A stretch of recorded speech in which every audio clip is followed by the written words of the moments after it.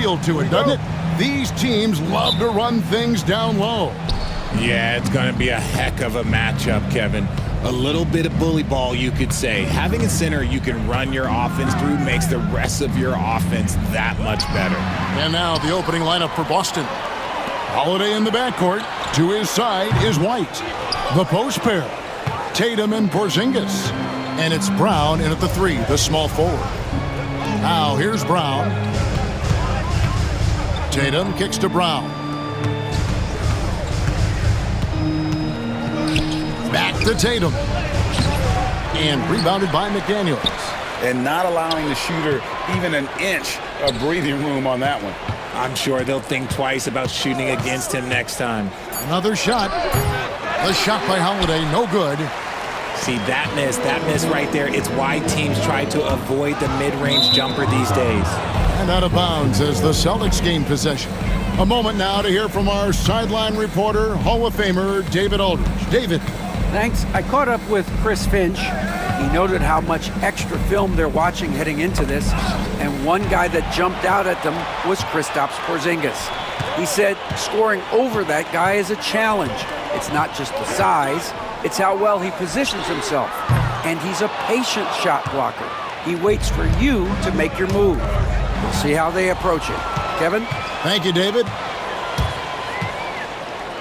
Randall passes to McDaniels. The Timberwolves working the ball around now. Gobert with a screen for Edwards. Over White. No good off the back of the rim. Credit the defensive effort there, not giving him room to operate. Greg, this is some kind of note. Last year, Minnesota, for just the second time, had ever won a series in the postseason. Yeah, they've been bounced in the first round, 10 of 12 appearances. But last year's team was different. Their elite defense fueled the conference finals run. And so it's the Celtics getting on the board first. And finished off by Edwards. Man, what a creative finisher. Edwards is so fast in how he gets up to throw it down. Here's Holiday. Uses the glass to finish the layup. And once he got to the 10, I think he was surprised to find himself that wide open. Easy possessions like that literally are just a gift. You just dream of them. He'll gladly take those. Here's White. Yes, and it's Holiday with the assist that time. Savvy play from Holiday. Quick thinking helps him get the ball to the wide open man. And here's Edwards from the arc. Hands it from downtown. Edwards got 5 points so far. Pick works well there. Not much resistance from the D. Yeah, that just comes down to a lack of effort. The defender has to do a better job fighting through the screen. And that one, good. The defense must be aware of where Tatum is, especially when he's roaming around that mid-range. Randall with a screen for Edwards. Has to Gobert. No one near Edwards as he lets it fly. And again, it's Minnesota converting. Boy, he is looking confident. Love how they're using him so far. Yeah, when he gets engaged this early in the game, it's bad news for the defense. He can roll this start throughout the rest of the game. Count it, good. Look, this dude is well built, man. He's a specimen. He's 6'8". Look, he's gonna score inside if he gets that close. Here's Edwards. Misses off the right iron. Boston leading by 3. On the wing, Holiday. And White kicks to Tatum. To the middle, here's Brown. Up and in on the layup. Great screen by Brown, rolling right to his sweet spot. Minnesota's gone 1 of 2 from long range in the first quarter. Edwards fires from way outside. Edwards with another miss. And I thought that was going to drop. It looked good from here. The shot's good. And that's now 6 points for Jarrett White. That's a guy you want taking shots, a quality offensive player. And close to making the defense pay for the lax coverage that time. And now the Timberwolves on the break. Edwards passes to McDaniels. They get the rebound, and there's Gobert putting it right back in. And Gobert showing how much he wanted that basket. Holiday against DiVincenzo. Now here is Holiday. He's guarded closely and stolen by DiVincenzo. Randall finds McDaniel. Good if it goes. And that does it for the first quarter. Celtics lead by 5. From target.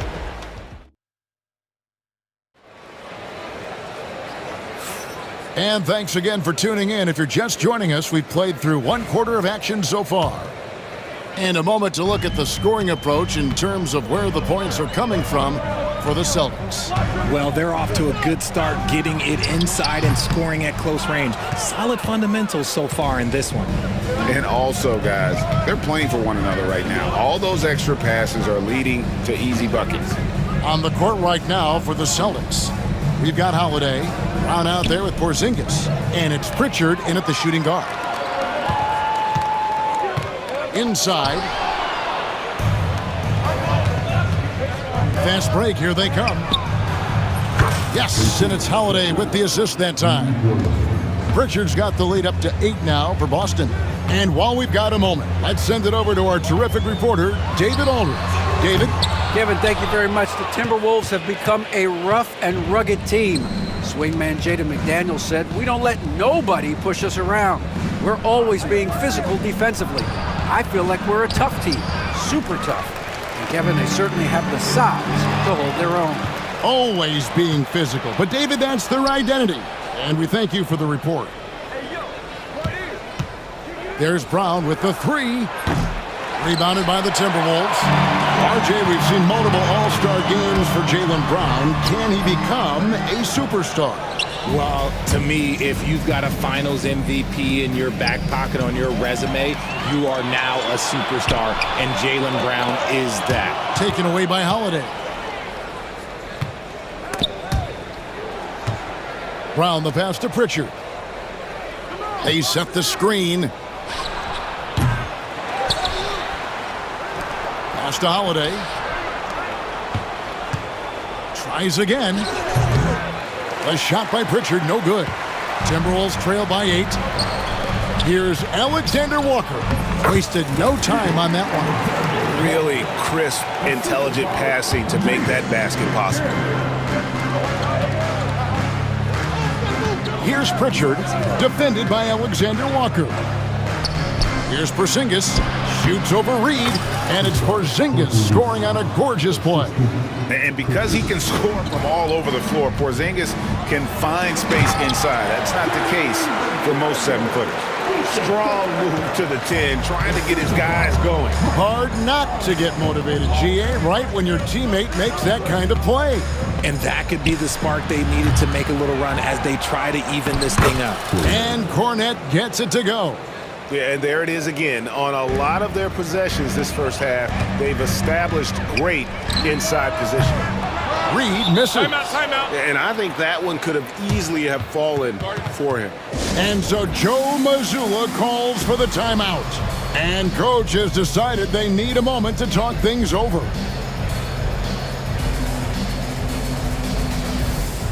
So both teams making some changes here. Celtics leading by 8. About 3 minutes played so far in the second quarter. Tatum against Randall. Queta the pass to Horford. It's stolen by DiVincenzo. Here's Alexander Walker. The three-pointer off the mark. Richard, the Celtics have been among the NBA's elites for quite a while now. Well, they've been a title contender every year for almost a decade now. Even with several coaching changes over that time, they've been the model of consistency. DiVincenzo kicks to Randall. And almost 4 minutes gone here in the second quarter of play. And yep, finally dropped after rolling around the rim. And we've seen Randall add a three-point shot. However, this is the area of the court he's most comfortable, that mid-range. Back to White. It's stolen by DiVincenzo. From the arc, sinks the three-pointer. Now it's just a three-point Celtic lead. He just didn't like what he saw inside, so he takes the open transition three. But if he'd missed, Coach might have had some words for him. Back to Tatum.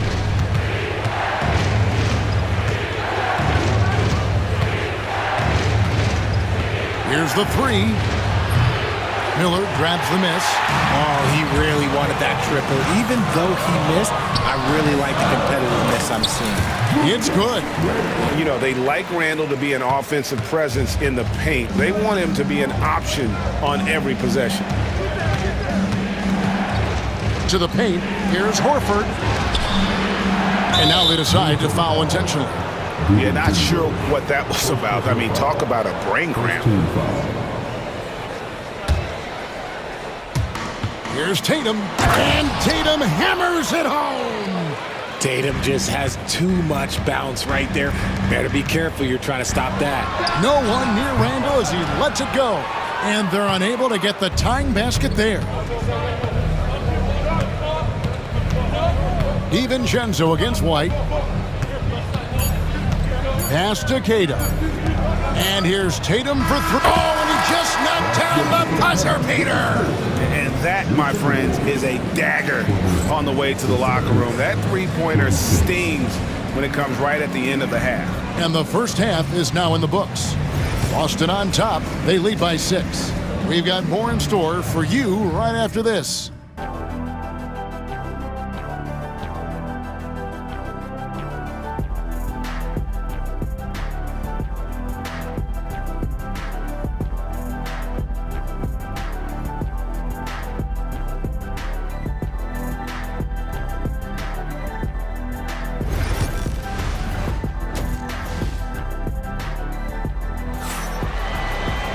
And after a fairly even first couple of quarters, the second half could turn out to be a great one as both teams try to gain an edge. One of the stories here, Jason Tatum getting it done today. Man, how about the amount he's contributing in the scoring column through 2 quarters? He has been terrific. He always wants to be a go-to guy for them. I'm sure he'll be calling for the ball even more in this half. Miller is out there with Randall. Then it's Nickeil Alexander-Walker. Then there's Dante DiVincenzo, and it's Gobert in at the center. So that's the lineup for Minnesota. Boston leading by 6. And there's the whistle, called a clear path foul there. Yep, and he'll shoot 2 at the line. First trip to the free throw line for him in this one. And we've got a timeout called from Chris Finch. He wants to make some adjustments to the game plan, clearly. Get out there on the corner doing my squad. Minnesota making some changes. Naz Reid, he's checked in for Miller. McDaniels comes in for Alexander Walker. And Anthony Edwards subbed in for Dante DiVincenzo. Richard, how do you think the game has changed since you retired? Well, the jump shooting teams have had more success. I think the game has changed, and it allows for more Europeans. It allows for it to be more of a global game. The less physical, the more inclusive. Horford sets a screen for Tatum. No good with the triple. Timberwolves trail by 6. And stolen by Tatum. Here's White. And White with the stuff. Outstanding D from Tatum. It led to the break. McDaniels finds Edwards. Misses the wing Gerald. Gotta find easier shots when you're already struggling. That's not gonna get it. Tatum on the wing. Guarded by Reid. Here's the screen. Tatum gets the bucket. And it's a 10-point Boston lead. See, this is what I like about Tatum and the way he uses the pick. That extra room is all that's needed for him to score. He is single-handedly dropping the temperature in here with that cold streak. Yeah, right now, he's just in his own head. Not much you can do to try and push through it. Let's check in with our reporter, David Aldridge. Kevin, thank you very much. Jaden McDaniels has become an X factor for the Wolves. Mike Conley says, we know what he does defensively, but the offense that he can bring for us balances our unit. It's much needed. Guys tend not to think of him as an offensive player, but he does have that in his game. Kevin? But I love the reference to an X Factor. He definitely is that. All right, David, thank you. And RJ, the combination of Jason Tatum and Jaylen Brown winning a title together. That's something else. There was some small talk going around about breaking them up. Good thing for the Celtic front office, they kept them both. In their first 7 seasons as a duo, they have 5 trips to the conference finals. That is a ridiculous run. Celtics leading by 11. And we're just around 2 minutes into the final half of play now. Minnesota's gone 0-2 from deep to start things here in the second half. For 3, Edwards. Rebounded by the Celtics. Tatum's got his 5th rebound right now in the game.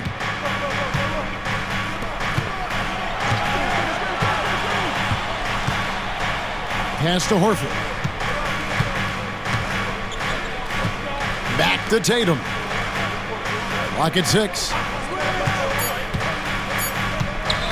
From 17 feet out. Tried to bank it in, but he misses. Timberwolves trail by 11. Reed the pass to Randall. The Timberwolves working the ball around now. Here's Gobert, and he's fouled pretty hard on that shot, but he's got the chance to pick up the points at the line. That one on White. And if he gets looks that cleanly, Gobert becomes unstoppable. He makes good use of his body and just wills himself to a foul.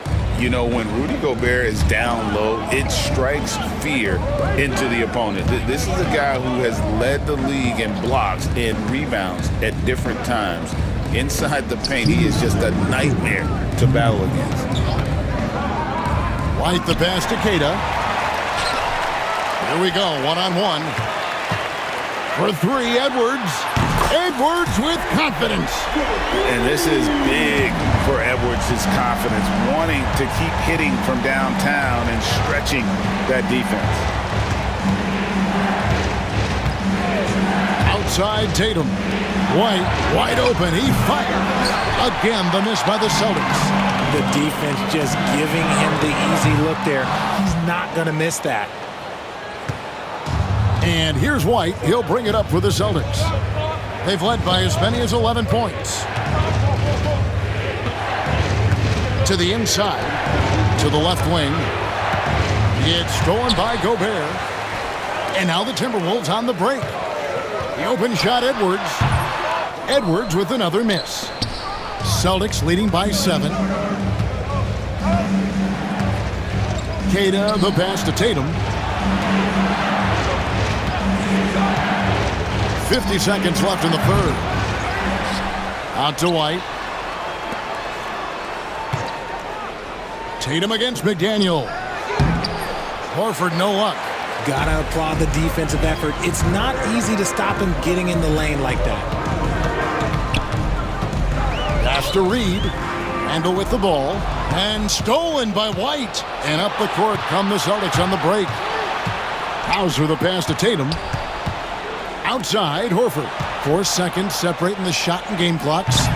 No good that time. Randall against Tatum. Edwards with it. Beyond the arc. No good on that one. And we've watched 3 so far in this one. Celtics lead by 7. From Target Center. And this is it. Glad to have you along for this 4th and final quarter.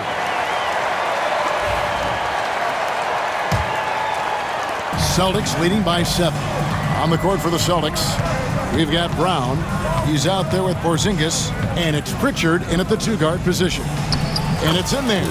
And no matter what they've tried, the D just has not been able to deny them the ball inside. It's rebounded by Porzingis. Porzingis has got his 5th rebound in this one. And Holiday kicks to Cornette. Porzingis looking it over. He trains the turnaround jump shot. And the Celtics lead by 11. A knockdown shooter, really from anywhere on the floor. Porzingis knows he has the green light to fire from there. Gobert dishes to Edwards. And so the ball out of bounds. Gobert touched it last.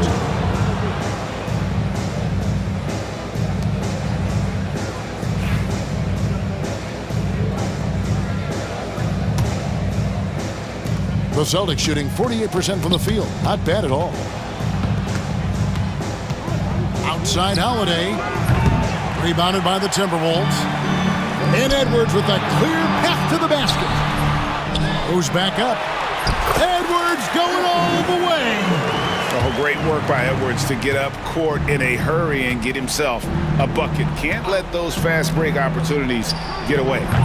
A shot by Pritchard, no good.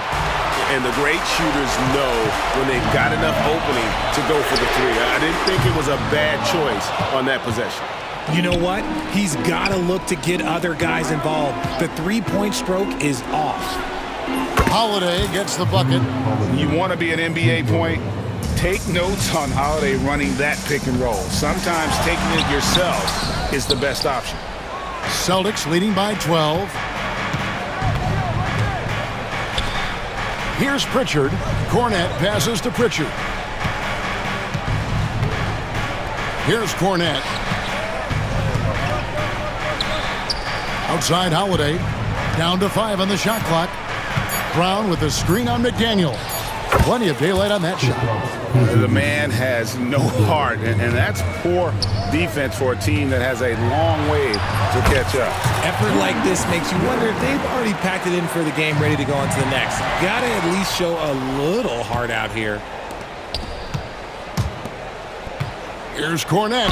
Here he goes. Goes straight through the defender for the dunk. Draws the foul. He'll go to the line. It's on Anthony Edwards. All right, well, a look at how the points have been generated so far. A scoring breakdown for the Celtics. All game long, they've been making it rain from the arc. And look, they've done it by feeding the hot hands. And one other thing they have done well has been scoring in transition, looking to run whenever they can. Oh, and a nice job of turning that miss into 2 points on the tip in. Hustle points, I believe they call them. Hustle points right there. And with the lead, I like the strategy here. Continue to get the ball to guys who can do something with it. This is when good players really get after it. He can sense that they're reeling, and he's gonna put his foot on the pedal. I think the defense will live with him taking mid-range jumpers, but maybe just a little bit more resistance. With the drive, that's another one for him. His 5th in just 7 shots. Relentless in their approach, even with the game firmly in hand. No let up with these guys. They're going for the throat now. And on the drive, Randall gets a ton of momentum, and that turns into airtime for the slam. Nice ball movement by Boston. 1:32 left in the 4th. Pass to Pritchard. Out to Porzingis. Takes a 3. And rebounded by McDaniel. Timberwolves trail by 16. And this is what they wanted. I mean, to announce their presence in this matchup with authority. Very decisive. It can definitely be considered a statement win for Boston. You know, a team can have a great shooting night without getting a lot of assists, but tonight they had both. Yeah, and listen, you only get the assist if the guy you give it to makes the shot. So a lot of assists will up your field goal percentage, but this is a great team effort by everyone. And one of the league's top talents, game in and game out. And doing it here again in this one. A terrific night for Jrue Holiday. A big part of their success was his ability to keep the ball moving, finding guys when they would flash open. It's hauled in by Cornette. Surprising he didn't bury that, but hey, it happens sometimes. Holiday with the 3. Rebounded by the Timberwolves. 6 seconds separating the shot and game clocks. McDaniels kicks to Edwards.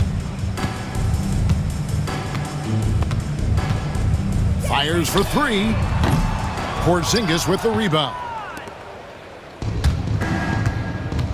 And it's Jaden McDaniels with the foul. That is his first foul of the game. Second team foul.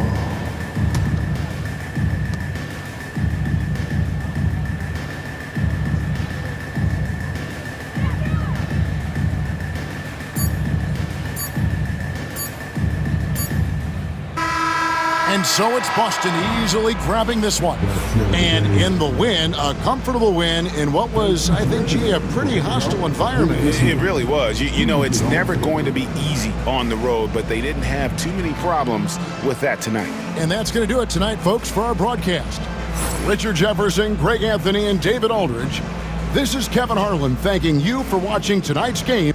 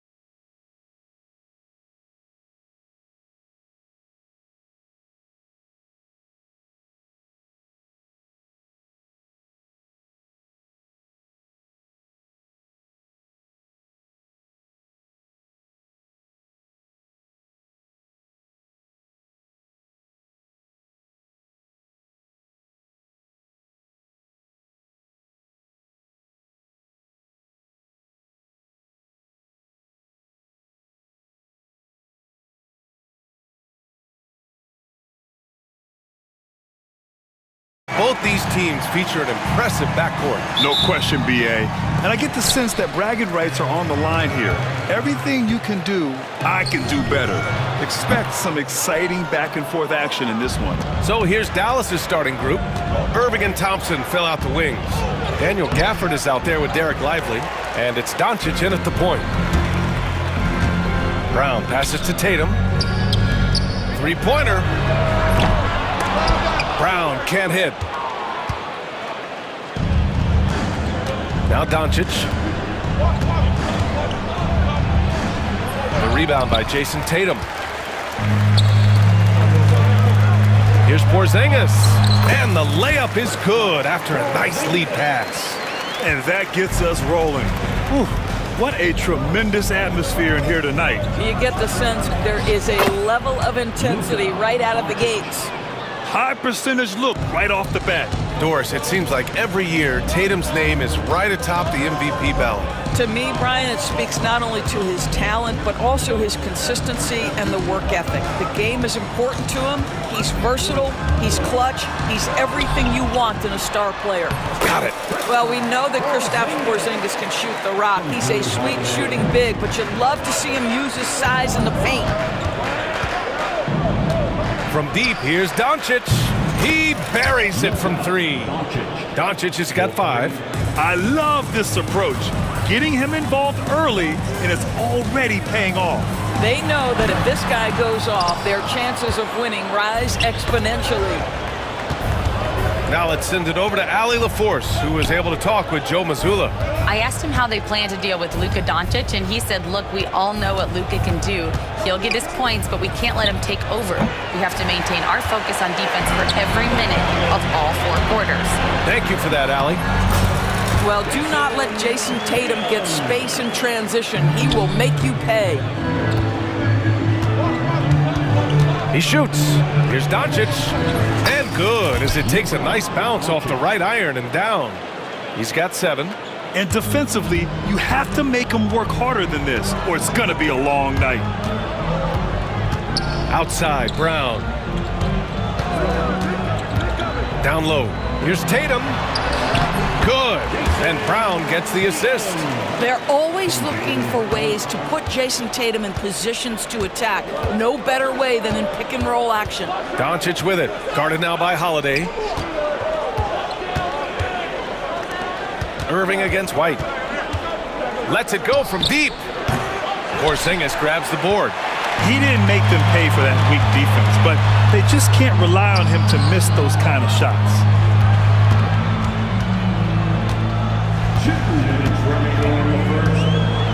Oh, it's Porzingis with the jam. Easy money for Kristaps Porzingis. That's 7-3 we're talking about. Brown against Doncic. It's stolen by Holiday. And here comes the break. Here's Tatum. And he makes it. What a terrific play by just a tremendous all-around player. This guy makes it look easy. And you got to give this Dallas front office credit for how they've acquired quality role players, Grant. Well, BA in particular adding length and athleticism. That's helped them defensively, as well as providing some lob targets for Luka and Kyrie. White for 3. And the rebound goes to Dallas. There's a minute 12 left to play in the first quarter. Doncic passes to Lively. On the wing, Irving. Still no points. Drains the triple. Well, this guy lives out there. Irving, one of the best three-point shooters in the game. And it's out of bounds. They say it was last touched by Irving.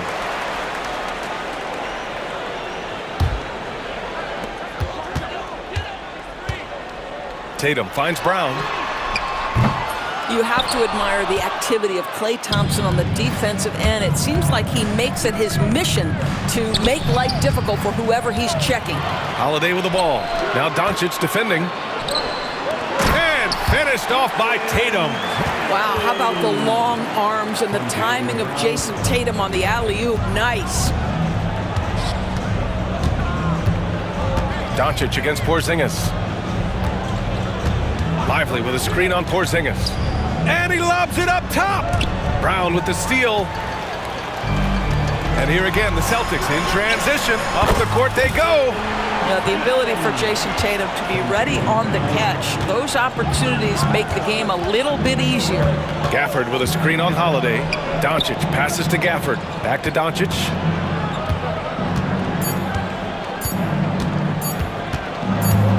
Over Holiday.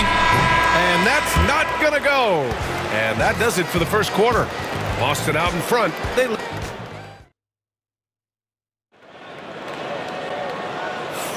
Hope you've enjoyed the broadcast so far. Halfway through the first half in this one. And a closer look here at the scoring breakdown for the Celtics. You figured they might want to come out and run, and it's been the key for them early. They're just feasting on fast break chances. The other thing they've done a great job of so far is getting offense off of their defense, forcing turnovers, then quickly converting. And so Jason Kidd calls for the timeout, and we might see some changes. Coach potentially looking to adjust. Mavericks trail by 6. On the court for Dallas here in the second. They've got Luka Doncic. Dwight Powell out there with Klay Thompson. Oh, wow. Incredible! How about the finish from Luka Doncic? My goodness, go ahead with the hammer. In 2024, Luka Doncic recorded 6 consecutive 30-point triple-double games. That's right, B.A. The first time anyone has done it in NBA history. So if you didn't already believe in Luka magic, well, there's some proof that the magic is real. They're punishing those late defensive rotations, getting good looks inside throughout the half. Pass to Prosper. Here's Grimes.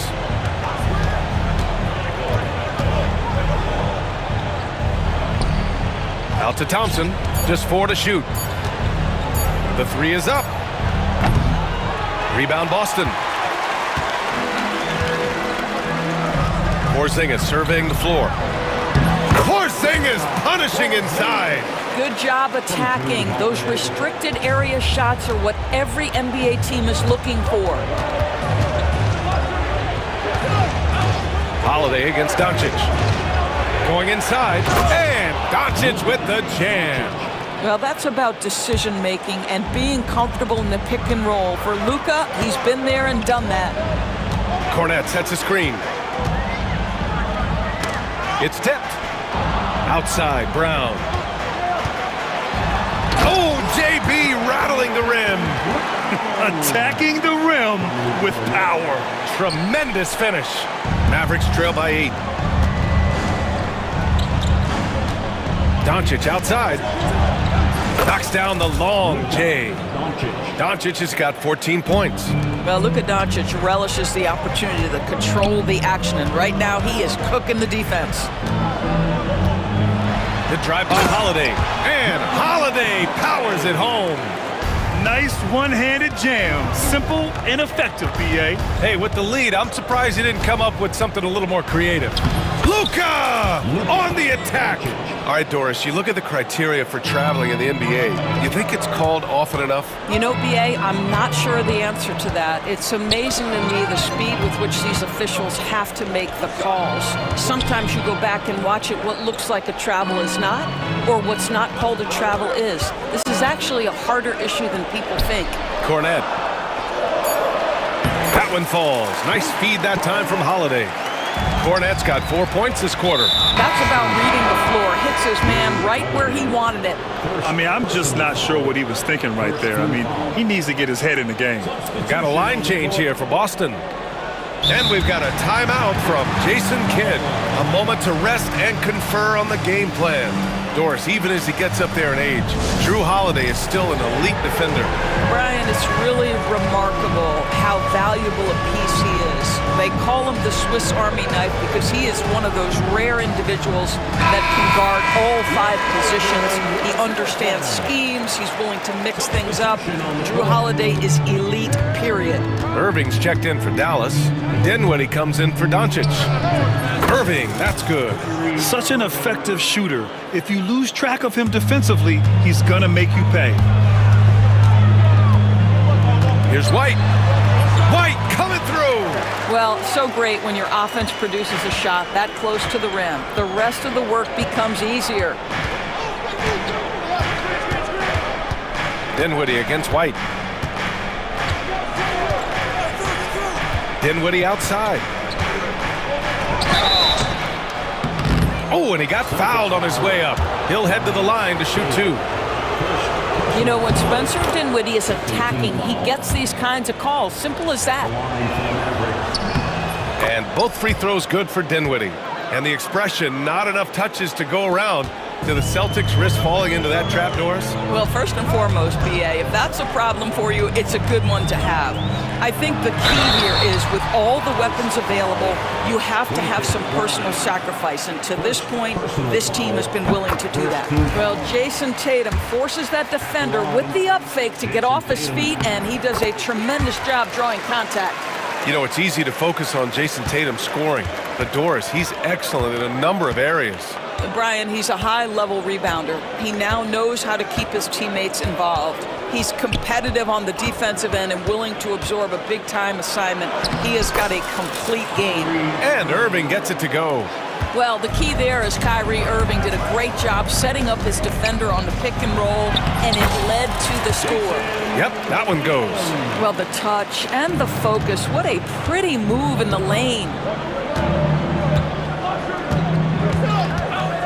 There's 53 seconds left to play in the first half. And Irving gets it to go.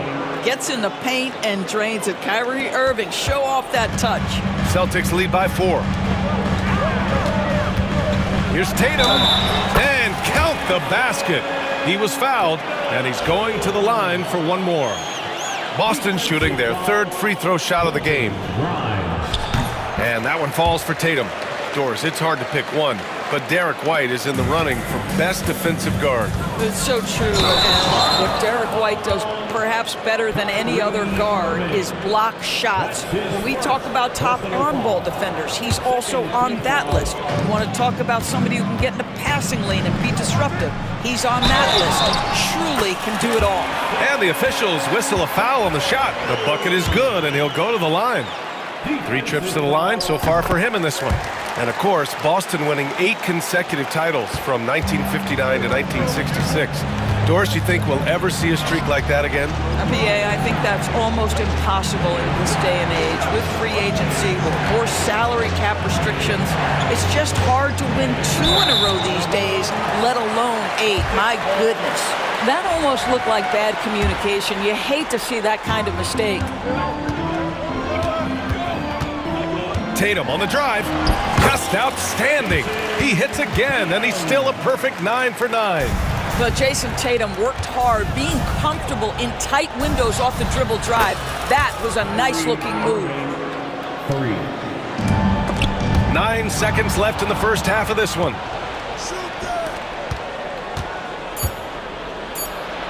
Got a hand on it. And so it's the Boston Celtics with a 9-point cushion at the end of the quarter. And it's all due to their ability to own the paint. They've been dominant down low. And don't go far. We'll be right back.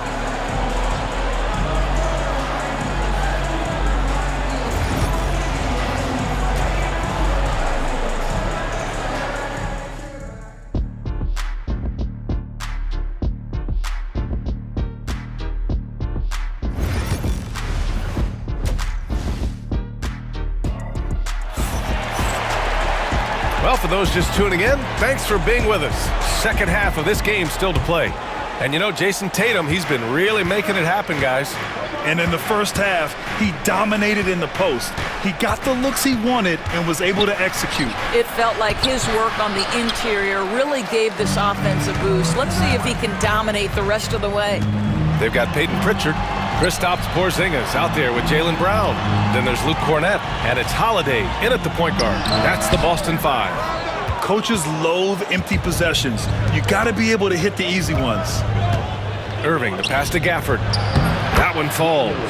Well, this is why Kyrie Irving can make a defense look bad. He can beat you with his scoring or his passing. Pass to Brown. Thompson with a steal.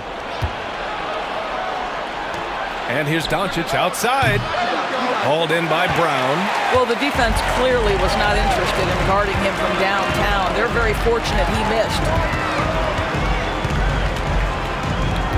Holiday taking his time here. And he's going for the oop here. And out of bounds. Dallas will have it. Listen, turnovers happen. You've got to move on to the next play. And here in the second half of play, we're just over a minute in. Holiday against Doncic. To the left side wing. Gafford passes to Doncic. Shot clock at 6. Into the lane. And Doncic hammers it home. Well, Luka can get himself into the paint with consistency, and boy, does he make that a high percentage finish. Here's Holiday. Thompson with some nice D. Boy, this guy is a good finisher, so he misses a chippy. That's tough to take. Outside Irving. From downtown, sinks it from distance. Irving's got 16 points. Very hard to stop Kyrie Irving once he has his rhythm. Now he's relentless, seeking out some buckets. And wrestling for it there, but no one has possession. We'll have a jump ball.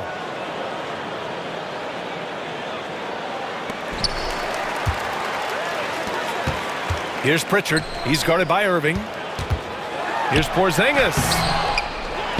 Outside Holiday. Here's Pritchard. No points so far. Cornette. It's tipped. Thompson against Brown. Thompson scanning the floor. Doncic outside. Doncic on the take. And it's all tied up. Doncic has got 4 points this quarter. Well, Luka Doncic, because he understands windows of opportunity, has the footwork and the change of pace, the drive is easy for the Don. And he comes up with a bucket. Assertive move. You can tell the game's heating up a bit. Doris, one place you see this Dallas team show up is in the hustle stats. VA, this version of the Dallas Mavericks is as tough and as gritty and as willing to compete as any I've seen. I'll tell you, some people question the athleticism of Luka Doncic, but boy, he loves to dunk on occasion and let you hear about it. And so Jason Kidd calls for the timeout. We might see him looking to make some tweaks to the strategy here.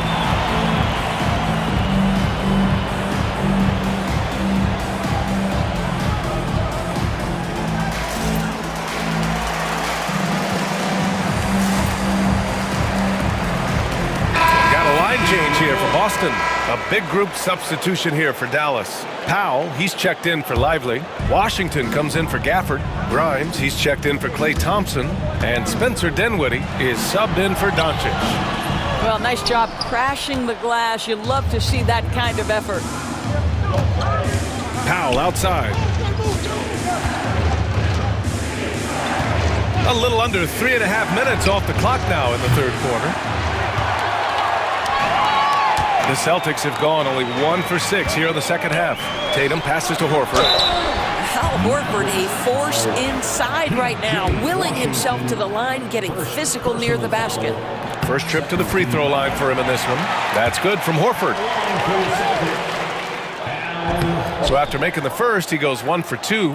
Unable to knock them all down, but still, he puts them up by 1. Irving. Oh, a beautiful reverse layup. Irving's got 5 points now in the quarter. Here in the second half, these teams still neck and neck. I really like how each team is matching the other's intensity. White with it, and Dinwiddie picks him up defensively. White, good. 1:07 left in the third. Irving looking around.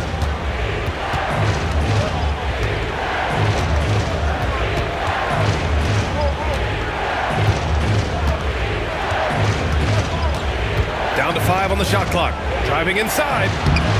And he gets the bucket. Irving's got 20 points. So many things go into Kyrie Irving's game. Right there, the quickness and the craftiness on the drive. It's special. Oh, it's blocked by Washington. To the paint. Here's Powell. It's hauled in by White. Boston trailing. Pass to Tatum. About 7 seconds separating the shot and game clocks. Unable to get that one. Ooh, Washington with the defensive effort. Outside Irving.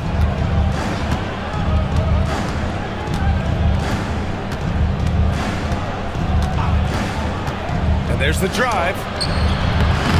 Misses the layup. Uh-oh. Did he change his mind on the way up? I think he did. And we've reached the end of the third quarter. Just a terrific game thus far. Maverick. And a moment now as we take a look at our State Farm assist of the game. And he definitely deserves the award.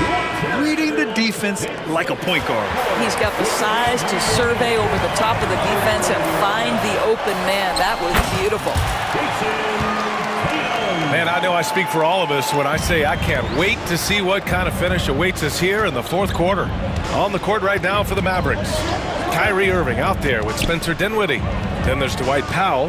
Then it's Washington. And it's Grimes in at the three. Irving goes in. And yep, it's good. Irving's got 9 points now in the second half. Coming down the stretch, it's still anyone's game. Incredible effort and energy on both sides. These guys must be gassed. Hauser passes to Tatum.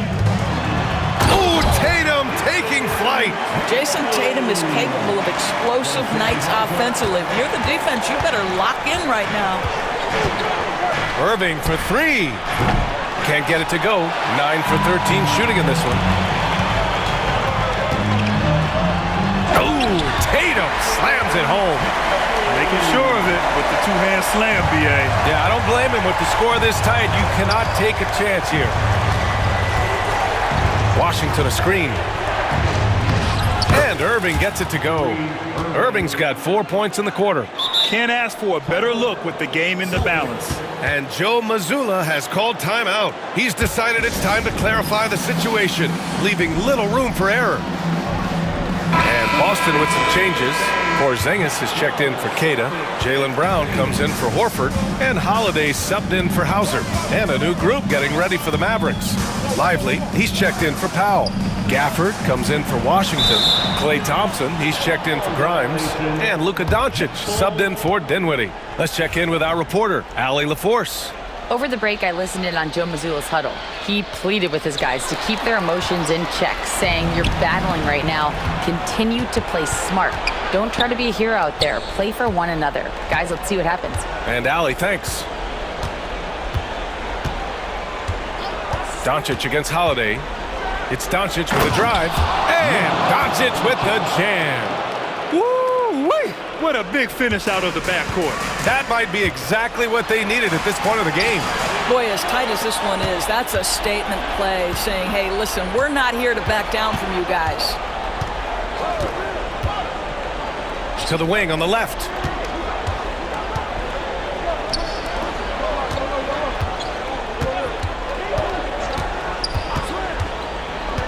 Pass to Irving. That one falls. Great setup by Doncic. And it's a three-point Dallas lead. Boy, the shot clock near zero. There is no doubt Irving is connecting there. He seems very assured in low clock situations. Outside Porzingis. Gafford against Brown. Oh, Jaylen Brown! A strong finish. You can tell Jaylen Brown embraces these kinds of moments. Big time bucket. Doncic outside. 2 minutes remaining in the game. 2 minutes.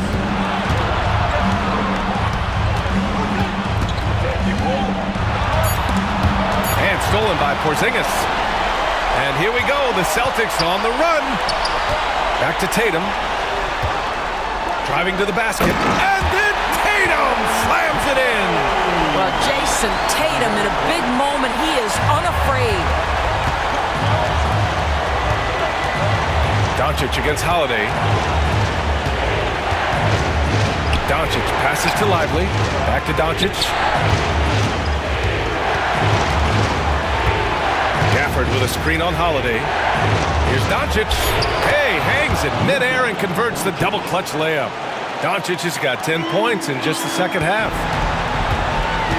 Here's Tatum. And the shot no good, a bit short. Listen, he knows he should have made that shot. We'll see if they can work it back to him in that same area. And here's Thompson for three. Boston pulls it in. 1:04 left in the game. Outside Porzingis. To the inside. And he buries it. Big time shot, sending his teammates into a frenzy. I'll tell you, these guys have worked so hard together, everyone pulling in the same direction. Beautiful to watch. And so it's Porzingis with it. He brings it up for Boston. And it's going to be out of bounds. Boston will have another go.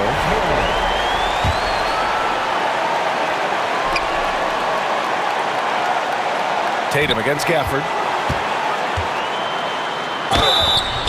And he was fouled while in the act of shooting, so he'll take 2 free throws. That's on Derek Lively. Tatum has worked very hard to improve his finishing game, and that includes sometimes taking contact and earning a trip to the foul line. They can't go empty on any of their possessions from here on out. And no time to waste, not at this point in the game. Lively with a screen on Holiday. From deep, here's Doncic. Outside for Irving. From outside the arc. Misses the 3. Pass to Gafford. Here's Doncic. Luka flying in for the jam. The BA, when he gets the rim in his sights, it's tough to stop. So aggressive and a determined finisher. Nice. And Joe Mazzulla has called timeout. Critical moment here. He's not taking any chances.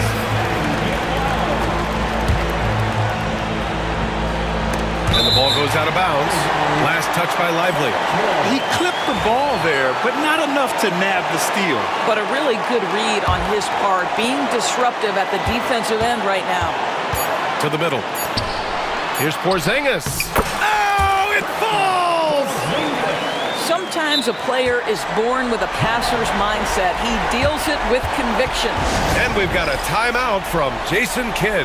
There is a lot on the line, and he is determined to make sure everyone's on the same page.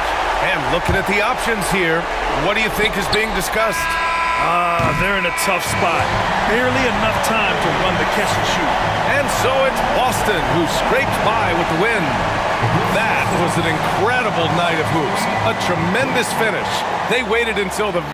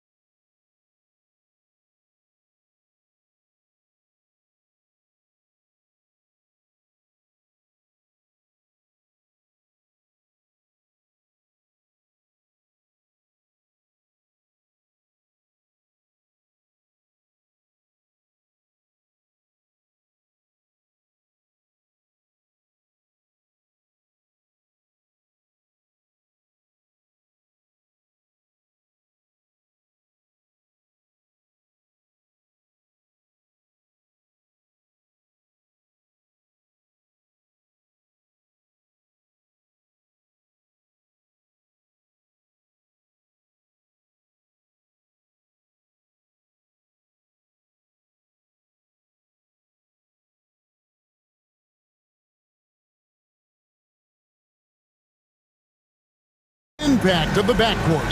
And that's where it all starts. When you have a confident and competent backcourt, it just opens up a lot of things for you offensively. And the starting group for the Grizzlies. Morant is the point with Bain out on the wing. Jackson is out there with Smart. And it's Huff in at the 5, roaming the paint. The Grizzlies shooting their first free throws of the game.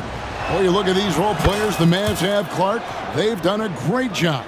They really have, Kevin. I mean, the front office identified who the players were that could best play with their core stars.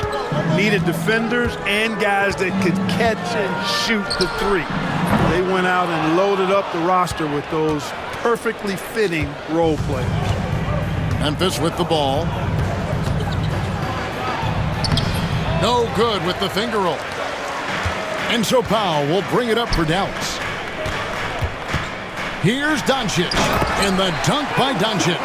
Can't let Doncic get the positioning he seeks, or he'll dunk all over you. Morant passes to Huff. Back to Morant.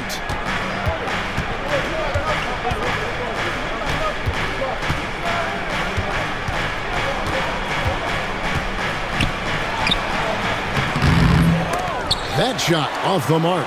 Good D by Thompson.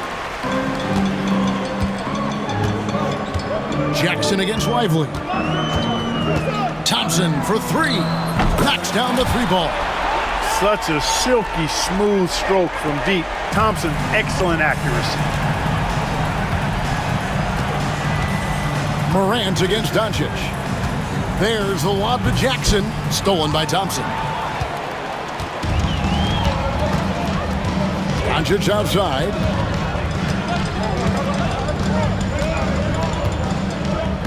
Lively a screen on Smart. Doncic looking it over. Shot clock at 6. And it's out of bounds. Last touch by Doncic. Time now to turn to our sideline reporter, David Aldridge. David. Well, I was able to talk with Coach Jason Kidd. Well, of course, they're concerned about the dynamic Ja Morant. Coach told me the plan is simple. Make things as hard as they can on Ja on both ends of the floor. Make him work on defense, and by crunch time, maybe we can tire him just a little bit. Back to you guys. All right, thank you, David. Boy, Doncic so crafty and good at using screens and being effective in screening situations. He's a true scorer and playmaker. And Clark, it's hard to compare Luka Doncic to any other player we've seen before. I would certainly agree with that. Ditto to that, Kevin, because he is unique. His pace is never hurried. He never gets rattled.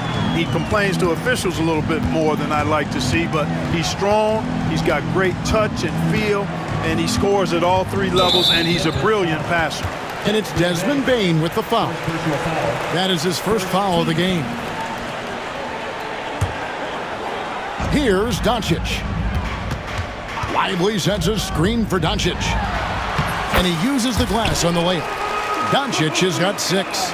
Nice work from Doncic, doing a good job finding a way to get it done inside. It's Morant with the drive. Huff passes to Morant. Doncic with the steal. Thompson surveying the floor. Lively a screen on Morant. No problem knocking that one down. Thompson's got a pair of 3s now in the first quarter for the Mavs. And uses his handle and great feel for the game to execute the pick and roll there. What can't Thompson do? And once he got to the 10, I think he was surprised to find himself that wide open.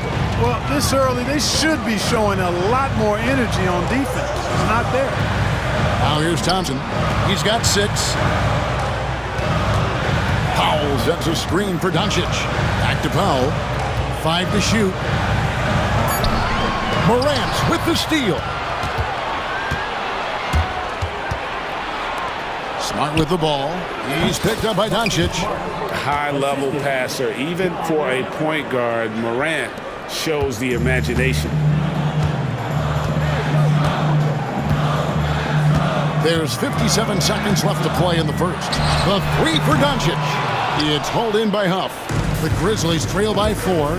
Executing to perfection right now offensively. I mean, in total sync. Good luck trying to stop him now.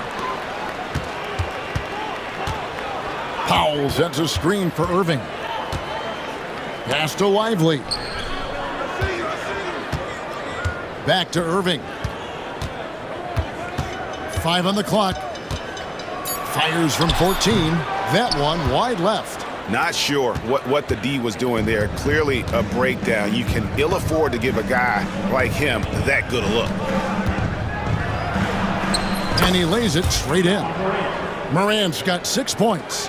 And no problem for Morant that close to the hoop. Once he gets inside, he makes it look easy. Lively sends a screen for Irving. Driving the lane. Great D that time from Bain. A good close contest so far as we finish the first quarter. The Mavericks on top, leading.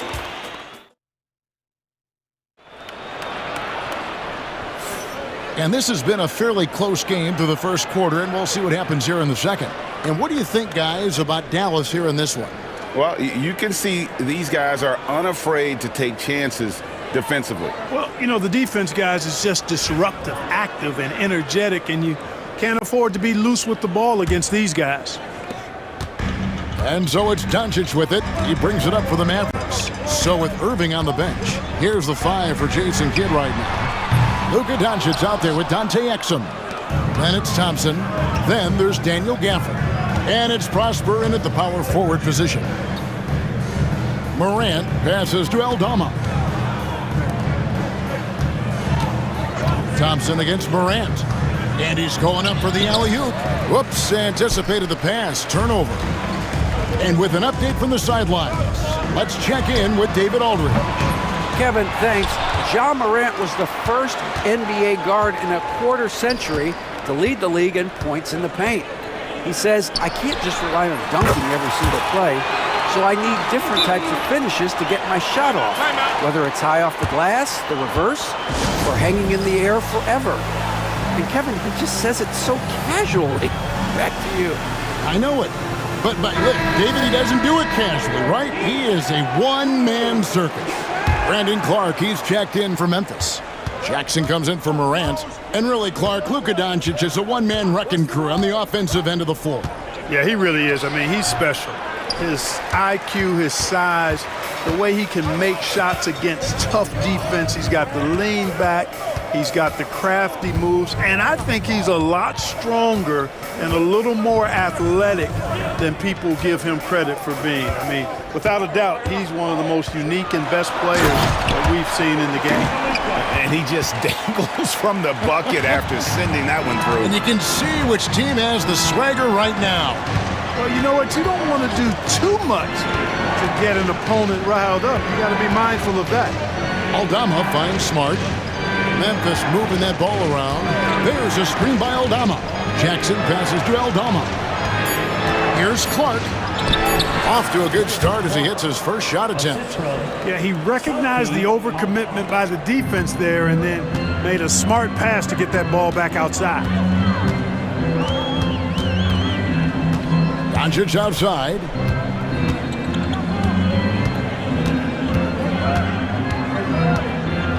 Pass to Prosper.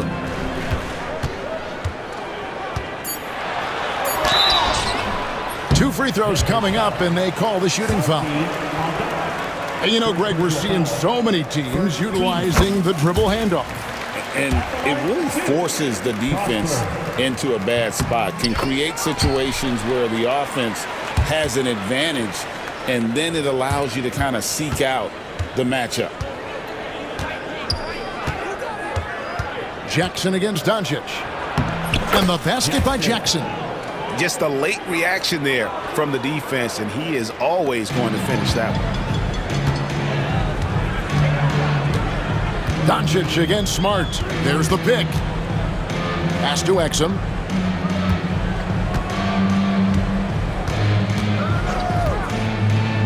Back to Doncic. Gafford sets the pick for Doncic. Dallas again missing.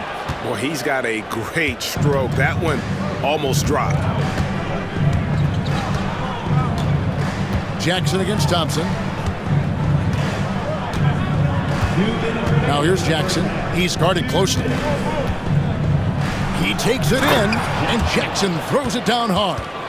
Oh, and he went for the two-hander on the slam, using some muscle. Some urgency from him there, sure. I get the feeling, guys, that he may be sensing that this is a critical time in this game. And we've got a timeout called by Jason Kidd. He wants to talk to his guys.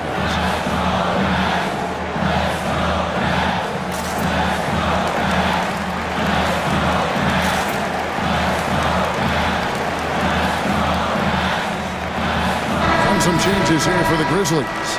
Vince Williams is checked in for Smart, and it's Luke Kennard in for Bain.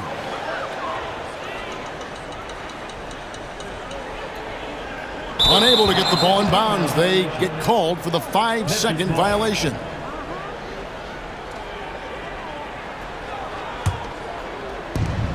A minute 50 left in the first half. Clark, a screen on Dinwiddie. Gafford against Jackson. He nails it, and we're tied up. Jackson's got 6 points. Here's Irving. Hasn't made one yet. Closing in on 4 minutes played here in the second quarter, and the shot goes in. Irving, so good and crafty at being able to get things done with the high percentage shot inside. Clark, Kyrie Irving has got to be as skilled a player as we've seen in the NBA. Well, I tell you what, I don't know if I've ever seen a better layup maker than him. And I played against Isaiah Thomas and read about Nate Archibald and some of the other great small ball guards. But, man, this kid, Kyrie Irving, well, young man now, 50, 40, 90 on a season. And a lot of times he's making acrobatic layups against 6'9" and 7-foot guys. Special. The layup missed. Well, you know, this is what happens. You can't afford to lose concentration even for a nanosecond. Jackson kicks to Kennard. That's good, and it's Jackson with the assist that time. Kennard's got himself going with the triple, his first basket of the game. And he makes no mistake on the slam dunk. And, you know, guys, we've talked about Dinwiddie's height before. Well, he does a good job using that height with these strong finishes. 26 seconds left here in the second. Dinwiddie against Jackson.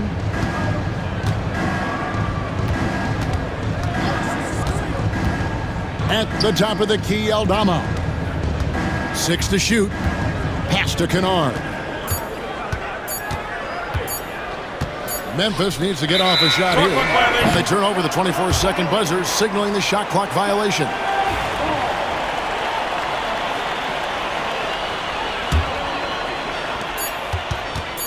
The deep three from Irving. That one misses.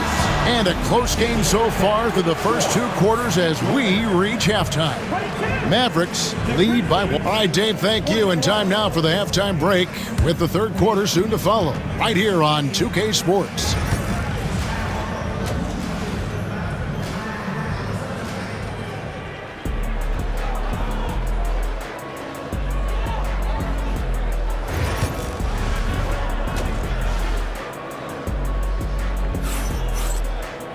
And if you're just joining us, we've played through the first half in a game that's been fairly even so far. You have to like what you're seeing from Luka Doncic.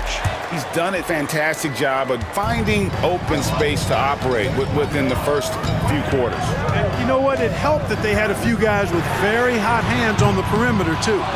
Kicking off the second half, here's Taylor Jenkins' 5. We've got Vince Williams, John Morant. He's out there with Luke Kennard. And there's Jackson, and it's Clark in at the center position. And they pick up 2. It's a great move, and he catches the defense completely off guard. Yeah, if that's a harbinger of things to come, he's looking at having a very big second half. Really no idea why you're fouling in a situation like that. You know, maybe there's some bad blood between those two. Yeah, but that's no excuse for that kind of foul. I mean, that might be an explanation for it, but certainly doesn't justify it. And even then, it's just not a good play. Doncic, no good. And not allowing the shooter even an inch of breathing room on that one. And, guys, that's exactly the kind of high-impact defense they want to see out of him. Watching Morant drive is like watching lightning move across the sky. If you blink, you might miss it. And the dunk by Doncic. Just the kind of play they need in a game this close. You know, that's the kind of aggression they want from their floor leader. And it just forces the defense to pay more attention to him, guys, which we know can open up things for others. On the wing, Thompson. Up top, Doncic. Guarded by Smart. The kick out to Irving. Just 5 on the clock. No good on the shot, a bit long that time. Memphis leading. Morant with a wide open look. No good from outside. And so Doncic will bring it up for the Dallas Mavericks. Greg, with how explosive John Morant is, he has certainly taken his fair share of awkward falls. And that's what worries you with guys like that. He's already had a number of injuries in his young career, but we all just want to see him at full health. To the surprise of some, Derek Lively made an immediate impact as a rookie. Count me amongst those folks, Kevin. I saw him in college, and I liked his potential, and I thought it would take a while longer for him to have an impact, but boy, he has exceeded expectations in a big way. And because of his shot blocking and energy, running the floor, rim running, and the like, he's earned himself some nice minutes as a contributing player. On the wing, Thompson. It's up a 3. Good work defensively by Smart. Memphis trailing here. Lets it go from deep. Good, and a nice assist from Morant. Morant's got 3 assists in the game. The 3 for Doncic. Offensive rebound. Lively the pass to Pau. Here's Doncic. 14 points for him. Oh, an easy 2 from Doncic. Doncic giving you the full package. Superstar for sure. And stolen by Thompson. And here we go. Fast break. Powell's got it. Irving from long range. Gets it to go from beyond the arc.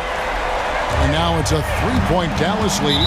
An intentional foul committed, but for what purpose, Greg? I'm not sure. A scene of confusion right there. I can't imagine why he thought it was a good idea to foul there. And Jason Kidd is called timeout. He wants to check in with his team and regroup.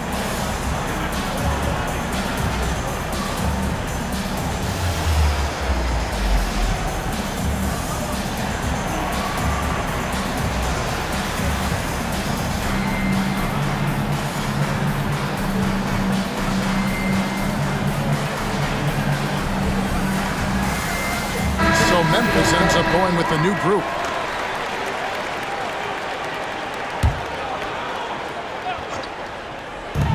.146 left to play in the third. Down low. Williams looking around. 3-pointer. That one doesn't go. Dallas leading by 3. Washington passes to Irving.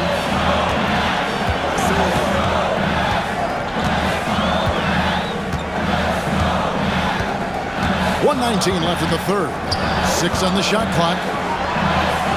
And the layup falls. Irving's got 7. It sure was textbook, and Irving is fantastic in the screen roll. A solid decision maker in these sets, and he also can put it in the basket himself if he needs to. Jackson finds Clark to end the run. It's rebounded by Dallas. There's 49 seconds left here in the third quarter. Here's Grimes, and here's the drive.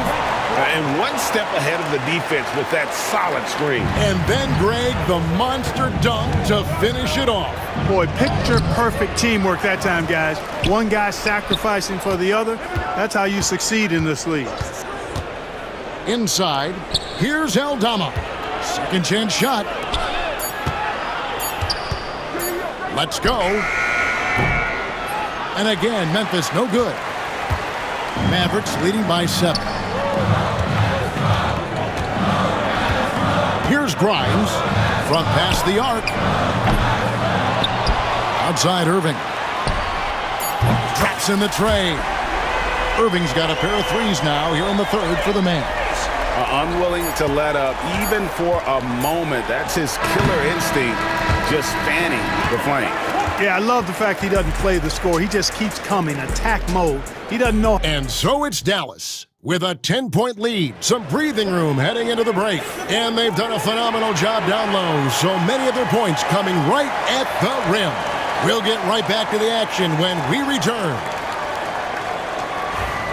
And with 3 quarters behind us, let's see what this fourth period holds in store for us. The star backcourt, Doncic and Irving are the guard set. Derek Lively is out there with Powell, and it's Thompson in at the 3, the small forward. That's the lineup in the game for Dallas. It's like reading a picture book for Morant. He makes it look insanely easy. And Doncic throws it down. Just rubbing it in their faces with that dunk. He is never going to take his foot off the pedal. And that's terribly demoralizing for a defense, guys. I mean, they know he's going to keep coming and coming and coming, and that they may not have an answer for it. Lively sets a screen for Irving. Wants to get it to Lively and does. Tell you what, I could watch this move and this movie all night long. Irving doing a nice job getting his team quality shots. Morant drives in. And the rebound goes to the Mavericks. Doncic has got his 5th rebound in this one. Powell dishes to Doncic.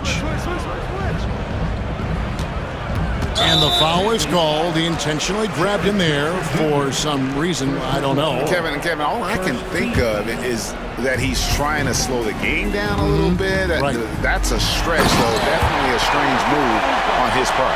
Powell doing a nice job recognizing when to give it up. He, to me, is the epitome of a value utility player. Knows his role. Morant kicks to Bane. Pass to Morant. There's the lob to Jackson. Takes the alley-oop pass and dunks it down. And how about the hands on Jackson? Makes a good target on that frame and then able to finish off the alley-oop. Lively a screen on Smart. Doncic explodes off the drive. What a slam! Yeah, I mean, maybe could have tried for a more memorable dunk than that one. And we know he's capable of those memorable ones. Hey, they've got a nice, comfortable lead here, fellas. Might as well keep it simple. Do it a plain, simple one-hander, just like pound cake. And it's Irving with the ball for Dallas. Thompson outside. Doncic against Smart. Lively sends a screen for Doncic. Lively the pass to Doncic. Just 5 to shoot. Lively a screen on Morant. Nice shot by Thompson. And this is how you want to come out of the half. Prolific and efficient. Boy, I like the disposition and attitude since halftime. They're patiently looking for good shots. Morant outside. Pass to Jackson. Good, and a nice assist from Morant. Morant's got his 7th assist of the game with that last one. Guys, a good chance for them to slow it down. Yeah, they definitely should use some clock here. Now here's Powell. Stolen by Smart. And here's the fast break. Huff passes to Bane. From deep. It's good from long range. Bane's got himself on the board with 3 there. Just such a well-rounded offensive player. He's got a little bit of everything. Irving drives in. Bane with the steal. Going inside. Morant. Pass to Jackson. Back to Morant.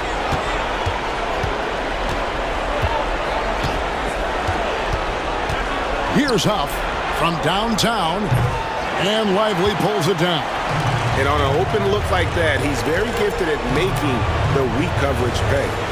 Lively a screen on Bain. And on the way from Irving for three. He's now made half of those 10 shots in the game. That's his fifth basket.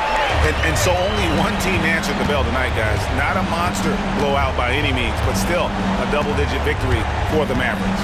This was a very efficient offense tonight. And they found a way to get their shots to go down. A little luck didn't hurt. A lot of their 50-50 shots fell their way. And one of the key components to this victory, if not the biggest, was the incredible performance for Luka Doncic.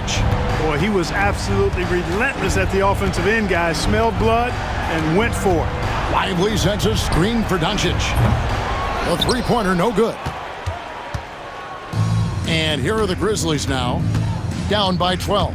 Morant drives in. That's tipped. Like seeing Powell flex his muscle on the defensive end. Really good at timing his jump to block the shots. 11 seconds left to play here in the fourth.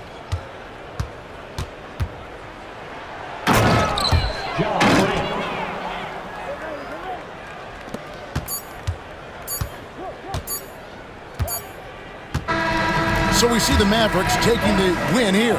All right, David, thank you. And that about wraps it up.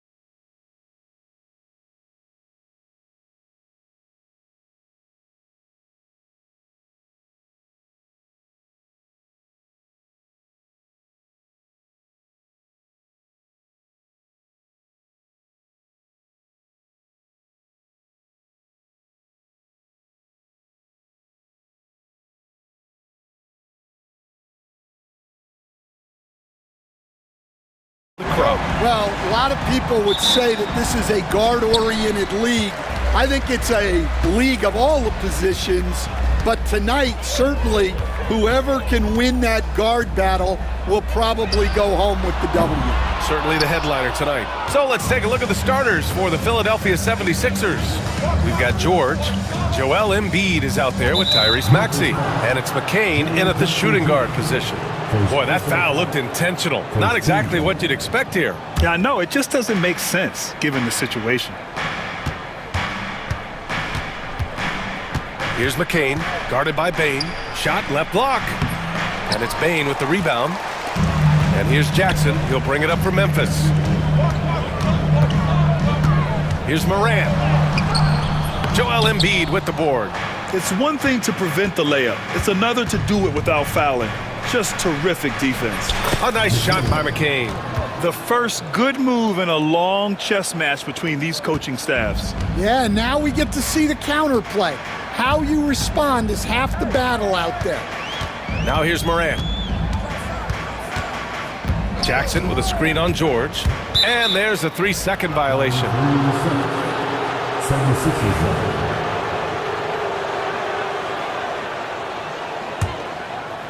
And now just over a minute played here in the first. Up top, Maxey, hounded by Morant. And here is Maxey. George outside. Just 5 to shoot. There's the triple. Knocks it down from distance. And you see the creativity George has. Just comfortable operating in screen and rolls and taking what he sees. And one thing you can say about the Memphis Grizzlies, they are disruptive defensively, Stan. Yeah, Brian.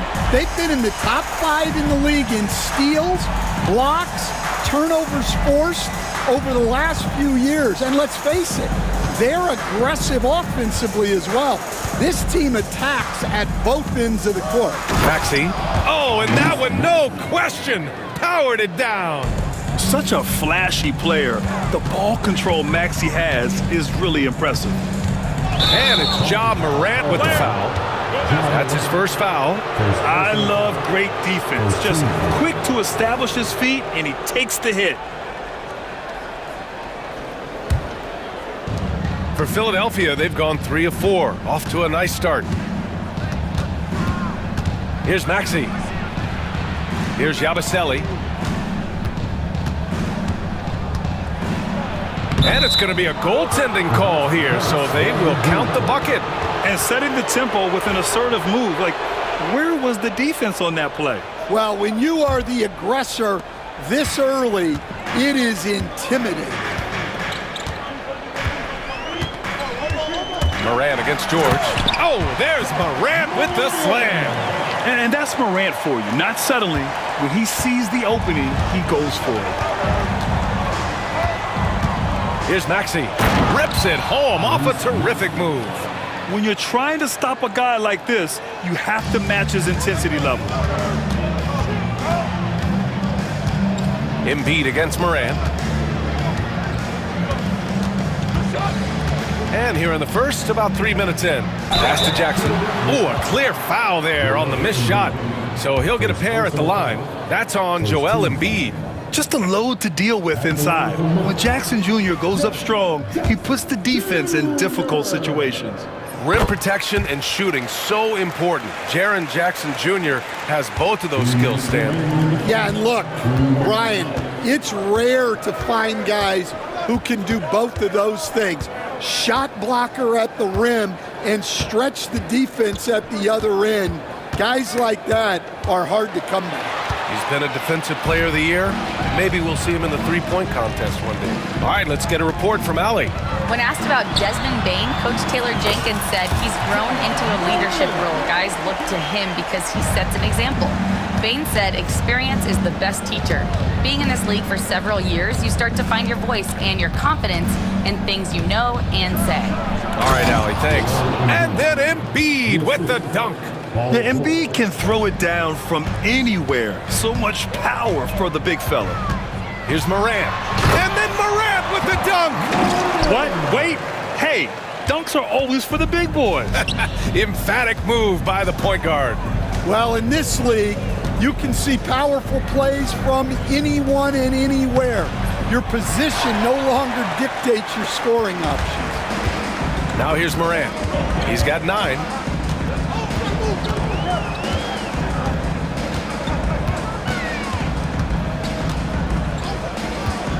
Wide open. It's hauled in by the Sixers. I'm sure he'd like to have that back. That's a missed opportunity. George against Smart. Pass to Embiid. Yes, and it's George picking up the assist. Yeah, getting aggressive in the paint. Look at Joel putting his size to work. Puts up a 3. And Morant is good for 3. Morant's got 12 points. He's a producer. It's part of their plan to get him as many touches as possible. Embiid a screen on Morant. For 3, Maxey. Here's Embiid. Kicks it to George. Here's McCain. Oh, no good on the last second attempt there. Both teams have it going here early and still close through the first quarter.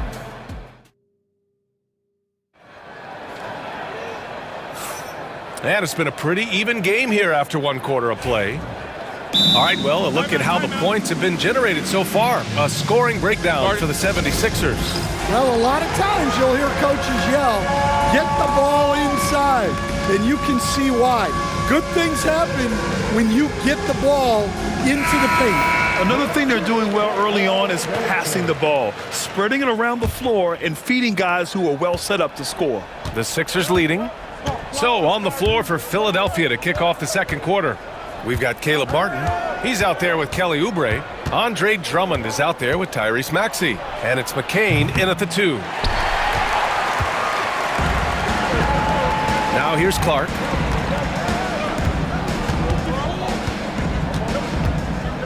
Aldama outside. Jacks up a 3. And another 3 for Memphis. Well, so many bigs excel from three-point range these days, and he's right up there with the best of them. Here's McCain. And he can't answer back. The 3-pointer offline. And here's Jackson. He'll bring it up for the Memphis Grizzlies.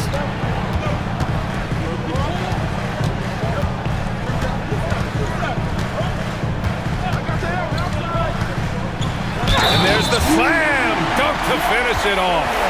Oh, save that for the dunk contest. That flush was so extra. Whether or not this game is close, he's the same guy, focused on finishing firm at the rim.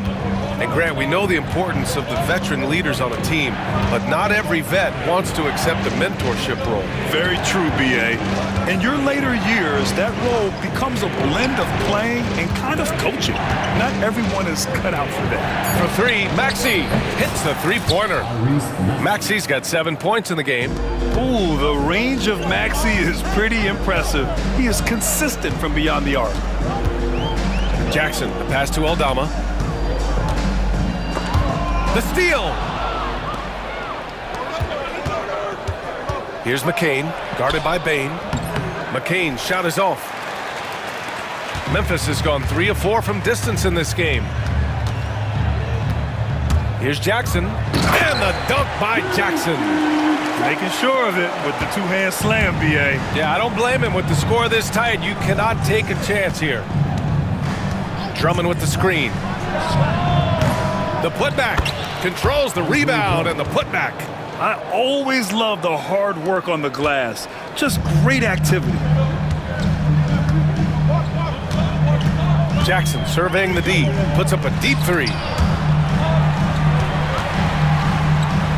And the dunk by Jackson. He flashes to the rim and is met with no resistance. The 76ers have gotten just 2 of 6 field goals to go in the second. Inside, here's Drummond. Pass to McCain.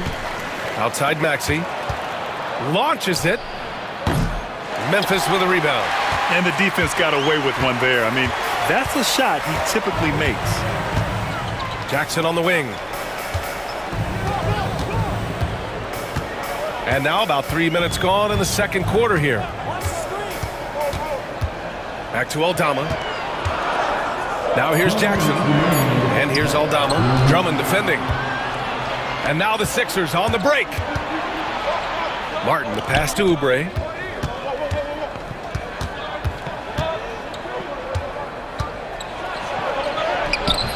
The shot, no good. Good D by Clark. Memphis leading. Here's Jackson. Sinks another one. He's on a roll, starting 4 for 4.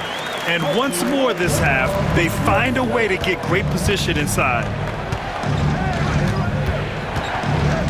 Maxey against Jackson. Here's Drummond. And the jam by Drummond. Well, that's about as high percentage of look as Drummond's going to get. Nice job inside. Jackson outside. And he banks in the layup. Jackson's got 10. Guys, he is on fire this quarter. I mean, what an incredible scoring performance. Drummond, the screen on Jackson. Maxey. And the 76ers get it back. Here's McCain. And it's all from three-point range. I mean, he's trying to shoot his way out of what's becoming a prolonged cold streak. Yeah, I get it, but you don't want him forcing things. It's better to get your shots within the flow of the offense. Well, what a half he's had. He has completely warped the shape of this game with his hot shooting. Here's McCain. Nails it from beyond the arc. McCain's gotten his second bucket of the game. And both teams running long-range plays that are working. Well, you know it's become a three-point shooting league. Teams shooting a steady diet from outside. And timeout called by Taylor Jenkins. He's going to talk it over with his guys.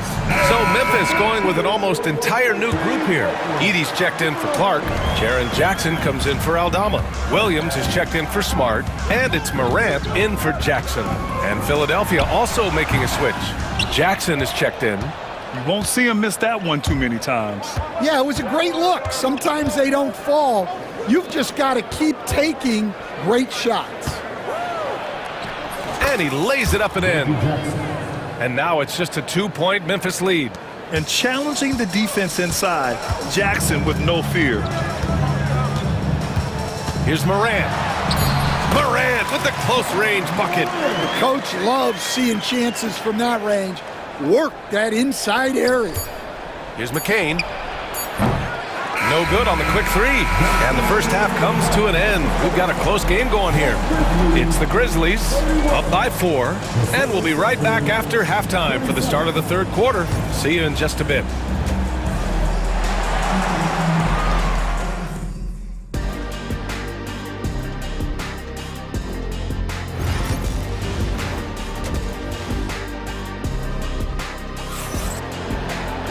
Second half of basketball is upon us, and we may be in for an exciting finish based on how close of a game we've seen so far.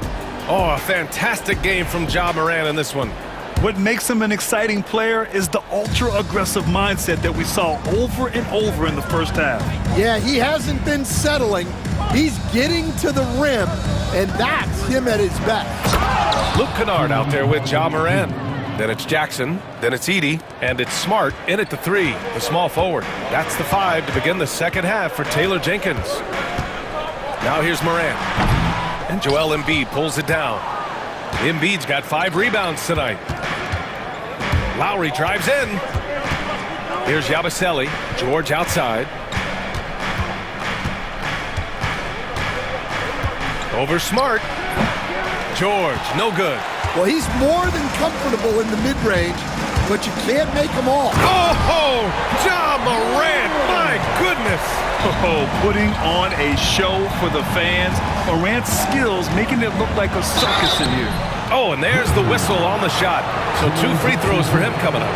And growing up in California, Stan, when did you first fall in love with the game of basketball? Well, Brian, my dad coached for a long time, and I just remember going to his practices and going to his games. I can't remember a time where I didn't love the game. To have a big who's great at the line, such a plus. Here's Morant. Throws it down, and the official calls a foul. It may be a 3-point play. It's going to go on Paul George. Well, Coach, one of the more electric players in the NBA, Ja Morant. Yeah, that's for sure, Brian. High-flying, acrobatic at the rim, just a supreme athlete, and he is without a doubt one of the most exciting players this league has to offer. Here's Morant. Philadelphia getting their last shot to go. Right around a minute and a half played in the third quarter. Lets it go from 14. Rebound by the 76ers. It's George on the wing, defended by Kennard. And for some reason, he decided to foul there. Yeah, B.A., that's an odd move. Maybe there's something else behind it. Embiid passes to Lowry. Back to Embiid. And stolen by Morant. Well, that's why it's so important to seal off those passing lanes inside. Make them earn points in the paint. Morant using his speed. Embiid with the nice defensive effort. 76ers trail by 3. Pass to Martin. And a two-handed jam! What he might lack in height at the 4 spot, he makes up for it with his burst. Not quite 2.5 minutes played here in the second half. Outside Morant. Fires the 3. Jackson to the left wing. Outside Morant. They shoot again. Oh, just couldn't take the lid off. They had their chances. Came up empty. George against Smart. And so they foul intentionally. You don't want to stop the clock right there. I'm not quite sure what he was thinking. And now we're 3 minutes into this third quarter of play. George outside from deep three-point range. Kennard with the rebound. Memphis has gone 4 of 6 from three-point range thus far. Pass to Morant.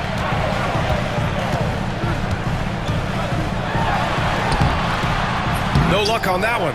Ooh, nice D from George. Martin inside, defended by Kennard. Lowry left side. Gets the 3 to fall. And the 76ers lead by 2. Well, it's a three-point shooting league. Guys like him are so important for spacing. Morant looking for an opening. And then Morant with the jam! And tearing them to shreds tonight. You know, when a player as versatile as Morant starts going off, look out. And timeout is called by Nick Nurse. He wants to review the game plan.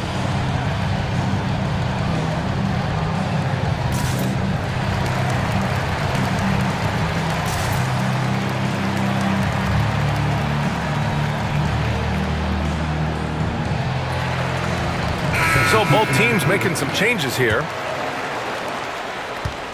Philadelphia has gone 1 of 2 shooting from the perimeter since halftime. Drummond with the screen. Here's McCain. Off the mark there with a 3. And Memphis shooting only 30% in the third quarter. Out of bounds. It'll be Philadelphia's ball.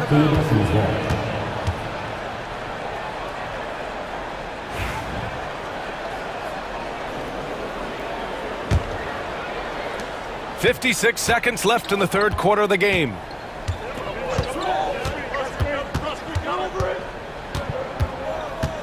Pass to Drummond. Out to Lowry.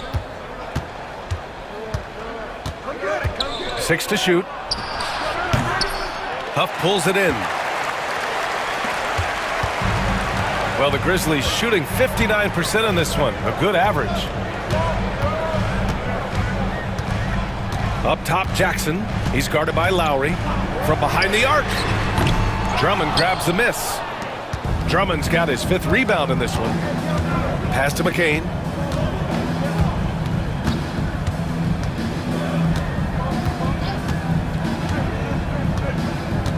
Martin a screen.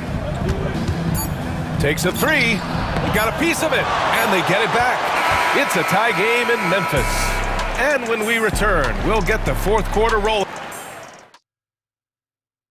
And it's time to bring up the State Farm assist to the game.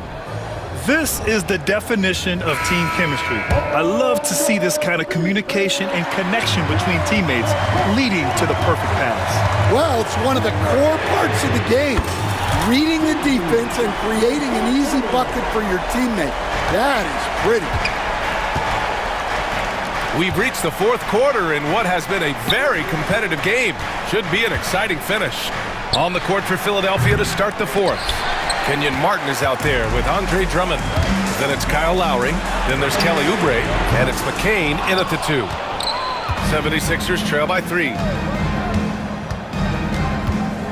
Oubre passes to Lowry. Drummond to screen on Payne. Here's McCain. Here's Drummond. And the rebound paying off as they pick up 2 on the second chance bucket right there. Well, if Drummond's going to score, the paint is where it's going to happen. 60 ticks off the clock here in the fourth. Jackson on the wing. To the paint. Here's Payne. And it's Philadelphia with the rebound. Drummond's got rebound number 7 tonight. Oubre passes to Drummond. Out to Oubre. Back to Drummond. Oh, and makes it with the kiss. Drummond's got 4 points now in the quarter.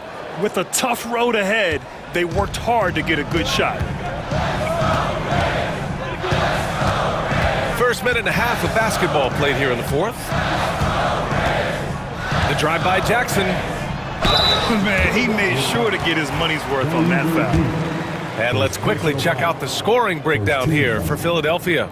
Well, they've clearly been focused on getting the ball inside. And up to this point, the defense has not had an answer. Yeah, another thing, this offense came in aggressive, driving into the lane, forcing the defense to try to adjust. So far, the defense hasn't had enough of an answer. Jaren Jackson, he's checked in for Memphis. You gotta like the momentum on Georgia's drive, cutting into the defense and clearing himself a path. And we've got a timeout from Taylor Jenkins. He wants to make sure they're purposeful with the game plan. Morant, he's checked in for Jackson. And keeping us updated from the sideline, Allie LaForce. Hey guys, I had a chance to find out what Taylor Jenkins was discussing with his players. Well, coach is thrilled with their three-point shooting, saying in the huddle, guys, let's keep it up. Continue to shoot it from deep. It's working. They've been on fire from distance so far. Thanks for that, Allie. Maxey with it. Wing shot on the way. And here's another one for the Sixers. He deked the defenders there, and they thought Maxey was going to dish to a big, but instead, he kept it and scored. Morant, the pass to Jackson. That one drops for him.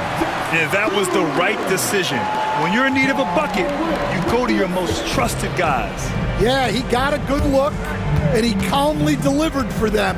That's what you like to see. So it's Philadelphia now. After the basket by Memphis. Shoots inside. And the rebound goes to the Grizzlies.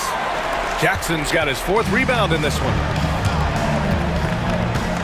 And it's Morant off the drive. The rebound by Embiid. Embiid's got his 8th rebound here tonight. Outside Oubre. Pass to George. Martin with a screen on Smart. Here's George. Nice spin off the left rim and in. George has got 4 points this quarter. Well, we talk about ice in his veins a lot, but this guy personifies that. What a clutch shot. Can you say prime-time player Morant? He enjoys delivering for his team in these parts of the game. Now here's George. Pass to Embiid. Kicks it to George. And he's going to the line for 2. The official saw contact while he was going up. They'll pin that one on Marcus Smart. And you got to give Paul George credit for his mental toughness. There's always lots of chatter out there, but he tunes it out and just focuses on his game. Well, not a perfect trip to the line, but he gets the one he needed to put them in the driver's seat. little over 3.5 minutes in the books now in this fourth quarter. Here's Moran. Yes, they get the go-ahead bucket. Morant's got 27. Oh, you know Morant wants it. And guess what? He got it. And George launches it from deep. They grab their own miss. Outside Oubre. Stolen by Bain.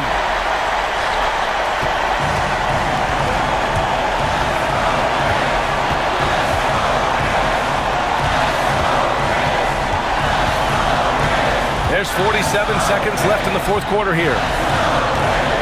6 on the shot clock. Here's Moran. And a foul called on the way up. So he'll take 2 from the free throw line.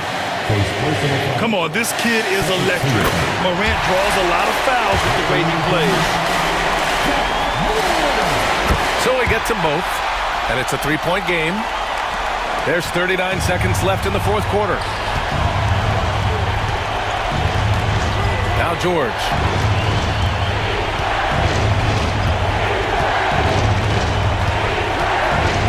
Over Smart. Embiid inside. Jackson on him. Oh, wow! A huge basket to tie the game! Oh, whoa, that is as clutch as it gets. Big time play. Yeah, don't you just love to see a player embrace that kind of pressure? Outside Moran. It's good!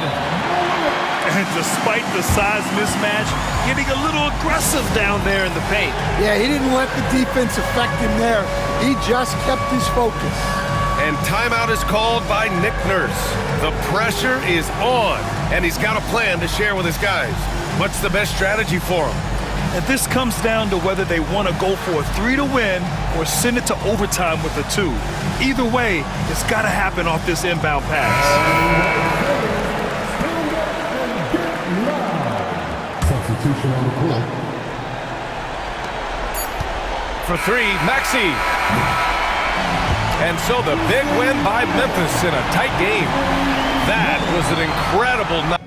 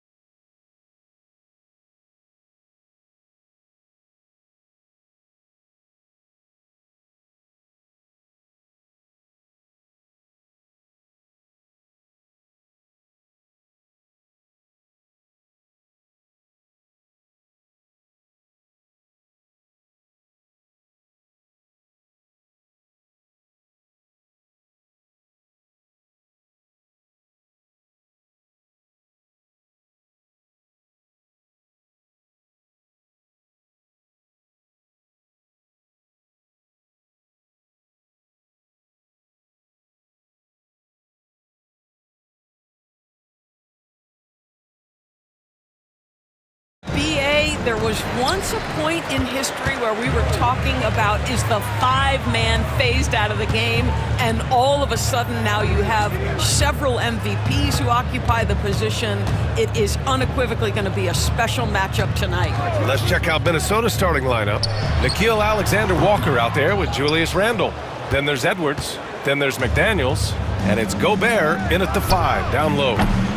McDaniels can't hit. And Maxi's got the ball here for the Philadelphia 76ers. For 3, George. Offensive board. Maxi against Randle. Clock at 6. Another shot. Embiid from outside. The Sixers again can't hit. Edwards looking for an opening. And it goes out of bounds. Last touch by George. Great read to get a hand in there and disrupt the play. And offensively, a little bit of a careless toss. You could have used a better angle on that pass. Here's Gobert. Outside Edwards. And a miss there on the triple. You will not see this guy miss many of those. He's one of the keys to their floor spacing.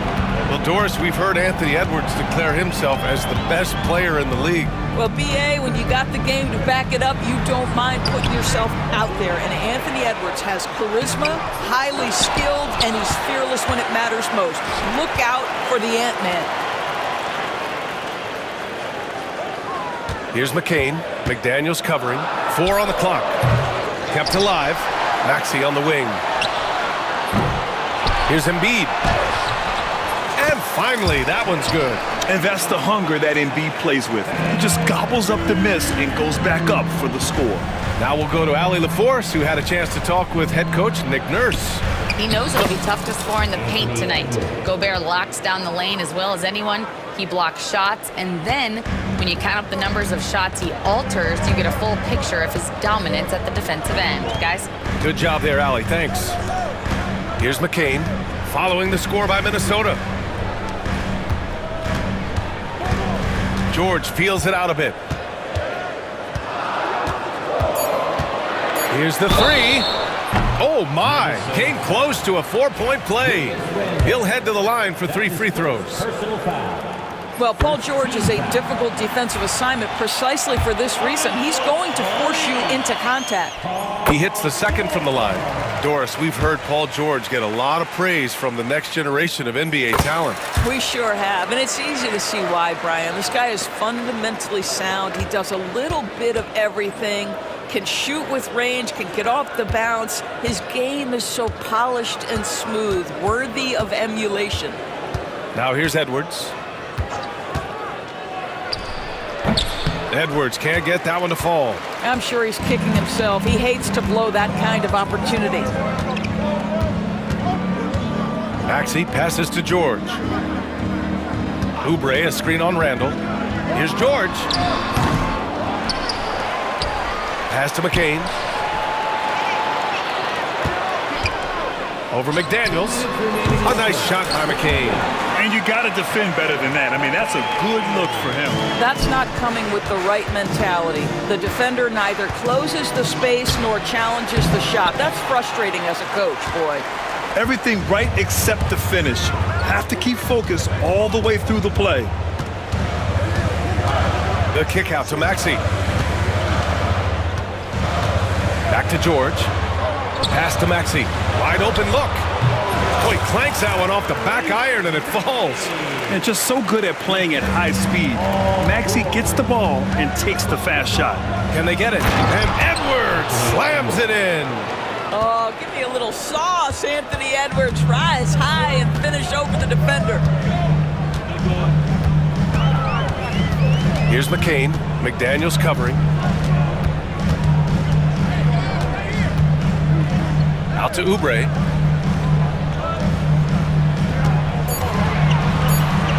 Uses the glass on the layup. I tell you, Kelly Oubre Jr. can play with confidence on the interior, and that's a result of his vertical. Edwards for 3. It goes. He's made 3 shots in 6 attempts. You don't want to let him get into a rhythm from out there. Oubre on the wing. Pass to Embiid. There's 38 seconds left in the first quarter here. Here's McCain. It's rebounded by Minnesota. Uh-oh. Did he change his mind on the way up? I think he did. Edwards. And it's good. Fought through contact. Hit the shot and will go to the line. He's getting his first free throw attempt of the game here. Well, we know Edwards has an impressive skill set, but what really separates him is the competitive edge that he plays with. And stolen by Edwards.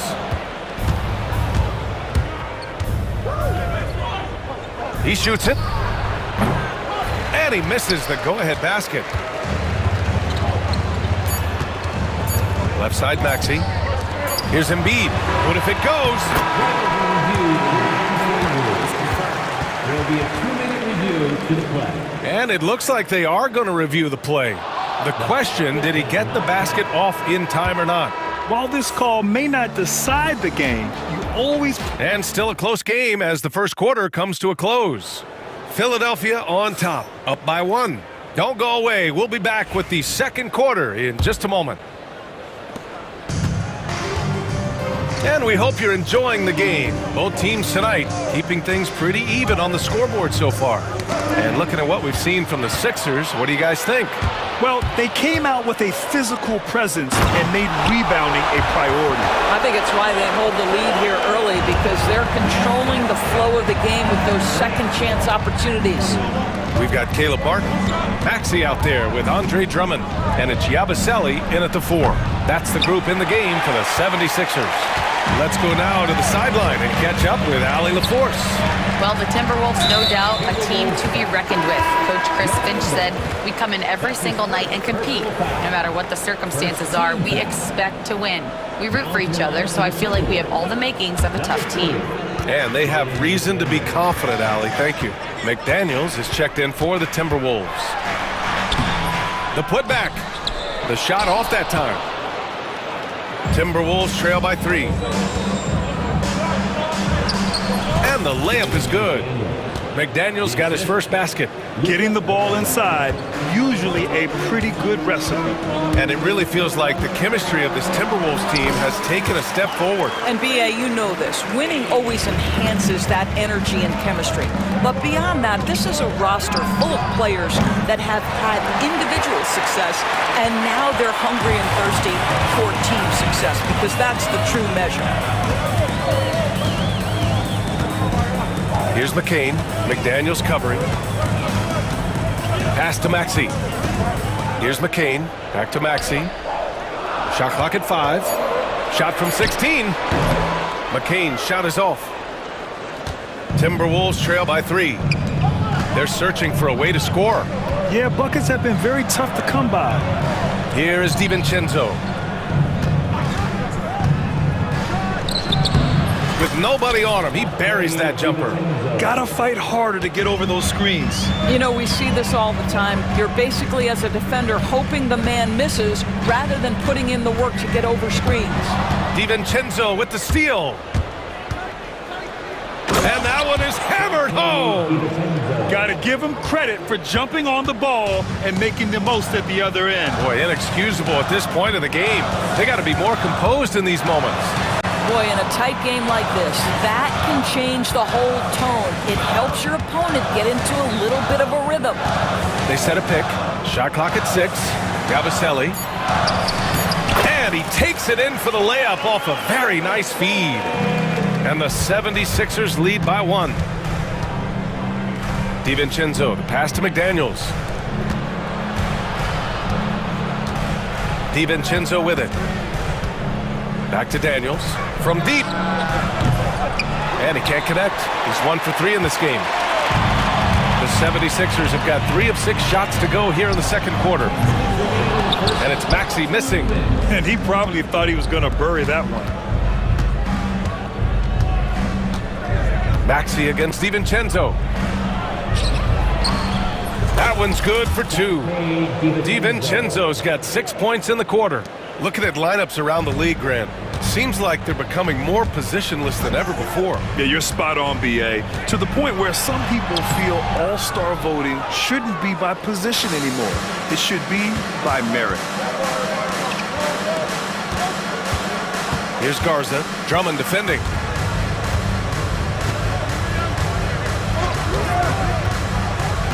Garza passes to DiVincenzo. Unloads. Set it up with a fake, but it's offline. The Sixers trailing. Here's McCain. And he got the whistle on the way up, so he'll be headed to the line for a pair. Philadelphia shooting their 4th and 5th shots at the foul line in this game. At the line for your Sixers, McCain. 2 shots. And so he makes both from the line. You want to contest this guy's shot, but you absolutely don't want to send him to the line. He will make you pay. And Chris Finch has called timeout. He'll take the opportunity to regroup. Everyone, your Sixers EMT.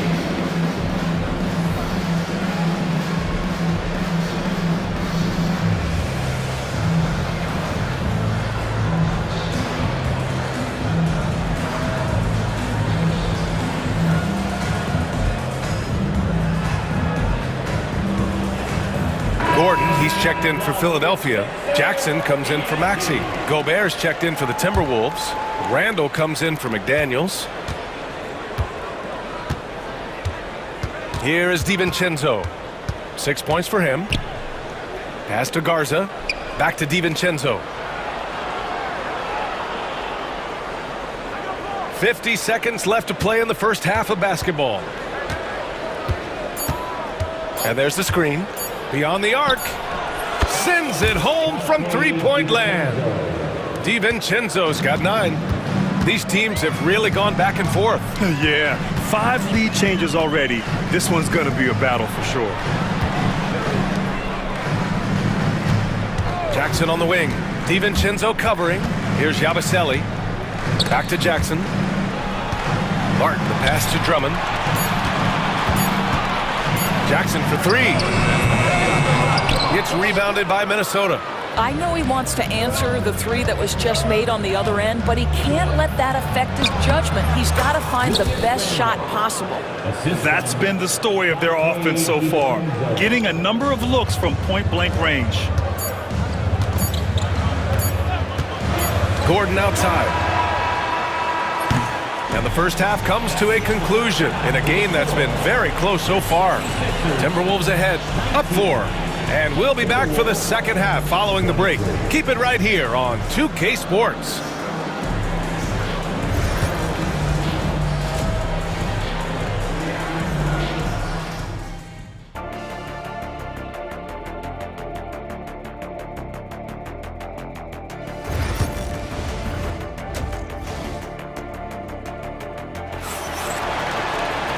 And in that first half, we saw a pretty tight battle. We'll soon find out what sort of adjustments were discussed during halftime. Boy, you gotta like what we're seeing from Anthony Edwards. He was getting into the lane easily that first half. It's just relentless. Now, this guy is such a good finisher on the move, and so far, the defense has not been able to counter it. On the court for the Timberwolves, we've got Edwards, Julius Randle out there with Naz Reid. Then there's Rudy Gobert, and it's McDaniels in at the 2. Oh, he hangs in there and cashes in on the second chance points. He's got 12. Well, with the size, frame, and athleticism, if you allow Anthony Edwards to get to the glass, look out. Not sure why he committed the intentional foul. No purpose. I think everyone's a little confused, but weird plays happen. DiVincenzo, he's checked in for McDaniels. Number 0, Dante DiVincenzo. Lowry against Edwards. Embiid inside. Down low. Embiid puts it in. Yeah, getting aggressive in the paint. Look at Joel putting his size to work. Time now to hear from our reporter, Allie LaForce. Joel Embiid is setting records with his scoring, but he said, when I get stuck into just being a scorer, that's not the best version of me. I like sharing the ball. As you've seen the last couple of years, the teams that have won, they move the ball. Nothing is static. So that's how we should play. Pretty simple, Brian. Yeah, great understanding, right? Thanks, Allie. Lowry, the pass to George. Out to the wing. Embiid finds Martin. And it's going to be a 24-second violation. They turn it over. Minnesota ball.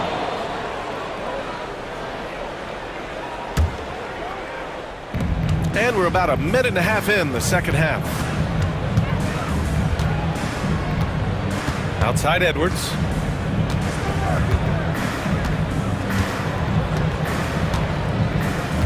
And he lobs it up. Stolen by Lowry.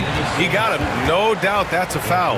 And it's going to be a transition take foul. Philadelphia shooting their 6th attempt at the charity stripe in the game. And Embiid no good on that one. Molding himself into one of the most dominant centers in the league, Embiid has really come into his own. Here's Lowry. Still without a bucket. From the arc. Hits the trifecta. Such a reliable threat from range. You'd think the defense might key on him a little bit more. Edwards driving, and Edwards slams it in. Combination of size and athleticism makes Anthony Edwards so tough to check on the drive. Good luck and good night. Doris, one of the most physical guards in the NBA, Anthony Edwards.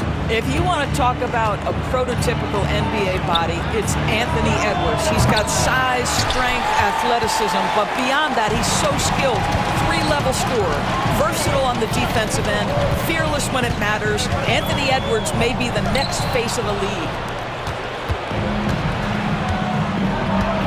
A touch over 2.5 minutes of basketball played here in the third quarter. Fires from deep. And Joel Embiid pulls it down.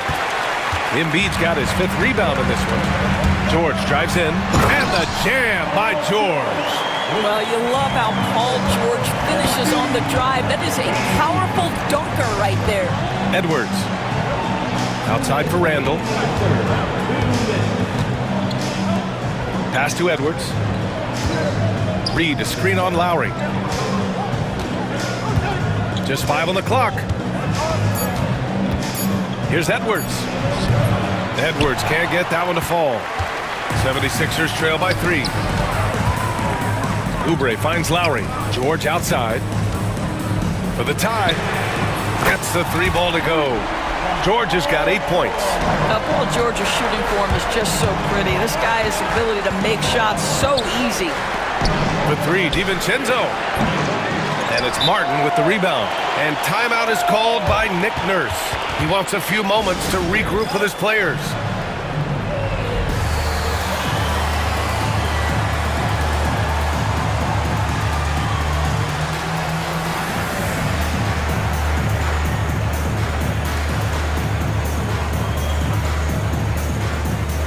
So both teams changing it up here.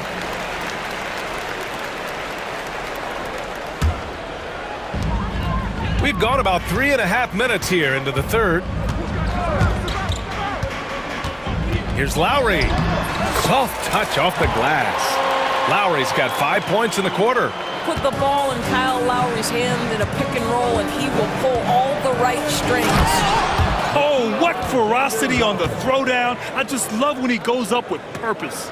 Where was the D right there? The effort lacking big time. Yeah, and give him credit for taking advantage in a close game. Those are the types of plays that can swing things in your direction. Boy, not on the same page there. And in a possession ball game, that's a big mistake.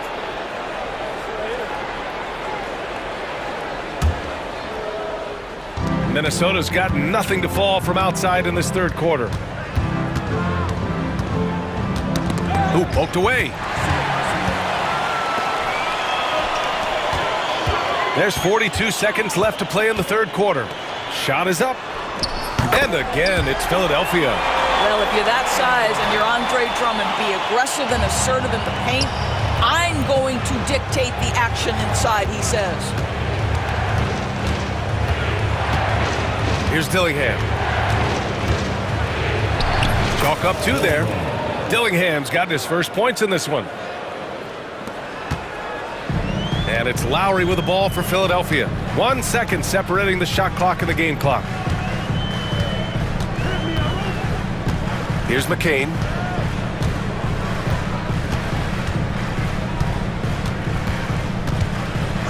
Five to shoot. No good with a jumper from the wing. Here's Alexander Walker. He got it up in time, but it would not fall for him. It's all tied in Philadelphia. And let's take this opportunity to show you our State Farm assist of the game. You talk about painting a magnificent picture with that dime. Just a great decision and a perfect delivery. We call that putting it right in the pocket, and he knew what to do with it once it was there.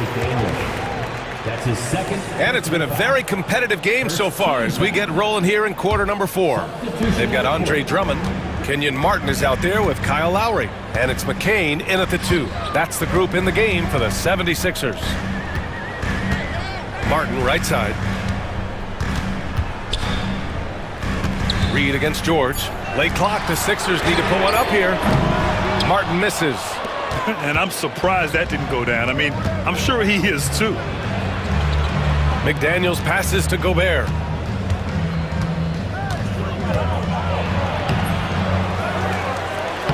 Rudy, a monster inside. Well, there's height and reach to the advantage of Rudy Gobert. Just gets up and over the top of guys. Here's Embiid. And then Embiid with the dunk. How about the timing? Could be the difference between an assist and a turnover. Nice delivery. Here's Randall. And it's Randall with the jam. How about the big guy attacking the rim? The throwdowns are loud and emphatic.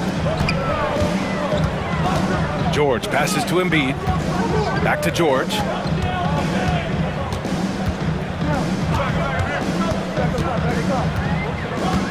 Elbow shot. It's rebounded by Minnesota. And unlike some other guys, missing a wide open look won't hurt his confidence at all. Outside Edwards. And he lobs it up to the rim. Oh, George with a steal. It's an even 3-on-3 break. And it's Maxey missing. And you know they were praying for that one to go down. Let's prove it time. Fourth quarter. Don't get it done now. No more chances. Randall. And so he draws the foul, headed to the line to shoot a pair. It's going to go on Paul George. You know, part of what makes Julius Randle so effective is that spin move, Doris. He does like to use that on the interior against taller players to get enough separation. But the number of finishing moves that guy has off the spin, it is really an effective tool. Boy, they need something to go to regain some confidence. No question. Way too many empty possessions for them. And this kind of selflessness is great to see. Textbook positioning to draw the charge. Edwards against Maxey. It's stolen by Maxey. It's George on the wing. Maxey surveys. Embiid, a screen on Reed. Maxey, that's good. And capable of sticking it from the mid-range. I like seeing Maxey go to work from this area. McDaniels with it. Martin picks him up. McDaniels, that's good. This is when your interior D has to be on high alert. Here's George. Off target at the rim. Uh-oh. Did he change his mind on the way up? I think he did. And it's McDaniels off the drive. Banked it in off the glass. And it's a 6-point Timberwolves lead. Any possession that ends with him finishing at the rim is ideal. And Tyrese Maxey gets the whistle that time. That'll be a second foul of the game.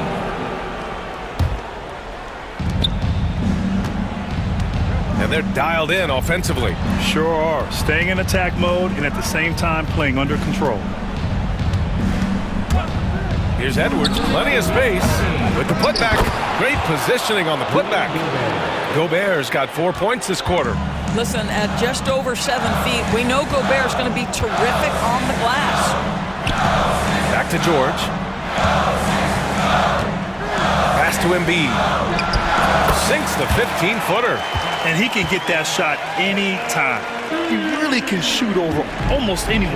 You want that mid-range game in your arsenal. You can't just be about threes and dunks. Sometimes this is a key shot. Here's Edwards. They get it again. Gobert passes to Edwards. McDaniels from long range. The offensive rebound. The three ball. To the inside. The kick out to Edwards. Fires for three. The triple hits for Edwards. Anthony Edwards has got his rhythm, and he's got a well-rounded offensive game. Look out. Outside Oubre. 59 seconds left to play in the fourth. And it's in there. This guy a tough cover for any defender. Creative and assertive scoring the ball. And so it's Edwards who brings up the ball for Minnesota. They've given up just 8 points in the fourth.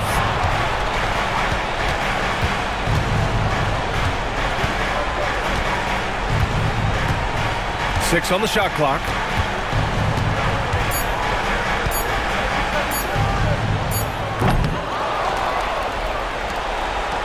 For three, fires in the triple. What a performance tonight. Getting a win like this on the road is such a boost. You've got to be able to block out all distractions in enemy territory. This team did a tremendous job staying focused on the task at hand. It's George with the drive. And the jam by George. Excellent recognition from Kelly Oubre right there. So solid sensing when one of his guys is open. McDaniels passes to Randall.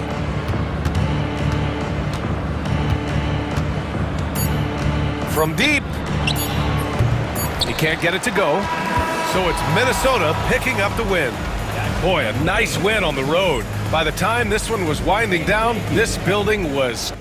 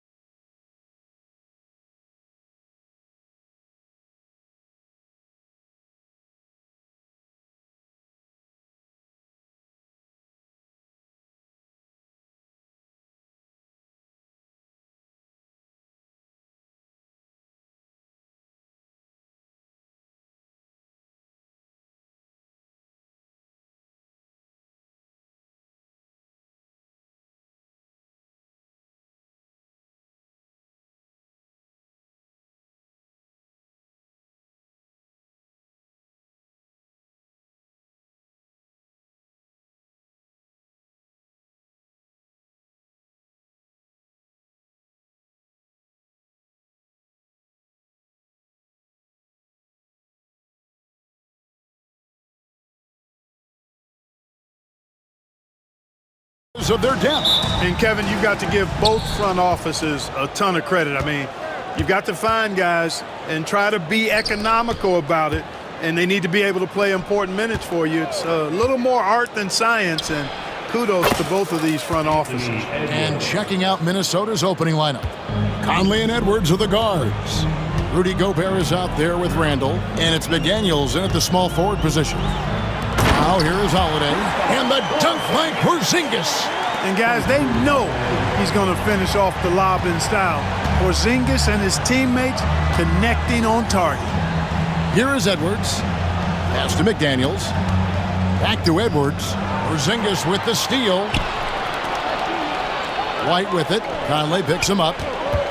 And Holiday kicks to Porzingis over Randall. Stolen by Michael Conley. And here's the break. And a miss there on the triple. Outside Tatum. And now just over a minute played here in the first. Shoots. And Porzingis gets it to go on the assist by Tatum. Porzingis has got his second bucket. For all that's said about his perimeter work, Porzingis benefits a lot when he's making an impact inside. That makes defending him all the more challenging. Well, he is looking confident. I love how they're using him so far. And you know what? They're going to keep using him. I mean, he'll be the centerpiece of their offense today. You can bank on that. The three from Tatum. Second shot opportunity. Sinks it. And the shot from Porzingis. Porzingis has got 6. Porzingis able to use that 7'6" wingspan to full effect, beating everybody to the board and then quickly cashing in. Near the three-point line, it's Edwards. And Tatum pulls it down. You almost have to assume he's going to knock those down when he is that open. Porzingis can't hit. For Minnesota, they've gone 2 for 4 from the field so far today. There's always a surprise, isn't there, Clark, in the offseason? Let's go back to 2022. That offseason, the Timberwolves going all in on Rudy Gobert. Basically, Kevin, they traded 5 firsts plus a bunch of good players for Gobert. It was derided at the time, and I can understand why, but Rudy's defense has taken them to another level, and he's actually been a little better offensively than people thought he would be. Now here is Holiday. Anthony Edwards unable to get his last shot to go in. The tray. Here's Tatum. Julius Randle with the rebound. And so Gobert will bring it up for Minnesota. They trail by 1. Gobert with a screen on White. Edwards against White.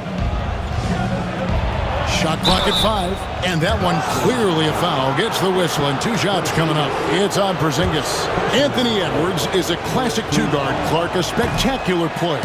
What has impressed you most about his development? Well, he's got a great body. He had it when he got into the league after just 1 year of college. Tremendous basketball body, strength and length and bounce. Now he's worked on refining his skill. I think the biggest thing that's impressed me is not only his work ethic, but his poise. He's not a guy that plays frantically. He plays with intentionality and purpose, and that's a tough thing to do when you've got his athletic ability and you're as young as he is. Tatum no good. Minnesota's gone 1 of 2 from long range in the first quarter. Gobert with a screen on White. No one near Edwards as he lets it fly. Will not go. This is off the front iron.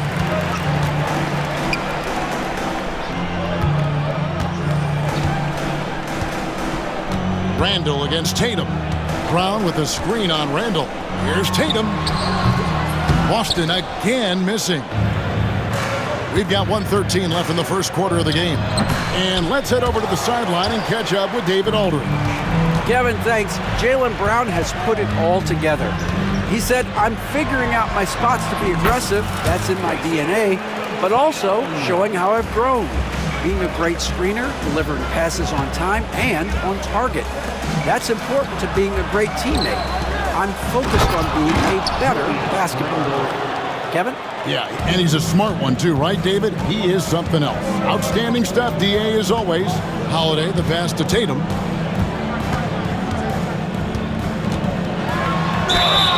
And the bucket is good. Three-point play chance here for him.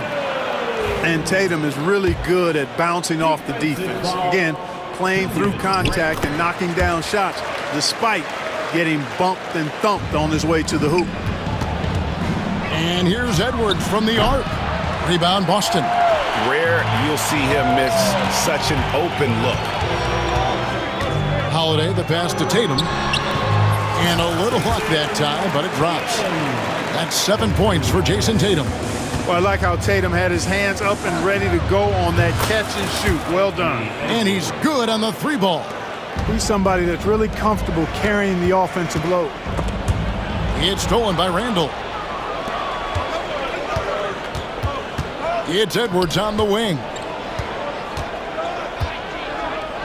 To the middle, and stolen by Tatum. And Brown throws it down. Attacking in transition, the most consistent way to generate easy looks. Yep, exactly. And if there's any opportunity for early offense, you've got to push it and push it every time. And we reached the end of the first quarter. Celtics out in front.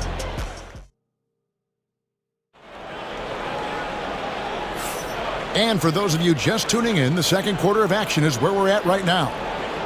In a moment to look at the scoring approach in terms of where the points are coming from for the Celtics. Everything working for them inside so far, guys. Tons of high-quality shots that they're knocking down inside. And something else that's working for them is ball movement. A lot of their points so far have come as a result of smart plays.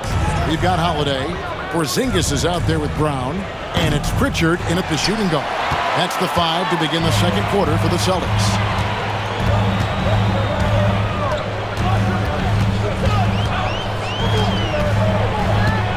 Fires the 3. Rebound, Minnesota. GA, these Boston Celtics are unquestionably a top-tier offensive unit. Stupendous shooting, excellent instincts with the ball. Yeah, they are a model offense in many ways, making it tough for many teams to keep up with them. Here's Cornette, and he drives in, banked in off the glass. Cornette's got the lead up to 6 now for Boston. I'm not sure who was supposed to be on him that possession. I mean, apparently neither did the defenders. And the wide-open shot from DiVincenzo hits the three-point bomb. DiVincenzo's got his first 3 points of the game. And Holiday kicks to Porzingis. Teardrop shot. Yes, and it's Holiday with the assist that time. Holiday's got 3 assists in the game. Here's McDaniels. Basket is good. He'll get a chance for one more at the line. Well, McDaniels wasn't going to be denied there. Getting the bucket and has a chance for one more. Clark, how much weight do players put on individual awards or something like an all-star nod? You know, I think players always have a level of respect for each other, but awards help validate your level of respect. How you win, how you perform, consistency, and awards are typically well-earned and well-deserved. As a matter of fact, in most cases, they are well-earned and deserved, and players acknowledge that and respect that. The shot by Holiday, no good. The 3 for DiVincenzo. Good on the three-point shot.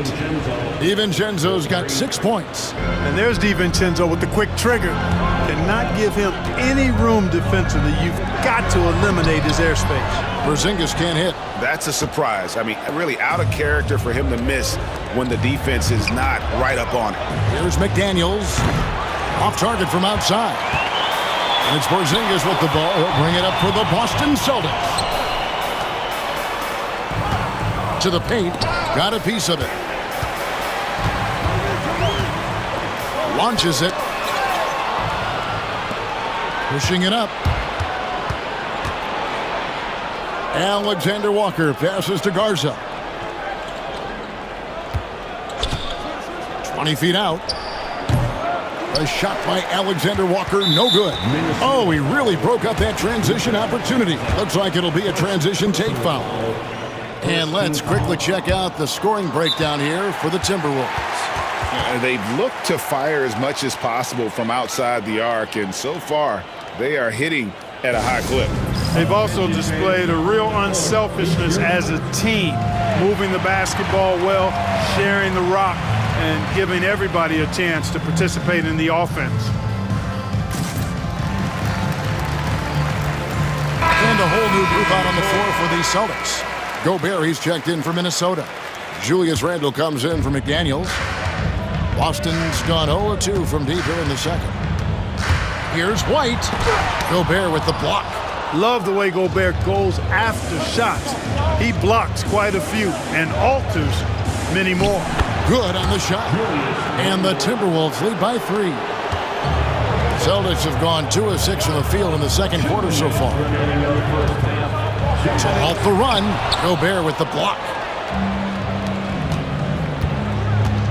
DiVincenzo against White. Alexander Walker passes to DiVincenzo. There's a good screen. Three-pointer. Al Horford with the rebound. The Celtics shooting just 29% in the second quarter. The offense is suffering. Here's Hauser. Boston again missing. Minnesota leading by 3. And there's a nice one-handed slam. The D just kind of stepping aside and letting him get to the rim. There's a reason, GA, the lead is what it is right now. You know, you look at it, the communication is lacking, as is the trust. They can ill afford those types of breakdowns. It won't work. You can't win with those kind of breakdowns. On the wing, DiVincenzo. Light covering. Here's Gobert. Pass to Garza. And here's DiVincenzo from the arc. Here's Gobert. Here's Alexander Walker. Connects from three-point range. Alexander Walker's got 5 points in the quarter.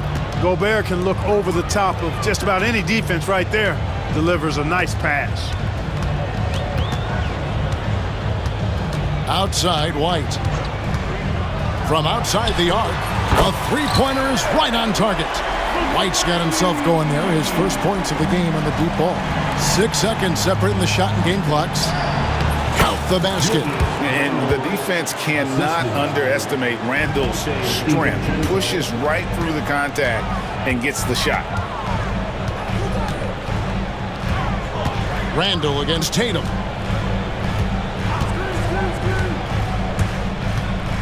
Shoots from 12. And it's wide right. Hits off the rim. Randle surveying the D. And that's it for the first half of action. What's been a very close game here. Minnesota on top, ending the second quarter with a huge surge, an 18-7 run. And don't go away. After the break, we'll see you right back here for the start of the third quarter.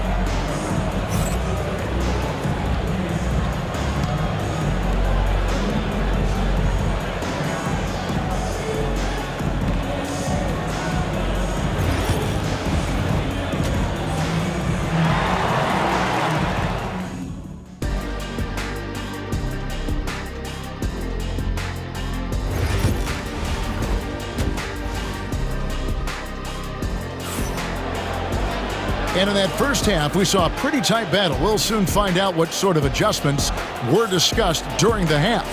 Edwards with a strong contribution so far in this one. And how about the amount he's contributing in the scoring column?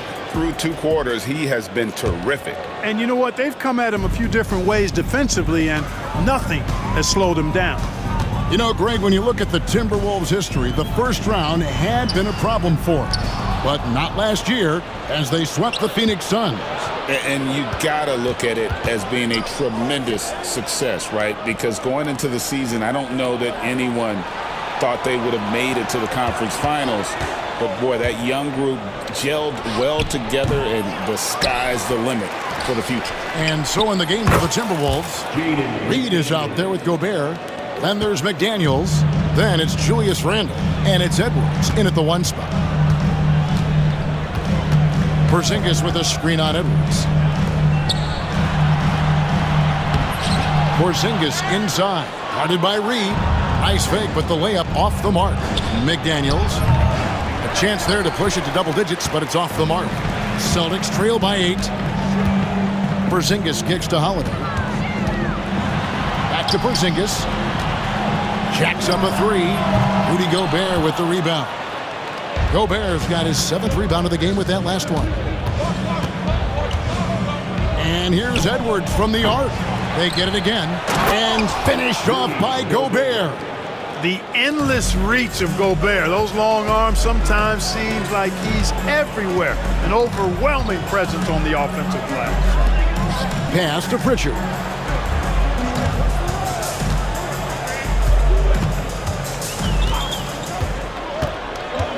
Down to 5 on the shot clock. Here's Holiday. A second chance effort. Count that one. And the Timberwolves lead has been cut down to just 8 points on the bucket from Kristaps Porzingis. The open shot, Edwards. And good, as it just snugs right down through the net. And that was a confident shot. Love when Edwards just rises up and fires off the dribble. To the inside. It's stolen by Gobert.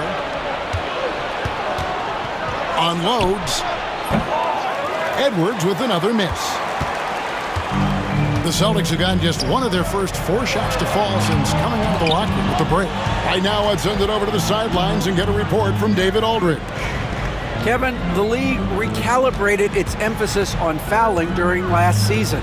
Commissioner Adam Silver said there was a sense that offensive players had too much of an advantage. So an adjustment was made. The fans want great offense, but they want players to be allowed to play defense as well. I think that's what we're seeing. Timeout. Kevin, it's a welcome change. Welcome indeed, no doubt about it, D.A. And so Chris Finch calls for the timeout. He wants a minute here to get things straightened out with his team.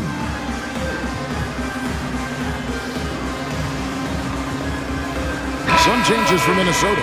Garza's checked in, and Nickeil Alexander-Walker in for Randall.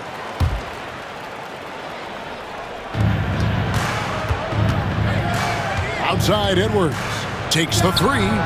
Edwards shooting fearlessly from the arc. Edwards is rolling right now. If I'm his teammates, he's getting a rock every time. And Greg, it didn't take long for Anthony Edwards to prove himself in the NBA. There's so much to like about his game. As outstanding as his offense is, his defense cannot be overlooked. He is a lockdown presence when he needs to be. Here's Edwards. Oh, wow. Show us what you got, young fella. Anthony Edwards. Love to see you operate like that. Tatum passes to Keita. Back to Tatum. Tatum slips by the contact inside. And that's right where they wanted to go with the ball in rhythm. Edwards inside. White's there. Lets the 3 fly. Edwards, no good. Just enough coverage to bother that 3-point attempt. And so it looks like the Celtics will retain possession here. And he made the right read on that play, but just couldn't secure the steal. You know, fellas, 1 second quicker, and that's going the other way. 1:06 left to play here in the third, and he's going to get whistled for that foul, G. That was intentional, but not exactly logical. How about pointless to foul there? I mean, I don't know where his head is, but it's not in the game. Mike Conley's checked in for Minnesota, and it's Horford with the extra effort. Per usual, Big Al carving out outstanding position that helps him get to the ball before anybody else. The 3 for DiVincenzo. And here's Tatum. He'll bring it up for the Celtics. Pass to Hauser. Now here is Horford. Down low. Here's Tatum. Reed with the rebound.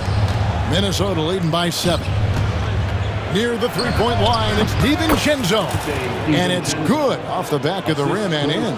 DiVincenzo gets great lift on his shot, and right now playing at a great pace. With the step back. The kick out to Tatum.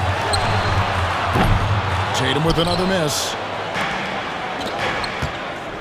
Lets it go with a 3. A shot by Alexander Walker, no good. White dishes to Tatum. There's the triple. And that would have counted, but his shot was off the mark this time. And so it's Minnesota in control with a 9-point lead to end the quarter. Looking good at this point, but wanting... And let's take this chance now to show you the State Farm assist of the game. And, you know, you can always count on him for at least a couple of these pretty assists over the course of a game. And this one, a thing of beauty. It sure is. I mean, he's a maestro. Great vision, terrific IQ, everything you want in a point guard. The fourth quarter has arrived. So good to have you with us. Tatum in the front court alongside Horford. Then it's White, and it's Hauser in at the two-guard spot. That's the Boston Five.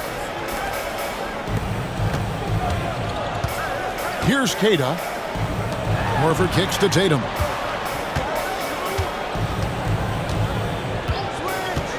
Shoots over Alexander Walker. Count that one. And the Timberwolves lead has been cut down to 9. They're back within single digits after that one from Tatum. And that's an intentional foul. Yeah, not sure what that was about. I mean, talk about a brain cramp. Yeah, yeah, completely a brain fade. I don't know where that came from. Just lost sense of time and the situation.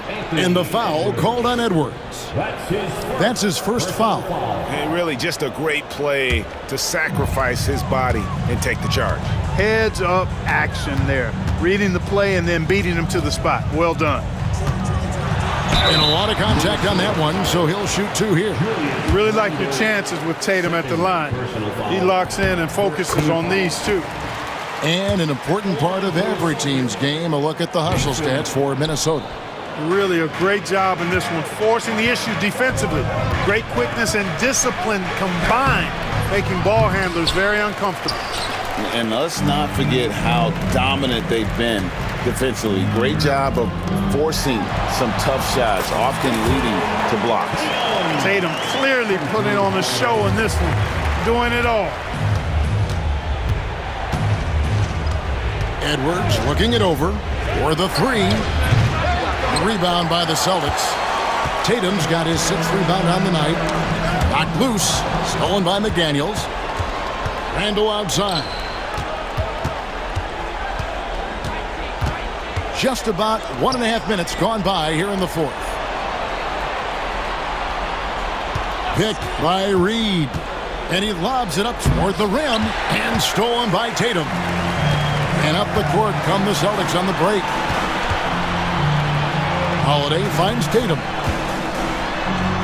Tatum using his size inside. Tell you what, Tatum using his length for positioning inside, able to operate well in the paint. That bucket in no time at all. Edwards got 19 points. It's been this way since halftime. Tremendous production from beyond the arc. Boy, it's been a 3-point barrage. They came out gunning and have not stopped. Here's Tatum. A rebound by the Timberwolves. Outside Edwards. And 2 free throws coming up. Unable to get that one to go with all the contact. That one is on Holiday. Really important for this team to get production from Edwards. When he's aggressive in scoring the ball, they go to another level. And he's good on the second. Celtics trail by 8. For those just joining us, fourth quarter here. We're just over 2.5 minutes into it. And the dunk by Porzingis. Yeah, that's an easy throwdown for him. The rim might as well be 8 feet tall when you're as long as he is. Outside Edwards. Another miss by Minnesota. The Celtics have gone an outstanding 4 of 5 from the field in the fourth quarter so far. The kick out to Holiday. Nice ball movement by Boston. Porzingis with a screen on Reed. Tatum no good. You know, to cut deficits, you got to be making smart basketball plays out there. Taking care of the ball. It's not done by hoisting up bonehead threes like that. And he has definitely been struggling in this quarter.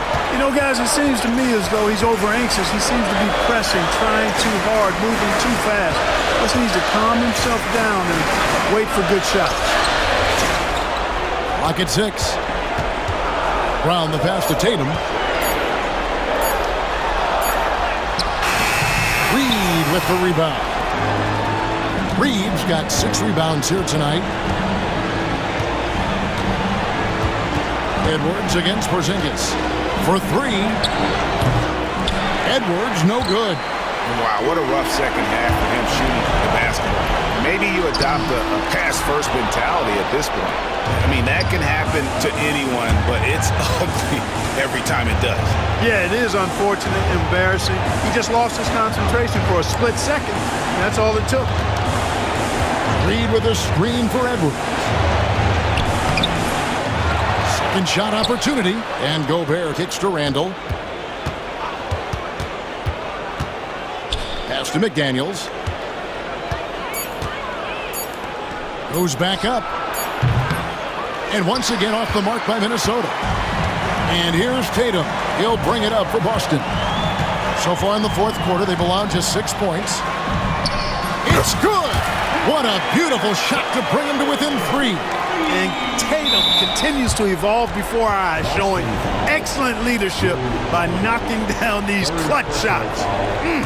Yeah, you have to do that, though. You can't just let them dribble the game. Exactly. I mean, you got to stop the clock any way possible and hope they alligator arm a few of those free throws. First free throw is good, and that gives them a 4-point cushion.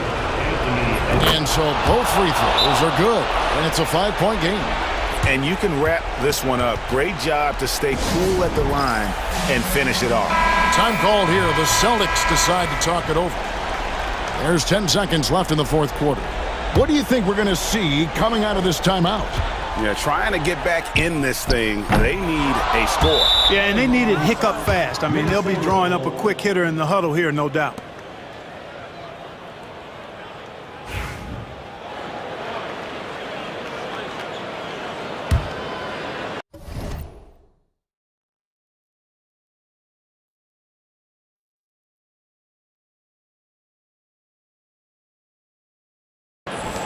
Six seconds left in the fourth quarter. And so Minnesota takes the win. This was a hard-fought, well-earned victory for them, Greg. They really had to work for this win. That's a good point. I mean, weaker teams might have buckled at the end, but the crowd amped up. Much appreciated, David. Thank you for joining us. That'll do it.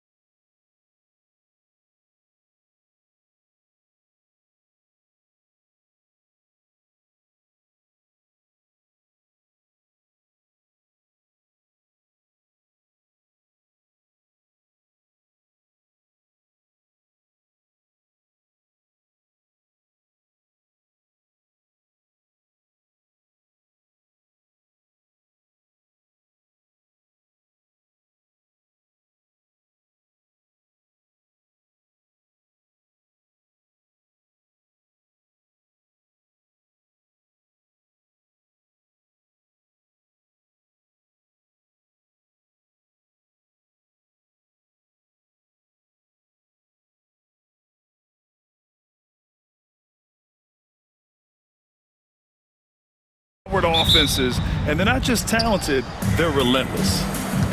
And the starting group for the Celtics. The two Jays, Brown at the 3 and Tatum at the 4. Holiday at the 1 with White at the 2. And it's Porzingis in at the 5 down low. Now here's Irving.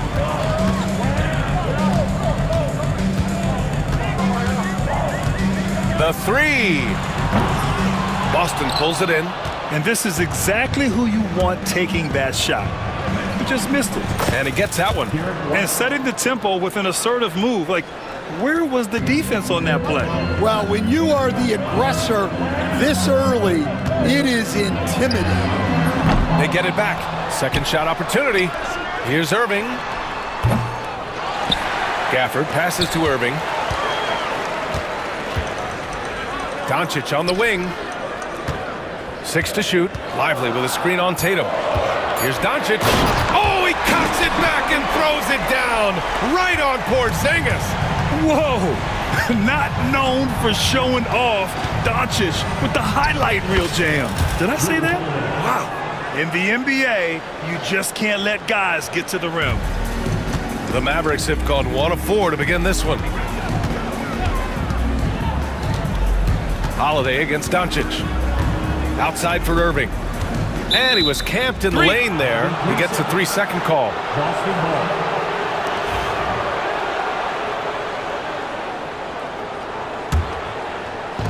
The Celtics have gone 2 of 3 from the floor. Tatum looking it over. Just over a minute and a half played here in this one. 3-pointer off the mark. Dallas has gone 0 for 2 from outside. And let's send it over to Allie LaForce. Earlier, I spoke with Jason Kidd. The main topic of conversation, how they plan to guard Jason Tatum. We want to try to make Jason a jump shooter. Avoid fouling, don't let him go downhill. But JT will get his, so let's hope we limit him. Well, that's never easy to do, guys. Okay, thanks, Allie. And sometimes you forget how long Tatum is, and he's terrific at using this to his advantage inside. From deep, here's Doncic. Counted from distance. Doncic has got 5. And that's what they want to do. Get him open looks early.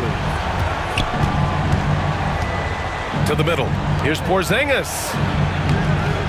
The shot, no good. Excellent D there from Lively. Pass to Doncic. Now Lively. Lively with a screen on Tatum. Thompson passes to Doncic. 4 on the clock. Here he goes. And Doncic hammers it home. How about the dunk off the drive? Doncic, terrific at navigating his way inside. It's White with the drive. Over Irving. That one a little long. And so it's Irving with it. He brings it up for the Dallas Mavericks. And, Coach, you look at Derek White, maybe not the biggest name, but he is a winning player. Yeah, Brian, he's one of the most underrated players in the league. He's got a great feel for the game at both ends of the court. He is tremendously solid across the board. Here's White after the Mavericks picking up a basket just a moment ago. Good. I love this approach. Getting him involved early, and it's already paying off. Yeah, well, his offensive contributions are going to be very important in this game. So it's good they've already got him in a rhythm. From deep, here's Doncic. Gafford tips it back in. Yeah, I can't tell you what a difference second chance points make in a game. That can be the factor that swings the outcome. Now here's Tatum. They kick it out to Porzingis. And it's going to be a 3-second call.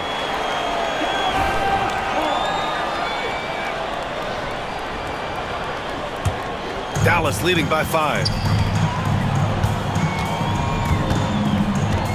There's 53 seconds left to play in the first quarter. Irving against Porzingis. Irving, the pass to Lively. Clock at 6. Pass to Thompson. Lively with a screen on Brown. The 3 from Thompson. They get it back. Gafford with the ball. Doncic with it. Irving looking around. Gafford with a screen on Porzingis. It's good. Irving's got 6. And the handles Kyrie has are out of this world. He uses them so well in screen and roll action. Here's White. Count it. Good execution. They're getting some short-range looks here. And here are the Mavericks now. It's a 5-point game. Irving for 3. No luck on that one. And we've reached the end of the first quarter. Dallas on top, up by 5. And back to the start of the second quarter in just a moment.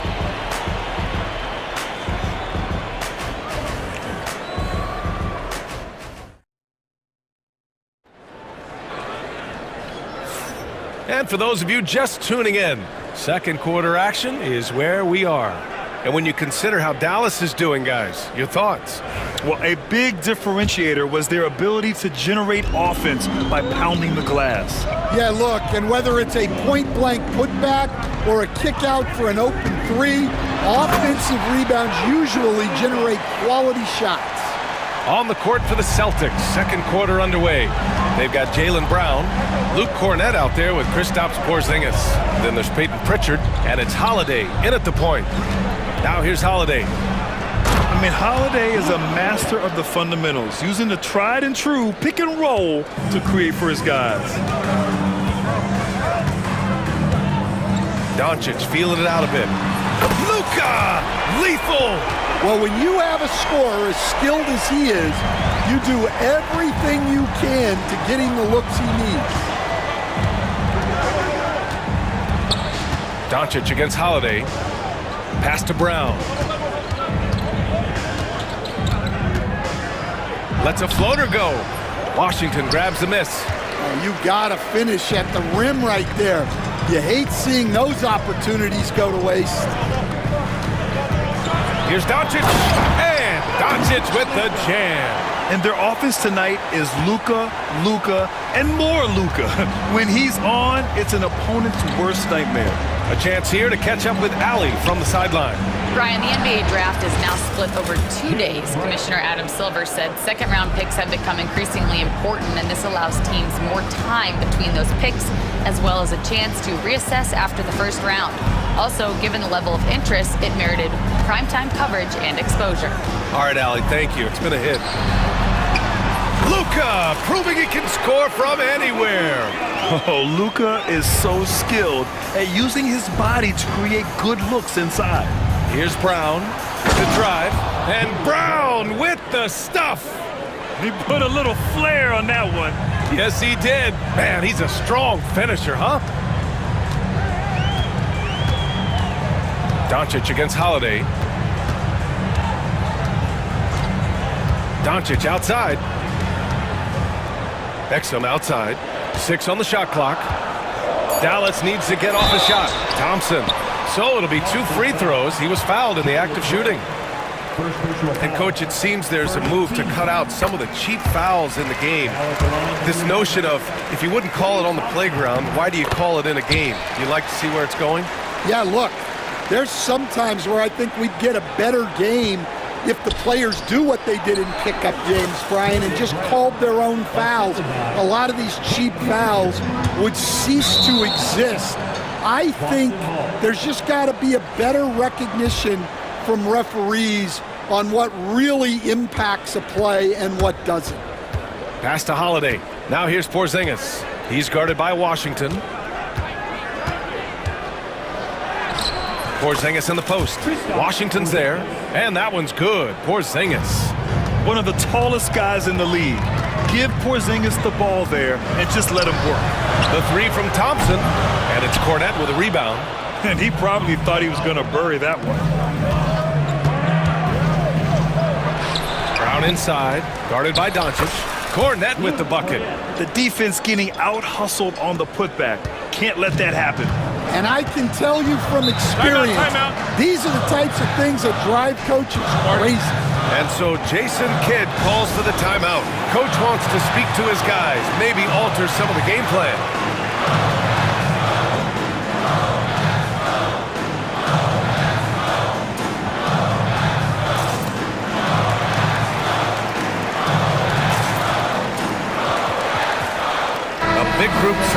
substitution here for Dallas. Prosper's checked in for Washington. Grimes comes in for Klay Thompson. Kyrie Irving's checked in for Exum. And it's Dinwiddie in for Doncic. And the shot's good by Irving.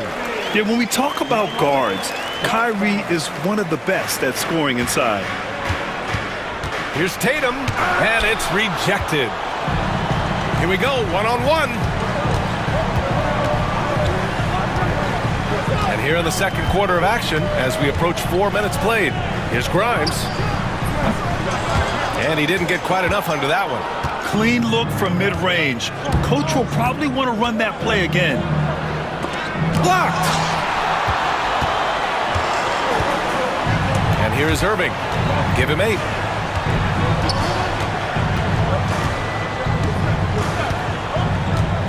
Powell, a screen on Tatum.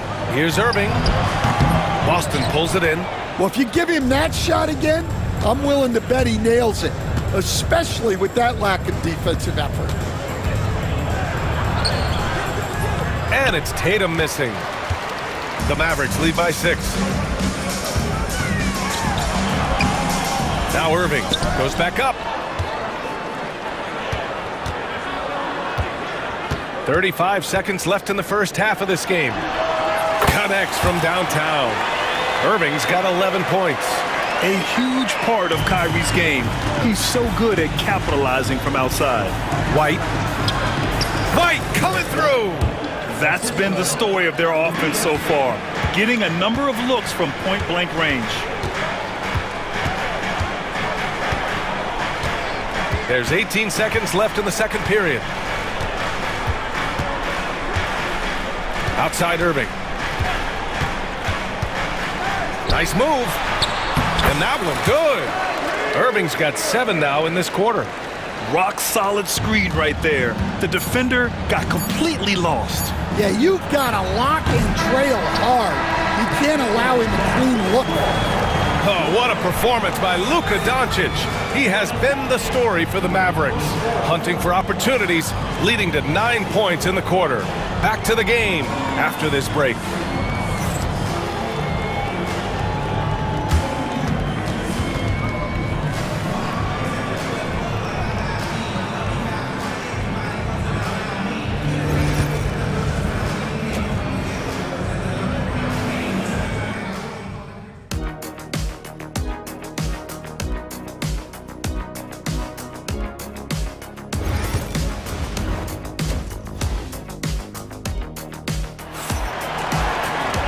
And if you're just joining in, one half is in the books, one half to go.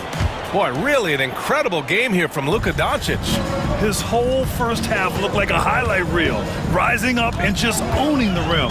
Well, they've got to build a wall immediately because he'll just keep attacking like that if they don't. Irving and Thompson fill out the wings. Daniel Gafford is out there with Derek Lively, and it's Doncic in a point. That's the lineup out there for the Mavericks. Celtics trail by 9.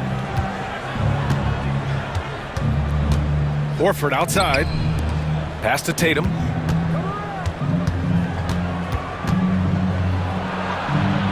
Here's Hauser. He's guarded by Irving. Hauser passes to Tatum. Out to Horford. Late clock. The Celtics got to hurry here. Here's White. He hits it just before the shot clock expires. White's got 10 points in the game, and Stanley went undrafted back in 2021. But Wisconsin native Sam Hauser has worked his way into a rotation role. Well, Brian, everyone's looking for shooters, and he is a knockdown shooter. And at 6'7", boasts good size and plays both ends of the court. Thompson, that's good. This is Thompson's pure shooting ability in action. He has the shot up in seconds. White looking it over. Down low. Here's Horford. Doncic pulls down the board. And here's Doncic. He'll bring it up for the Mavericks. 10-point lead. This is their biggest of the game. And I'll tell you what, I mean, slowing down Irving is a team effort. And to this point, they're failing to slow his roll. And Joe Mazzulla has called timeout. He wants to make sure everybody's on the same page.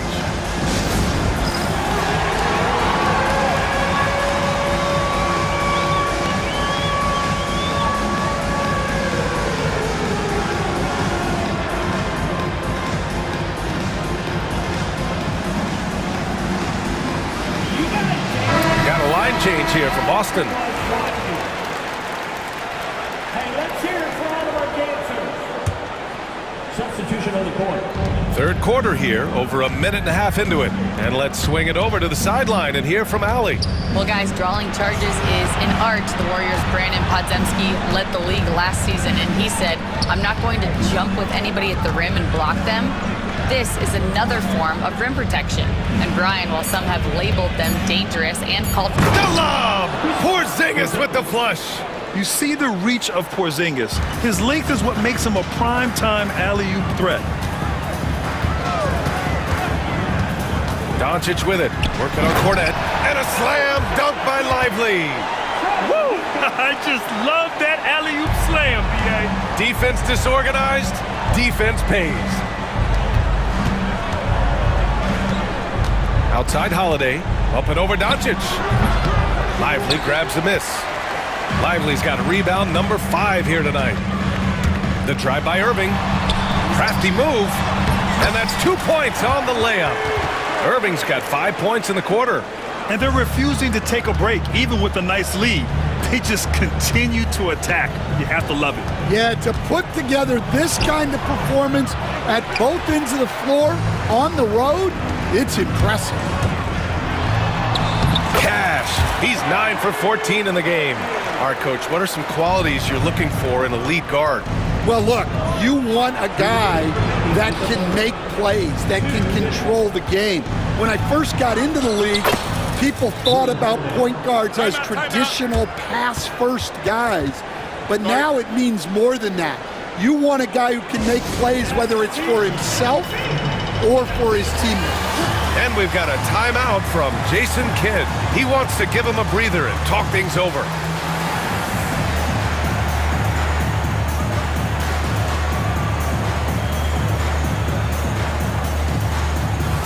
And it's a completely new group here for the Mavericks. So Boston going with almost an entire new group here. Cadis checked in for Cornet. Al Horford comes in for Porzingis. Tatum, he's checked in for Brown. And it's Hauser in for Holiday. And Joe Mazzulla has called timeout. I think right now he must be looking at some adjustments. And there's nothing more frustrating for a coach than seeing his team giving up a bunch of second chance points. That's going to be the main topic during this timeout. There's a minute 54 left in the third. Here's Dinwiddie. Yet to see a basket. There's the drive. Lets the 3 fly. Horford pulls it in. And just terrible defense. I don't know how he missed that shot. Pass to Pritchard. Horford, a screen on Dinwiddie. Horford can't hit. And here's Dallas. They're on a 12-4 run. Now here's Dinwiddie. And he makes it on the layup. And the Mavericks lead by 17. Cruising past the defense, Dinwiddie showing the burst. Tatum passes to Horford. Deflected! And it's turned out it's going to be a foul. He was hoping for a clean block, but the officials felt otherwise. So we'll have some free throws coming up here. It's his first trip to the line. And the second free throw is good. Here's Grimes.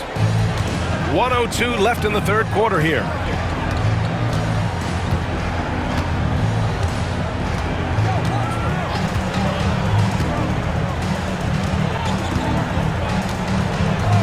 The 3. The shot won't fall. Celtics trail by 16. Here's Tatum. And the shot is good. Dropping it off the front of the rim. Every year, Tatum seems to improve as a scorer, taking on the responsibility of shouldering the offense, too. Exum outside. Here's Grimes. He's scoreless. Powell sets a screen. There's the 3. Hauser grabs the board. The Celtics have gone 4 of 9 in the third quarter. Here's Tatum. Oh, and he got fouled on his way up. He'll head to the line to shoot 2. It goes on Dwight Powell. And look at Tatum getting aggressive inside. And that's good as he hits both shots.